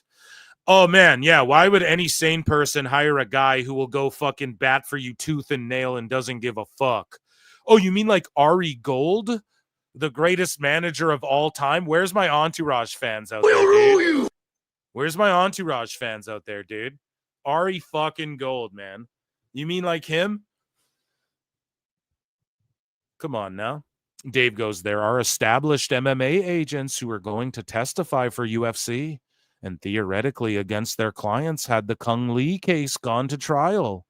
Think about that for a second. Dave, that's entirely fucking different. It's entirely different. And they didn't. They didn't at the end of the day. But Dave's trying to point out like agents are slime balls and they just do whatever. Which I mean they are. They get 10% of whatever their people make, you know, but or like 5 or 7, depends, whatever the fuck. Standard was 10. I know that it's changed over the years sometimes. But you know, Piccolo, that Piccolo guy, Nick LoPiccolo is his name. Namekian, our favorite Namekian, says, you brought up established MMA agents testifying against their own clients because you can't say that about me. Exactly. That's a lazy straw man, and you know it. There you go. Sorry, not sorry. I nuked your narrative. My clients think you are a joke too, by the way. You know what they say. You know, well, you know, Nick. You know, poor people don't like AEW. They just all think he's a fucking goof, including the fucking Including all my clients. So like, go look who signed by Paradigm. Oh shit, man, that's funny. Great shit. And don't forget, guys, as we remind ourselves, the actual news had this to say. The actual investigative news, the AI news, had this to say. This just in, we have confirmed that Dave Meltzer fears PWT and flutes. And anyone hijacking my fucking segment. Jimmy Corderas had to say, curious your thoughts on not spacing the 3 main events and having them back to back to back. And just asking Busted Open like a genuine question. And then Meltzer goes, you mean like every UFC show? Almost every boxing? Like, you can't tell me you're not an AEW fucking shill, dude. Dave is doing this thing where he thinks people are arguing shit that they're not. He just is asking a serious question. And he says, you mean like, this is why Dave has me blocked, because I would have did him dirty like this in public all the time. And he knows this. Like I'm doing it in public, but on Twitter. And he got ratioed to oblivion. So he says, you mean like every UFC show, almost every boxing and kickboxing show? Well, no, Dave, I guess he says every UFC show. I guess, I mean, they put the BMF title last though, too, which shouldn't usurp other titles, but it does. 95% of pro wrestling shows until WWE and almost 100% in Japan and Mexico, even today. Anyone who the slightest bit of historical knowledge of combat sports would question companies for not doing it, even though I get both mentalities. So Dave is trying to say that AEW is more sports-based or what? Like, why would he even pipe in with this tweet? Jimmy wasn't even responding, talking to him. He's asking a genuine question that's interesting, that people would like Bully Rays and Tommy Dreamers and people who book cards and shit. You know what I mean? Like, people would like to hear Nick Nemeth's or even LaGreca's take on that, Dave, and then you just interject and like pretend that Jimmy's fucking hating or something. And then Jimmy's like, I asked a question in which I wanted to hear their thoughts. Of course, he has to play the whataboutism. Exactly. Dave just flies in, Captain Whataboutism. Card, like every tweet defending the honor of the company he protects endlessly. Yeah, man. So then LoPiccolo is like, you deal in facts, quote, but you're quoting an inflated number from a trade article that was edited after publication. No studio confirmation, no SEC filing. That's not fact. That's PR, Dave. Boom. LoPiccolo dropping fucking. Believe whatever you want. It's a free country. And then Dave says, you do realize that all WWE talent that you rep is making double what they would have had AEW not existed. Being this upset about something that greatly benefits your clients is some kind of weird. See, Dave says this, but I don't know, man. Like, Dave, I bet, attributes WWE's popularity, fanatics, all that shit with WWE. Like, Dave, would WWE be associated with fanatics or not? AEW and WWE's little goofy war has nothing to do with fanatics rising to prominence either and tying all these sports teams together and doing these big events. Would the Saudis be into WWE? Huh? I bet they would have, dog. So that's what I'm saying. Like, there's all this shit that, and they were into it before AEW was ever a thing. So it's like, there's all these outside things that could have got them all paid double what they're anyways, just because of the popularity. The company got popular and then they all got paid more. Yes, AEW came along. And yes, guys like Luke Gallows and them were getting paid more, but now they're releasing people, guy. Dave Meltzer, you dumb fuck. Now they haven't been doubling people's money. Like, they're able to give Blake Monroe less. You dumb fucks are all talking about all the WWE talent you rep, but you're not talking about, well, Blake, like last week, it's Blake Monroe's getting paid less. Stephanie Vaquer took a pay cut. Jordan Grace took a pay cut. That's what you guys are bitching about. So which is it, man? Which is it? Like, I think we're in an era now, 6 years deep, where WWE doesn't have to give people more than they're worth. And that's why Tegan Knox, who was around getting more, get in that inflated period. And then now she's released and she's like, fuck, I can't make as much on the indies. I better get signed up by Tony Khan. right? So Dave, you attribute too much to AEW. You really, really, really, really do, especially after 6 years. Maybe if this was 5 years ago and you were saying that, I'd be like, word. But nah, dude, not now. Not now. Not now. People, according to you, Dave, are taking pay cuts to go to WWE. So you're capping right now just to try and win an argument. And Switchblade says, and this is where Dave let the mask slip. Thank you, Switchblade, for making this point as well. Go and follow him at Switchblade97. He says he is basically saying Nick LoPiccolo should just toe the line and be happy because AEW is having a supposed $185 million deal is good for business. Doesn't matter if the number is real or not. So Dave doesn't give a fuck. Is ultimately, and here Nick LoPiccolo is a part of the Flute gang. I don't know if you guys heard or not, by the way. Flutes up, motherfucker. Right there, dude. We fluting. We be fluting, dude. So Bixen Span had this to say. He's like, wait, Nick LoPiccolo, the agent for CM Punk, Drew, Liv Morgan, and other WWE wrestlers, is an admitted anti-AEW Twitter troll.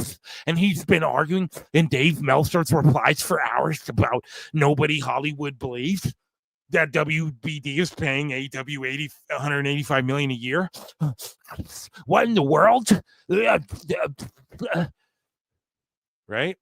And then he says, hang it in the Louvre. Because this is what I'm telling you, man. These agents, like the same way Tony Khan's a billionaire who grew up and is like, I'm a wrestling mark, man. Let me make wrestling a thing. There's other wrestling marks who are getting prominent who are like not completely redacted, are getting prominent in Hollywood and other areas, are getting prominent on fucking YouTube and social media and stuff like that too, dude. That's why you're seeing a crossover with all these people who are like, I love WWE, man. You know? That's why you're seeing, what's his face? KSI is at the Fanatics thing, and he's like, oh, Christian Cage's music would have slapped. Like, these people have followings and are grown up now and shit, and they have real big boy jobs, and they're going to call your old man ass out, and they're going to call out Bixen Span. Right? They think you're all fucking clowns. This is what I try to tell people, man. Like, people get literal phone calls and threaten to get beat up, and I'll fly and fight you if you think my news is incorrect. People are getting that in the IWC. In the real world, people fucking I know who are real serious people think that shit is stupid. It's the cringiest shit on earth, man. Nobody takes themselves more serious than the fucking IWC and the reaction to this Nick LoPiccolo guy. And it's just point in case right there. And that's why he's been able to nip it all and shut it all down immediately, you know? So Dave Meltzer has hailed Io Sky as the best worker in WWE right now. And Dave says, she's fantastic right now. In the ring, she's the best worker in that company, Brian. That company meaning the world, Dave. So she's the best worker in the world. It's okay. You can admit it. The best in that company. So the number one company in the world got it. So Dave Meltzer had this to say, and Switchblade is hollering at him again. He goes, so Dave says, he responds to Don Stevens, an account who called themselves Don Stevens, which is funny. How much profit do they make weekly, Dave? And Dave says, varies by the week. They've also cut way back on expenses with double tapings or some building tapings. This week, I'd estimate $6 million in expenses and $11.8 million in revenue for the week. But I don't know of sponsorship revenues, so revenue is going to end up higher. And Switchblade says, so Don Stevens asks how much profit AEW makes weekly. Dave responds with the estimated numbers for this week, their biggest week of the year, as if the numbers this week have any bearing on what a normal average week for AEW does. He is a pure shill. Dude, this is snake oil. Like, Switchblade, again, man, you should come on the fucking show, dude. I'm going to hit you up. But, like, this is tremendous, the way you broke that down, too. Exactly. You're taking the fucking biggest week and then going, this week I'd estimate this much. It has no bearing So this residency, and then you talk about how they saved expenses, which they didn't save expenses for this week. If anything, they fucking spent more out the wazoo for All In, right? And then now they go into residencies. So that's going to greatly decrease the number. But Dave is like, I don't know sponsorship, so the number would be higher. But he's pretending, he's telling a dumb fuck. But Don Stevens could be trolling him. But let's say he is a Dave AEW guy. What Dave is saying to his audience, and this is why he has people like me blocked, because I'll fucking smoke him on this. Switchblade smokes him, so he's blocked.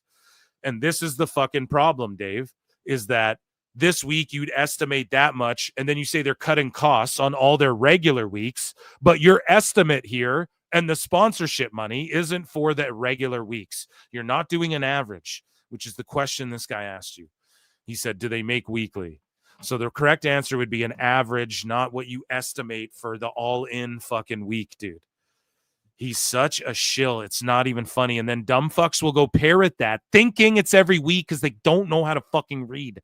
They're illiterate idiots who fucking try to dox Nick LoPiccolo and shit. And they're going to go repeat that. And you're fueling their anger in this war because they're frustrated because they believe you. And then they see people spitting facts, but their cognitive dissonance, Google that one, won't allow them to accept what reality is because you're preaching some fucking bullshit.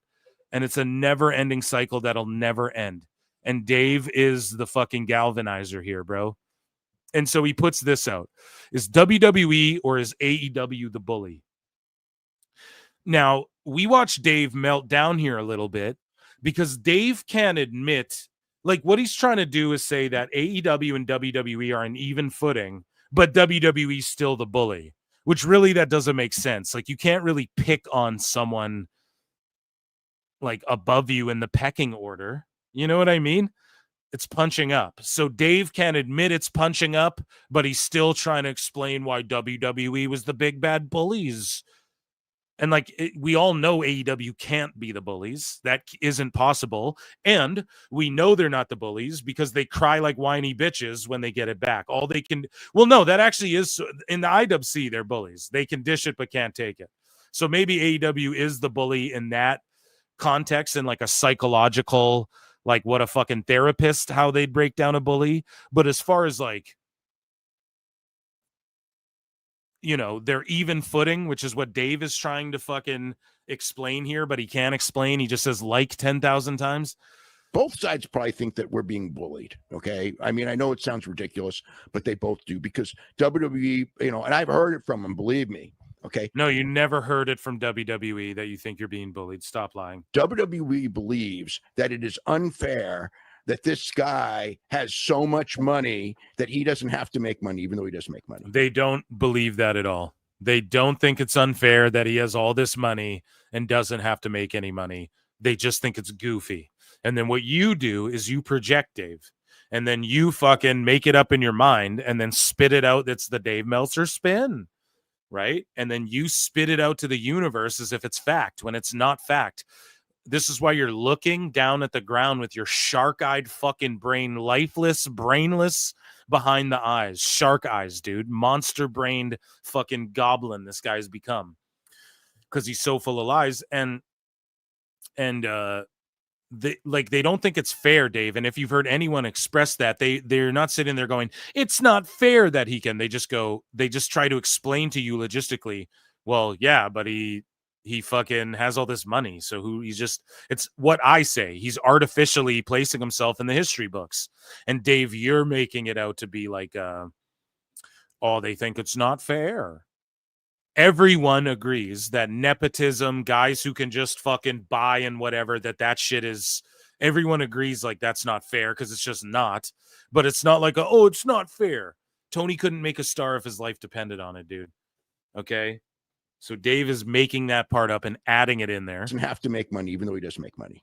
Okay? And even though he does make money, Dave, he doesn't make money.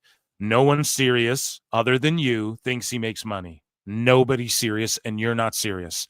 You're Brock from Pokemon who grew up and got hit in the head by his fucking Geodude. Okay? And that's why you talk like this now. You don't know what the fuck you're talking about. Okay? Heard that for years, and everyone else has. It's not fair that he can lose money by doing this. So he's the bully, And then, of course, Tony's got to think these guys are the bully because they're coming after us all the time from day one, from before the thing even started. They tried to, make sure they signed everybody before, before that they even opened up the company, to make sure they wouldn't open up the company. And then once they started. No, Dave, the company was open because of a bunch of guys who weren't in WWE. They signed up a bunch of people, not so they couldn't open the company, but so that they didn't go to the other company and potentially harm their company. Again, you just change the narrative as you go. They put NXT on television head to head. And that was, why did they put NXT head to head? Because they wanted to compete and squish the company. Because they wanted to make sure that AEW would go out of business. It didn't matter if NXT didn't do good numbers. The only problem is that, when the result. It clearly mattered that NXT didn't do good numbers, Dave, because they moved it to Tuesday and they revamped it to NXT 2.0 and they completely got rid of NXT UK. So clearly it did matter, and you're just making shit up because you're a fucking idiot. What the results were, how many weeks in a row can you lose without, changing the thing? So that's what happened there. But this thing's happened from day one, and the stronger, if AEW gets competitive or stronger, which they have done this year, it's only going to. They have not gotten stronger this year. Happen more and more and more, and it's going to happen more until somebody goes and says, you know what, maybe this didn't work. Maybe what didn't work, and then they are sitting here trying to pretend like both sides probably think that WWE's failing at going head to head and all this shit. Like, can you believe this? How he's just sitting here pretending like WWE somehow failed with this Evolution weekend. And remember, we covered it on the show. Brian's like, did they learn their lesson? And it's like, what lesson? They completely stole every headline. This Dynamite was shit. So WSI Network says, if this doesn't convince you Meltzer has at least some sort of vested interest in AEW, nothing will, citing awards on his own fucking newsletter.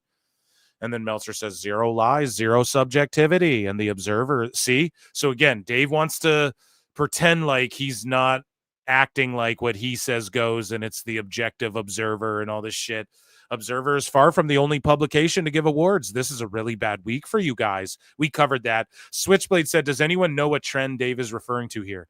The only trend I've seen is that AEW numbers available to the public are down, while all AEW numbers that only Dave get are up. So in Dave's mind, they're up. Everywhere else, they're down. So this Hayfabe host says his embarrassing exchange with LoPiccolo today proves how grossly out of touch Meltzer is with the current WWE product and its talent. LoPiccolo says if AEW had as many viewers as its fan have burners accounts, Dave's ratings might actually be accurate. Yeah, exactly. Moving along here. So Meltzer said says everyone wants an alternative, but when people don't want what people don't want is Dave Meltzer's sole representation of what pro wrestling is under a completely different set of standards. This is what Meltzer said in 2019, chat. In 2019, the fucking GOAT for a reason. This is what he said. Listen to what he said in 2019. In February 2019, the start of 2019. He says, everyone wants an alternative, but what people don't want is Dave Meltzer's sole representation of what pro wrestling is under a completely different set of standards. I'm sure AEW doesn't actually want him turning fans against them by constantly knocking WWE, right, to put them over. See, he perfectly called this shit years in advance, dude. The Prophet, whoa, dude. Fucking Meltzer said, what's Stradamus over here, dude? This is crazy. Time Cop. Fucking Meltzer said, what is Time Cop? He explicitly explained how things are right now in 2019. And then he quote tweets himself and he says this, and yet I predicted back in February 2019 exactly what happened with the fandom and tribalism that you fostered between AEW and WWE fans. You're as subtle as a cockroach crawling across a white rug, Dave. Owned him. And here's Stinkashay saying, I like how even though you were asked a question, people are still going to say you're glazing when you just simply answered the question. And then, yeah, Meltzer, we read this before. When AEW formed, lots of what happened I expected. No, Dave, you didn't. Meltzer said what? Had your fucking card back then. He had your number. He knew what you were going to do and perpetrate, and you've done it. And so here's what the Observer had to say. WWE put their worst foot forward against All In. What a clown. You really put this head-to-head with All In? Yeah, Dave, because you... Jesus Christ, I can't even let him get a second in. Dave, yes, they put this against All In because it's not really, they don't give a fuck. It's just, can we take people away from that show to watch our free show? They don't need to put their WrestleMania against All In. All In was just a C+. It was like a B- AEW pay-per-view.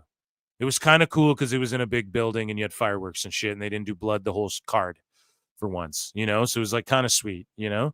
But it wasn't even one of their best pay-per-views of all time. And Dave's like, they put their worst foot forward. They owned the weekend. They don't care. They don't. Dave, what you're doing is burying the competition. You're not even doing a Ric Flair, dude. Dave doesn't even know how to work properly, right? He's sitting here just burying what they did. They put this against All In. Yeah. You should be putting it over, saying they put their best foot forward and All In still knocked it out of the park, is what you should be doing. But instead, you're trying to diminish them, and more people are like, more people watch Great American Bash than All In, so they're like, what the fuck? What are you talking about, old man? You really put this head-to-head Or with more people watch Great American Bash than All In, you know? All In? It's like, you know, when you go head-to-head, you know what I mean? It's like you don't want to look like you're 20 times worse. What does that mean, 20 times worse? So he's just saying Obafemi's, like, everyone knocked their matches out of the park. So he's trying to say, oh, you put Obafemi against Ospreay? More people know who Obafemi is than Ospreay, Dave. Okay? Maybe, like, not literally, but at the end of the day, dude, what are you even talking about? One of these people is on Netflix every week as the NXT champion. The other guy just did a fucking amphitheater that you couldn't even sell out. Right? Like, one person just did a fucking comedy club that still had one ticket on sale when the night began. So what's going on? Like, what are you even talking about? Your worst foot forward. And then they had Goldberg on the other show, which he's not bringing up. But it's like, Dave, the fact that they didn't have to put their best foot forward and still stole the weekend is more telling. And then you defending it and saying this shark-eyed, this shark-brained goblin fucking shit, dude, is just really disturbing. It's like, you want to look like you're better, and it's not like they had to do the show. It's not like they picked the date first and the other people came. It's like you know, like you go in there on a head-to-head and you want to put your best foot forward, and they literally in every way put their worst foot forward. They had, you know, a small arena that Dave, holy shit, he's such a fucking retard. He thinks that, like, what does he think? They weren't doing, it's not their WrestleMania. Okay? If it was WrestleMania versus All In, who wins, Dave? They'd have shitted all over this shit. If they did a WrestleMania in the same arena as an AEW on the same fucking night, which would win? Like, come on, dude. They did a small arena? Yeah, they always do. Great American Bash sometimes is a 2-night special that they do part one on one night, but it's just on TV, or it's just on regular, whatever the fuck, USA or Netflix or whatever you guys watch it in America now. Like, I don't get what he's getting at, man. This is like a TV special that they then were like, well, we'll make it a PLE again and we'll do it. Yeah, we're not going to sell out because it's Inamura, a guy from Noah, versus fucking Obafemi. Obviously, it's not going to sell out. They weren't trying to do that. They're just trying to steal the headlines, which they did, and especially with the Evolution card. By that time, no one was talking about All In, but you and your fucking bottle of cream you didn't run out of yet, rewatching the fucking Ospreay match over and over. The crowd was fine, but they weren't that hot at all, you know, especially for a small arena like that. I mean, small arenas are usually really hot. It wasn't. Like AEW's crowd was a small building and it was really hot, Dave. It wasn't, though. And the crowd was really hot. You're just in denial of that. The matches were okay. And they were going against the show that literally when they booked it, they may have thought, these guys are only going to get 12,000 people in a baseball. No, it has nothing to do with that. They were in Atlanta. It was an Atlanta weekend where they held it all in the same venue, including Evolution, and they did a whole weekend. And it was Goldberg's retirement and Saturday Night Main Event, and it was built around the TV special, right? Whereas All In is their WrestleMania. They didn't think they'd hurt the ticket sales or else they'd be in fucking Texas. So for all the sickos out there who, when I say, wow, this TNA, AAA, NXT show outdrew their SummerSlam or WrestleMania show, and then people spurged out, oh, it wasn't even in the same city, man. One was in Arizona, one was in LA, dude. But then your King, Emperor, Uncle, Daddy Dave says the same fucking thing I was saying then. So they thought it would directly hurt ticket sales. Even though I didn't think it would directly hurt ticket sales, I was just pointing out, look at the contrast in who drew what, right? And people got mad about that. Dave's using that same, so he's talking about draw at the same time, even though they're in completely different states. Right? So there you fucking have it.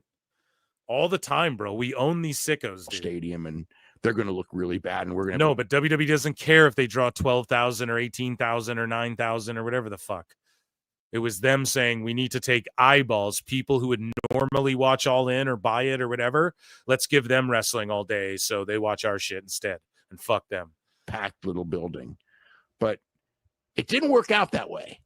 And it was almost like... So Dave's trying to sit here and pretend that because AEW drew what a Raw draws every Monday, that this is a failure because WWE said, here's our NXT show and our women this weekend.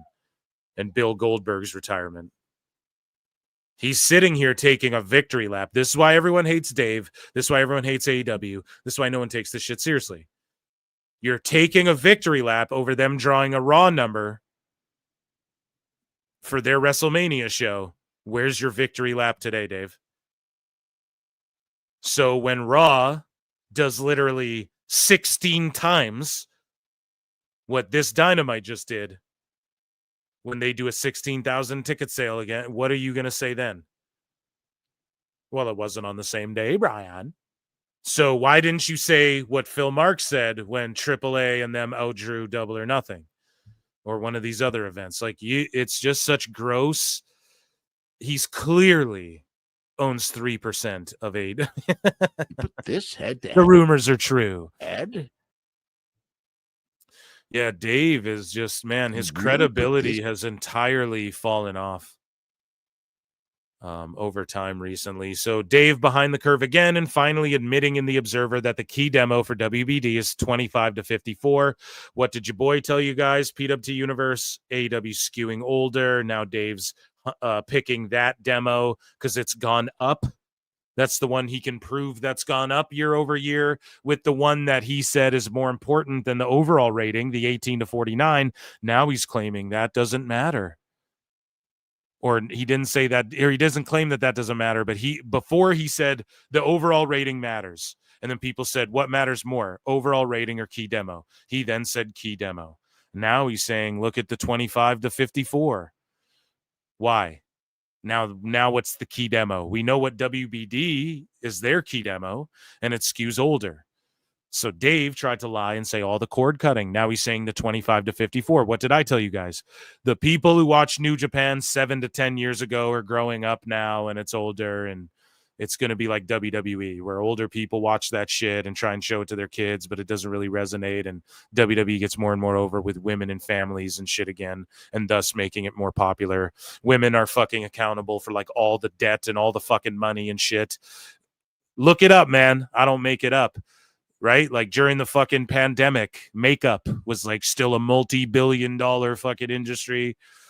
Everyone was staying inside, I thought, hell no. Women spend their fucking money, dude. And they spend it on WWE more than AEW. And that key demo, the 18 to 49, now he's going to zero in on the 25-54 because Phil don't fucking miss. And I said it too, especially when you're talking about streaming, bro. Like you can't start playing these fucking games where you're picky and choosy, But But yeah, Switchblade says that it's been the key demo for them as far back as the mid 2010s. So when Dave was switching his mind and going, the key demo is what matters. Well, on Max, their key demo has been 25 to 54 this whole fucking time,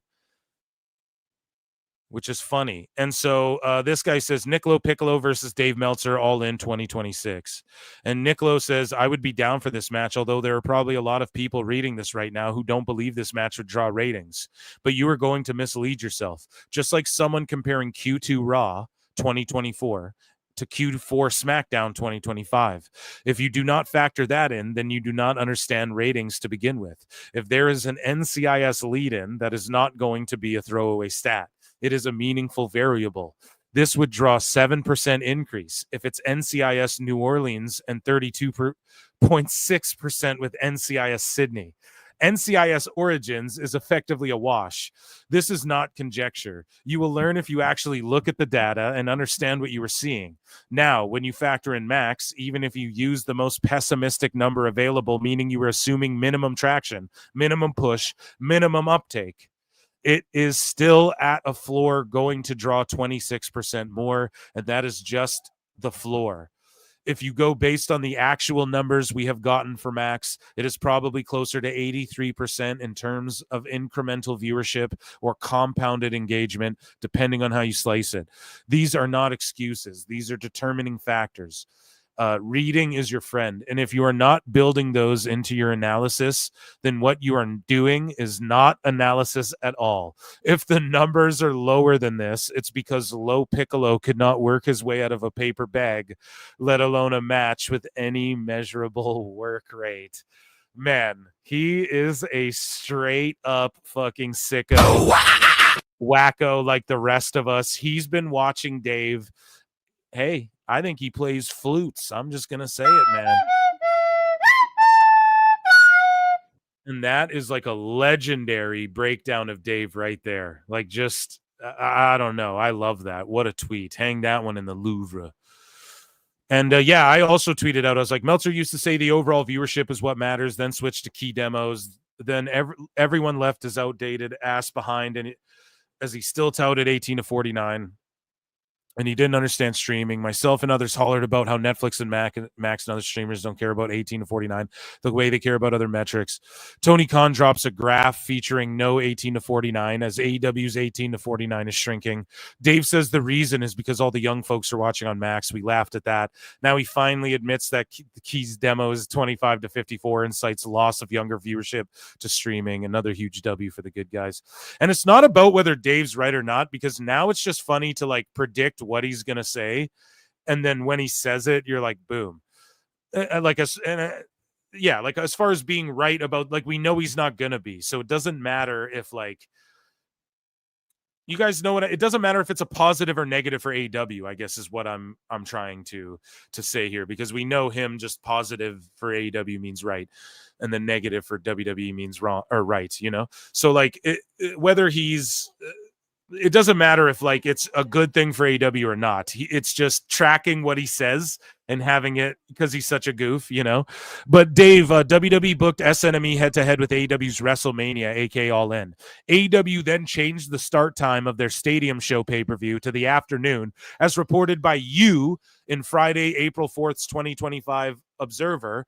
On May 27th, WWE announced NXT as well. The goal was already accomplished. You know, so basically what he's pointing out is like, you don't get to say like, oh, they failed in any metric because they like basically bowed up and Tony Khan flinched. He changed the start time of a show. He also had to change the venue. WWE didn't have to change the venue except for we're going to this fucking venue that you are then, you are then going to freak out about and say it's not comparable. Like they did a weekend. In the weekend in that one building, they outsold AEW show, one show. So what does it really fucking matter? You know?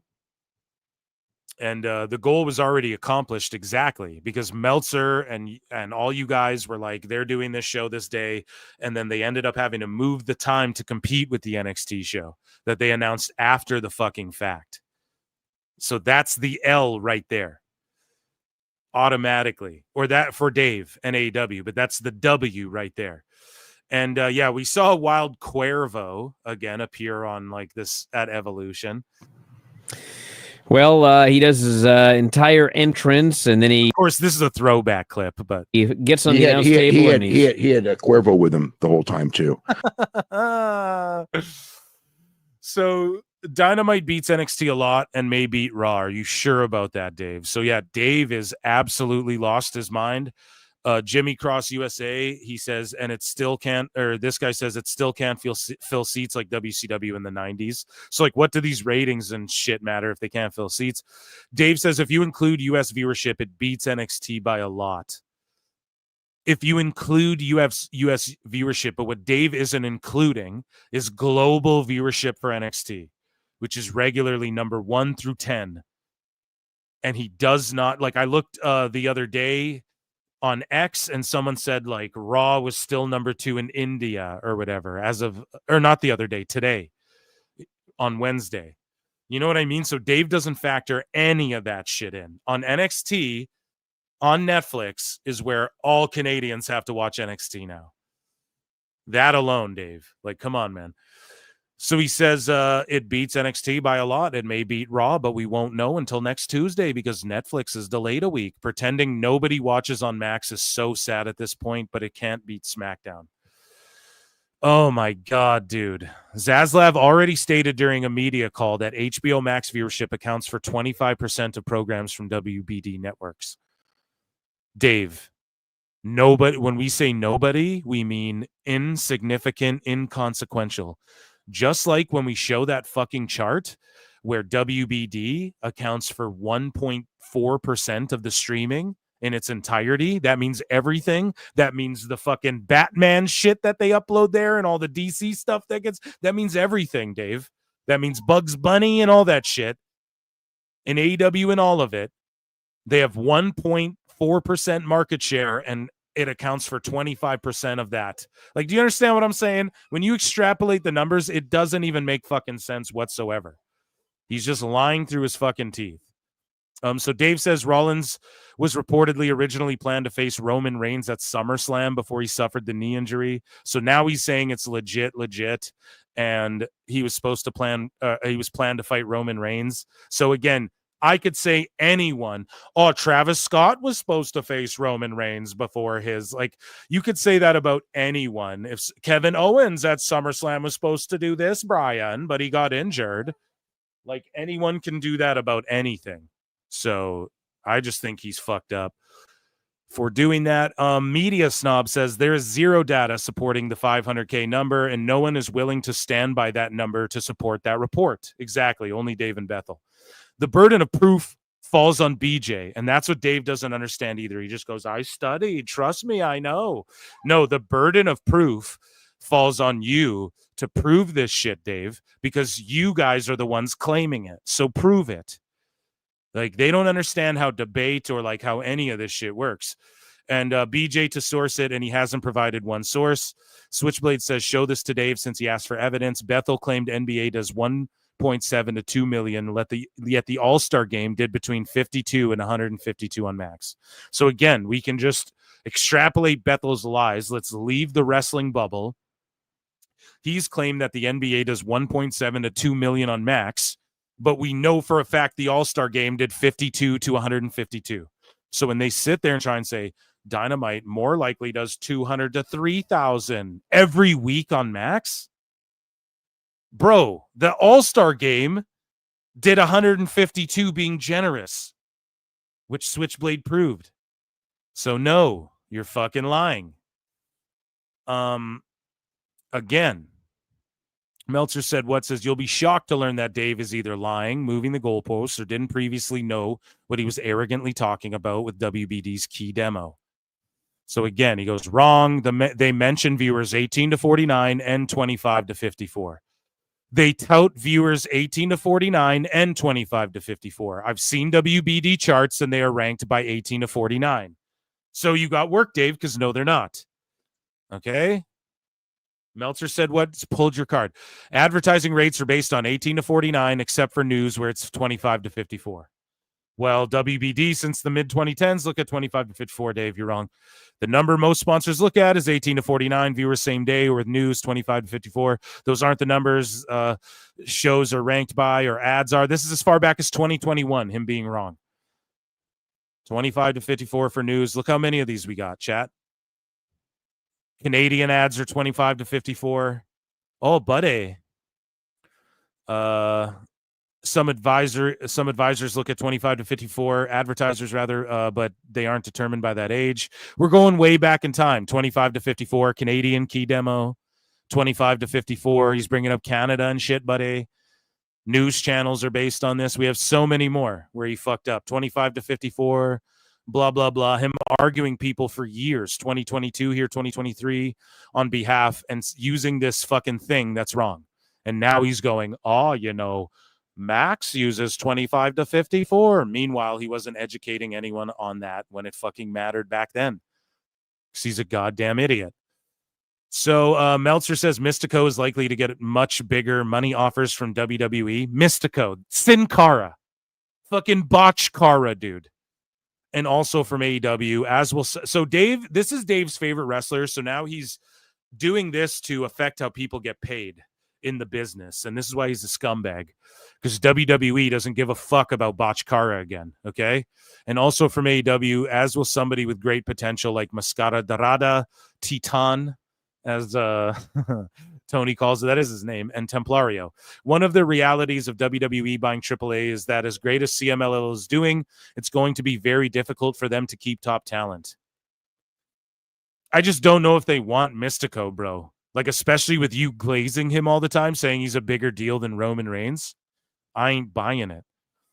So Julian Weeks posts, well, you look at that, 8,300 plus sold. So at Evolution, dude, they sold 8,300 plus tickets.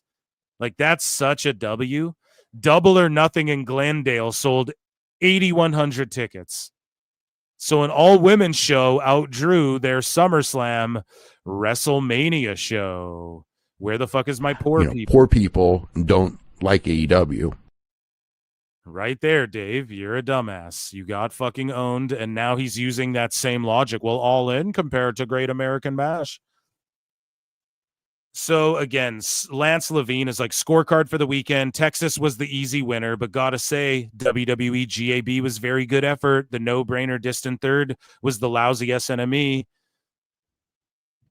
And then Meltzer goes, ROH Supercard of Honor had the best match.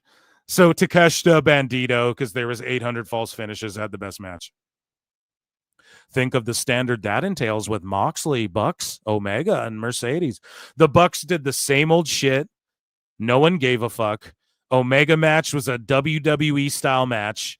Mercedes match was mid. And fucking Moxley's match was super mid, and he got stabbed in the head a bunch. Dave is a clown, man.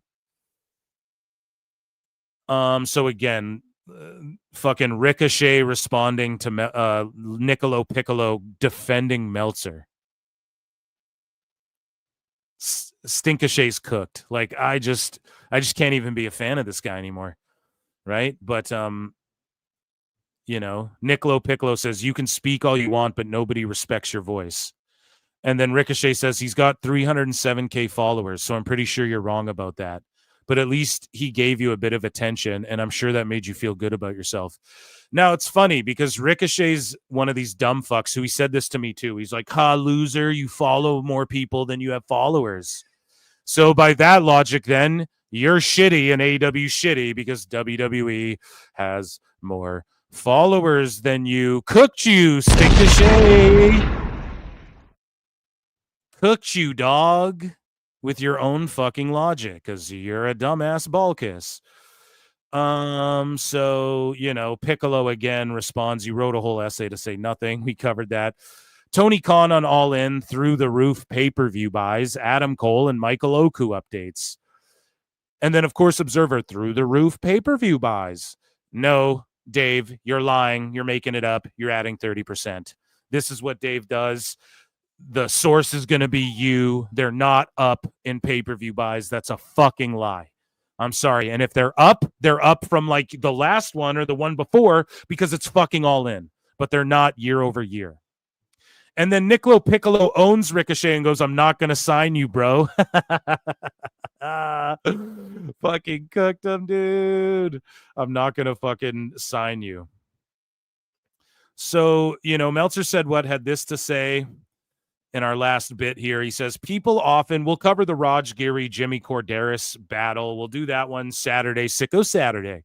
So Meltzer said says, people often ask me whether I think Dynamite Dave Meltzer is on the AEW payroll, and my response is always the same. And this is the truth, man. He said this to me in DMs many a times. He says the scarier answer is if he's not on the payroll. I agree. That means this is just his natural bias as a journalist. And yeah, this wasn't about AEW. You have AEW derangement syndrome. This admittedly is an atypical week, but it was 2 weeks ago. Please don't bring, okay, whatever. Just Dave shilling, right? And then he responds with an update and he goes, no need to put someone on the payroll when they willingly work for you for free. So again, we have Dave fucking just like a good little puppy boy. A good little fucking puppy boy. Pat him on the head. Tony, was that good? Mr. Khan, was that good enough for you? Oh, make sure you set your DVRs for, think about that. He posts shit like, make sure you set your DVRs for 2 hours earlier in case you miss Thursday Night Collision. Like he'd ever do that for SmackDown when it's preempted, or NXT when it's on a different station, or any shit like that. He fucking doesn't. He just sits there and glazes these fucking shows. And Meltzer said points it out. And that's really what's more alarming. Like, let's say we believe Dave and he's not on anyone's payroll. Why the fuck does he shill so hard? This means like he's mentally fucking sick and he just really wants his wrestling to be the best, which I think that's what the case is, honestly. I know the 3% thing's a funny joke. I sort of invented it. But at the end of the day, man, I don't want to. It's allegedly. It's just this is South Park. It's just a fake fucking thing that people talked about seriously because it appears it could be true. So Dave has this to say to John Ernenpuch, who says, still think a Forbidden Door at Dodger Stadium would be awesome. It's outside, but can be done in the fall, winter even. Just love the idea of pushing the Japanese and lucha aspects with the big LA show. And Dave says, I'd try the soccer stadium downtown. I actually pushed for the debut show to be there. So Dave is actively like, man, this can't be a journalism. You can't be a journalist. That's like what's happening to all these fucking like right-wing guys too, who are all like, yeah, we pushed for Trump and he's in the White House and he's going to release those Epstein files. And now Alex Jones is like, I'm going to get sick. He's on camera like, I'm going to throw up. I can't believe it. He's not going to, it's the deep state. You know what I mean? You worked yourself into a corner sucking balls and being a fucking shill. And now it's blowing up in your face. Own it. Own it.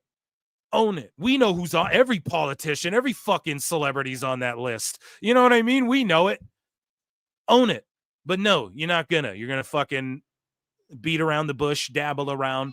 And so this is what Dave's doing, man. But no. But think about it. He's not beating around the bush. It's that he has a direct influence. And because of that, he's fucking what? I pushed for it to be in a stadium. You were texting Tony Khan saying the first show should be in a soccer stadium. Stay in your fucking lane. That shouldn't even, just give it stars and shut the fuck up, Dave. You shouldn't be pushing for anything. Fuck you talking about? It's crazy. So Dave says, I'd try the soccer stadium downtown. I actually pushed for the debut show to be there if possible because I knew ticket demand was there for 20 to 25,000 for that show minimum. So he thought they would get 25,000 in a stadium? I don't get it, man. I really don't fucking get it, dude. So, yeah, he just shouldn't be pushing for anything. The fact you admit you're a fucking shill is hilarious, Dave. No one takes you fucking serious anymore. You're a goof. And that, ladies and gentlemen, was a trying Brian. A lot of Brian in there. And a Dave Meltzer dumb moment of the week.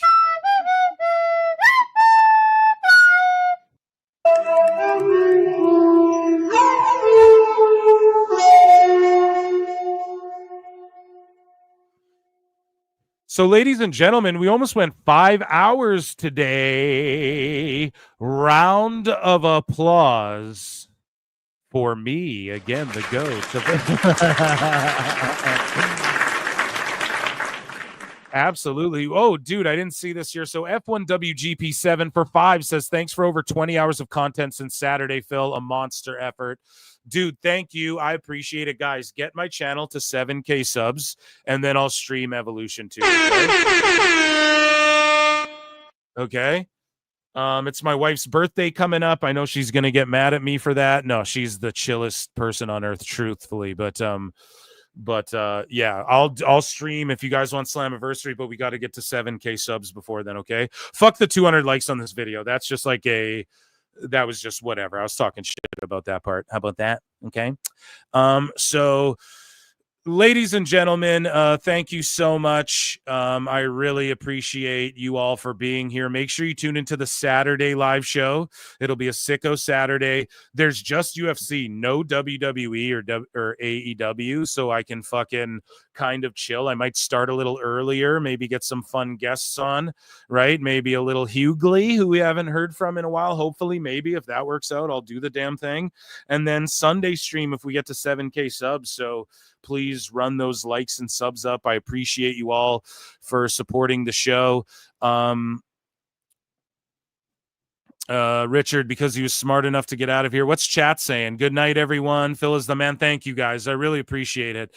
I was trying to plow through a bunch of that. I know I didn't check in with you guys for a while, but I was just absolutely trying to plow through. So yeah, thank you guys. I really appreciate it. Him and TK almost got into a fight, but Dirt Sheet and IWC trying to cover it up. Good night, chat. Talk to you Saturday. Yeah, good night, guys. Love you. Until next time, I bid you adieu. I'll see you in the Upside Down. I should try and record a PWT pod, so I'll try and do that. Tomorrow, I'm going to try and release a Superman review and my Squid Game review. I'm just backed up on PWT shit after all these fucking streams, I got to be honest. And yeah, maybe I'll get someone on to do that with me. Lincoln Hawk is going to join me for some talk as well. So we love seeing him here on this channel, but over there at youtube.com/PhilMarksOut.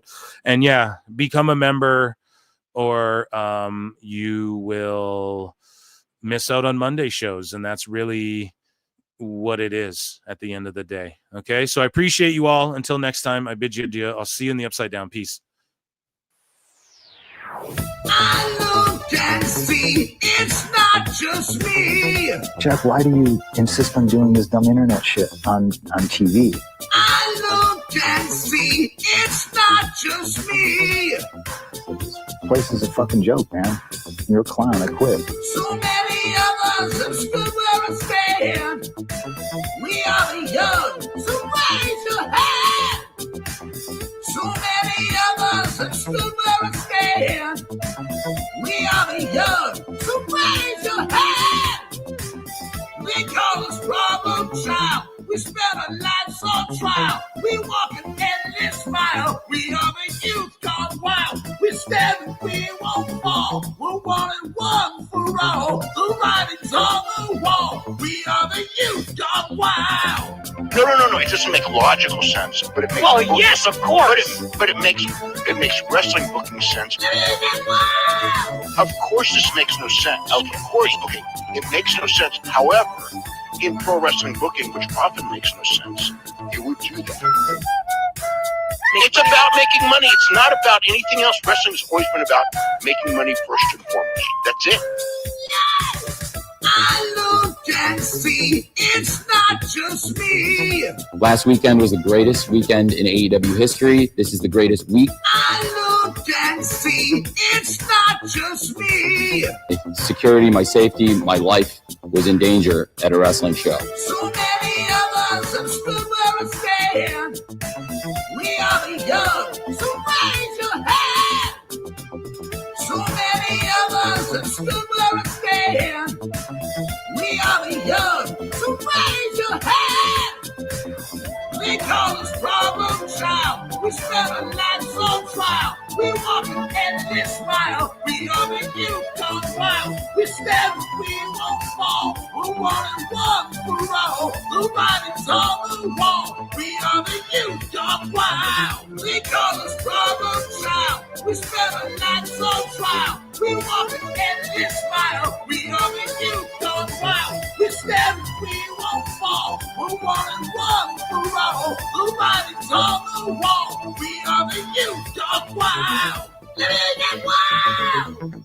Yay! If you're familiar with how we do things often here on these Wednesdays, it's a lot like one of my favorite movies, Time Cop. What? Fuck you. Fuck you. Yeah! Damn it, God, damn it! Yay! So boring. Well, so how many high school boys does it take to change a light bulb? Put a light up to your light.